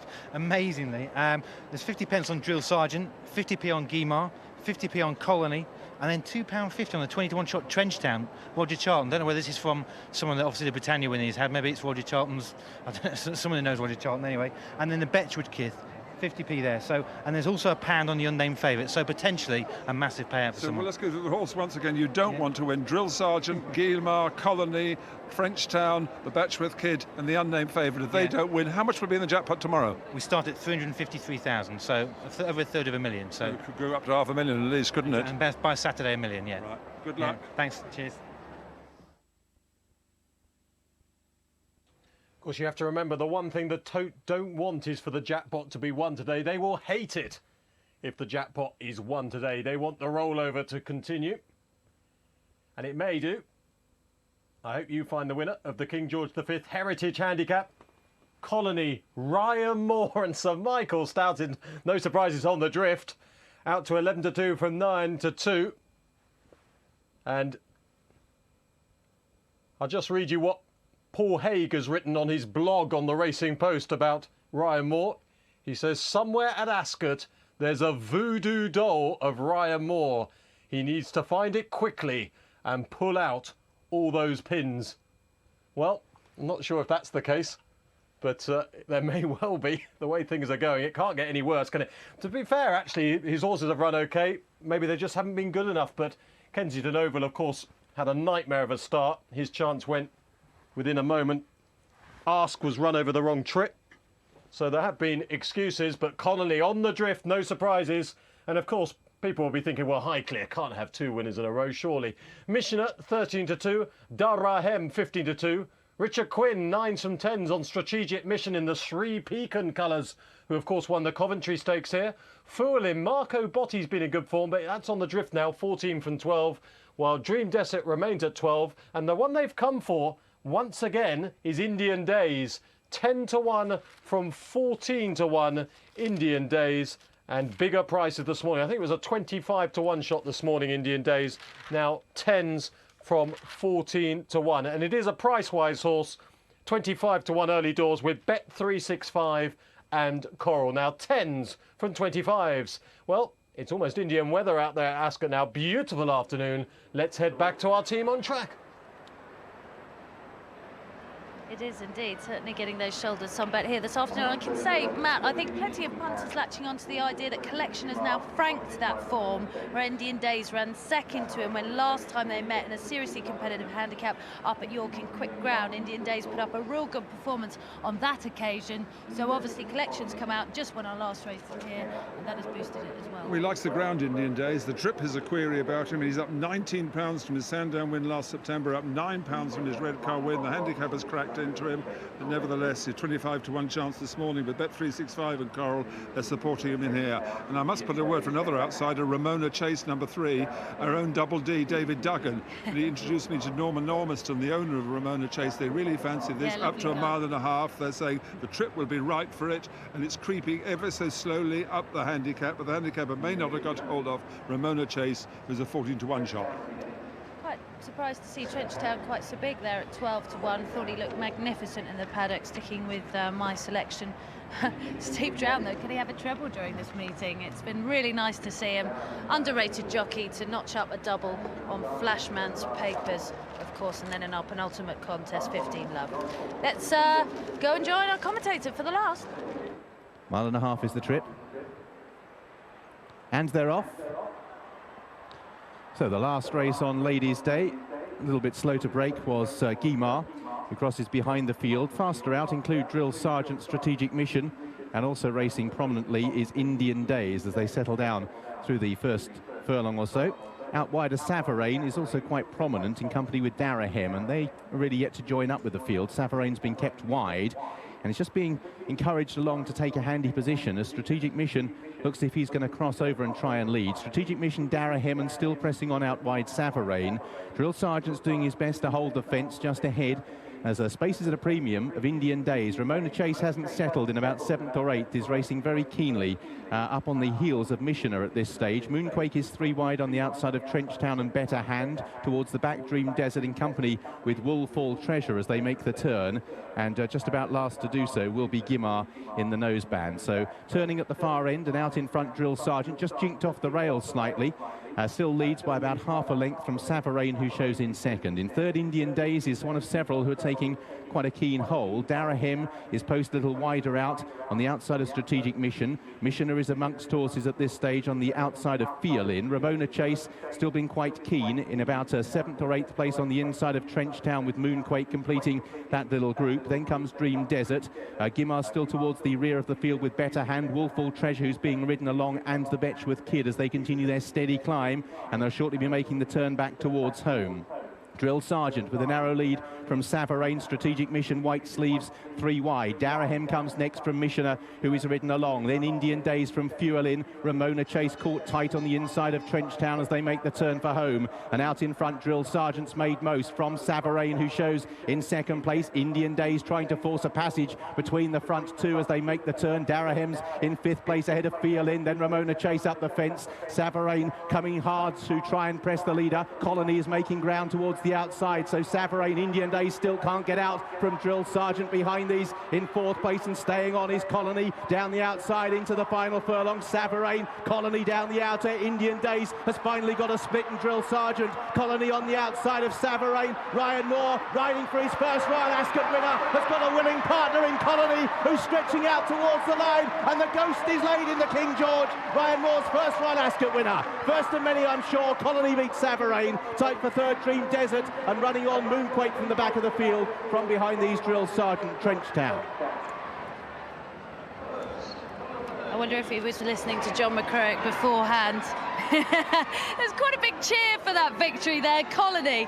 Ryan Moore finally breaking his duck then at the Royal Meeting, and about time too. His 80th ride at the Royal Meeting, Ryan Moore, his first winner. What a monkey that is to get off his back. Switching on the outside, coming with a white face with the dark cap, and pulls back the 3 leaders. Wide, fast and late, and really always in control going into the last furlong. This was going 2 for 1 over the leaders. They weren't going to hold him. Ryan Moore absolutely must be ecstatic now. He came back very grim-faced after the previous race. Even Ryan Moore will break into a smile coming back here, and this was a really impressive win and another shocking result. 4 favourites have won here at Royal Ascot on Ladies' Day. Yeah, Dream Desert there, fancied, was running on as well. Would have got about 5th. Mick Shannon's runner, plenty of running for that around this morning, but nice to see Ryan Moore finally doing it, and the hard way, looming up on the outside. It's difficult to reel in a front runner in the form of Drill Sergeant, who's in the white breastplate there nearest the rail, trained by Mark Johnson. But Ryan Moore, no doubt, at least that will have brought a smile to Ryan's face. He'll be delighted with that victory. And a double then on the card for Highclere Thoroughbred Racing, the syndicate out in force. They love to have a winner at this meeting. We saw plenty of them in the paddock, plenty of famous and familiar faces throughout racing who are part of the Highclere Thoroughbred Racing syndicate, all out in force here today, and a quick double for them, a fantastic victory for the syndicate. Well, that's it from me today on Ladies' Day. I'll be back hosting afternoon racing with you tomorrow. The highlight for me has got to be Yeats, making history once again, having his name etched up on the placard as the 3rd consecutive winner, and in my opinion, his best performance of winning the Gold Cup. Matt.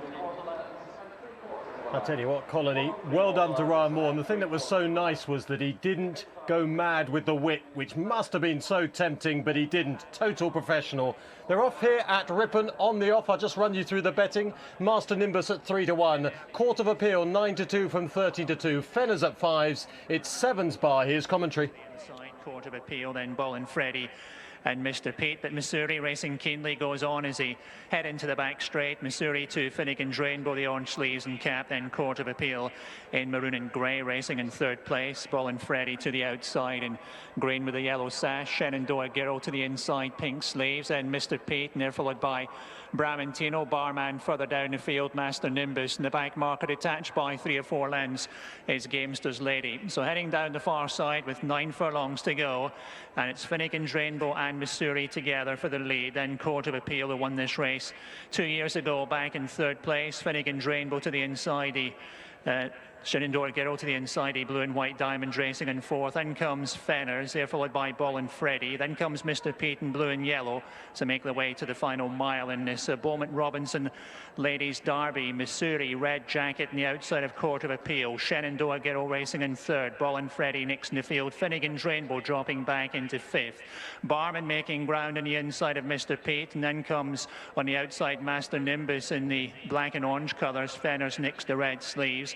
Bramantino's dropped towards the rear, and still last in the green and orange is Gamester's Lady. They've gone past halfway. They run round towards the home turn. They're being led now by Court of Appeal to Missouri. Shenandoah Girl, and then comes Ball and Freddie in the outside. Master Nimbus making good headway. Then comes Mr. Pete and Barman. So they come down the straight with 4.5 furlongs to go. Court of Appeal leads away by 2 lengths to Ball and Freddie. Then comes Shenandoah Girl.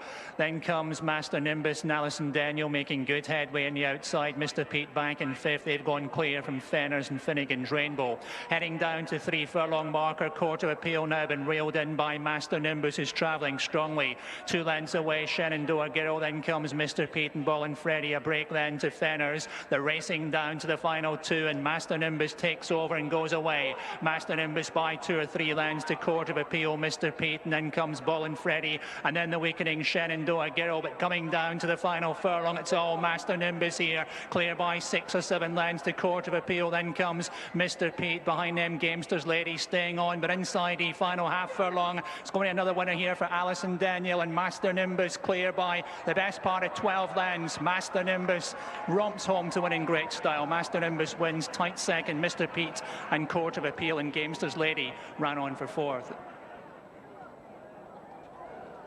So there we go at Ripon. Hope you managed to get a result there. If you did, congratulations. Horse number 12, the winner, and has done it well. Let's just confirm the result at Royal Ascot. Colony 11-2. Congratulations to Ryan Moore, and this gives him the chance, doesn't he, to show the emotion that we've all been dying to see. Well done, Ryan. Johnny Murtagh, of course, has been the outstanding rider this week, and they've already paid out, incidentally, on top rider of the week. But Ryan Moore has finally got the win that, of course, his talents deserve. Savaran was second at 16-1, Moonquake in third at 12-1, and Dream Desert in fourth at 9-1. Winning distances 1 3/4 and 3/4 of a length. Meanwhile at Ripon, Master Nimbus, the 3-1 favourite, the winner, will be back with the At the Races phone in for Royal Ascot after this.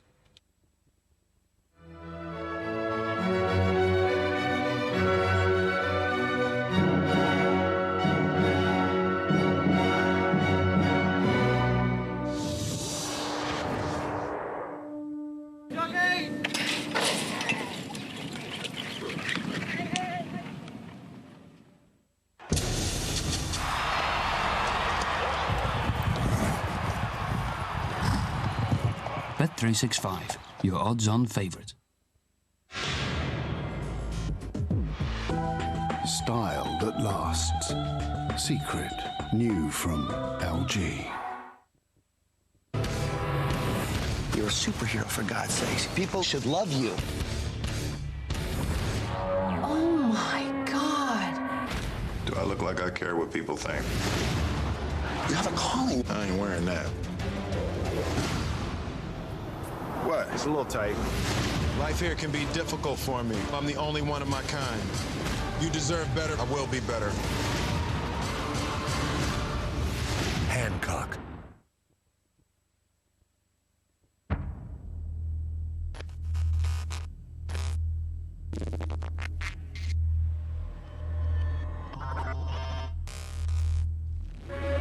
Great things happen when all the right pieces come together. Your local Abbey is a part of Santander, one of the world's largest banks. Together, our expertise helps 65 million customers every day.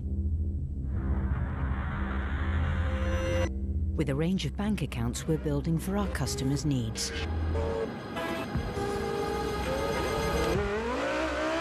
Including one that pays 8% interest. To find out which is the right bank account for you, visit your local Abbey branch or call 0800 80 80 80.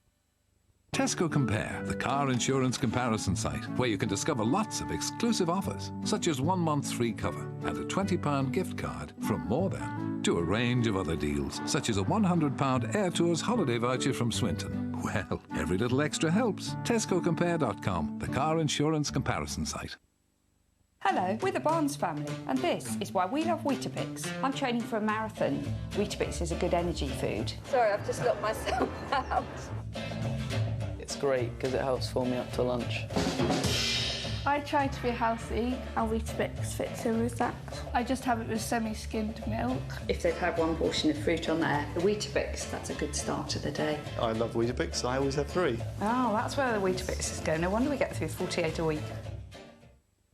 Want long-lasting relief from heartburn and indigestion? Just 1 tablet can control your excess stomach acid for up to 12 hours. Zantac for long-lasting relief. Is this a body designed to perfection or obsession? Do you see art or crime? For our safety or to keep an eye on us? Design creates debate, and debate brings us together. The C30R design from Volvo for $14,995.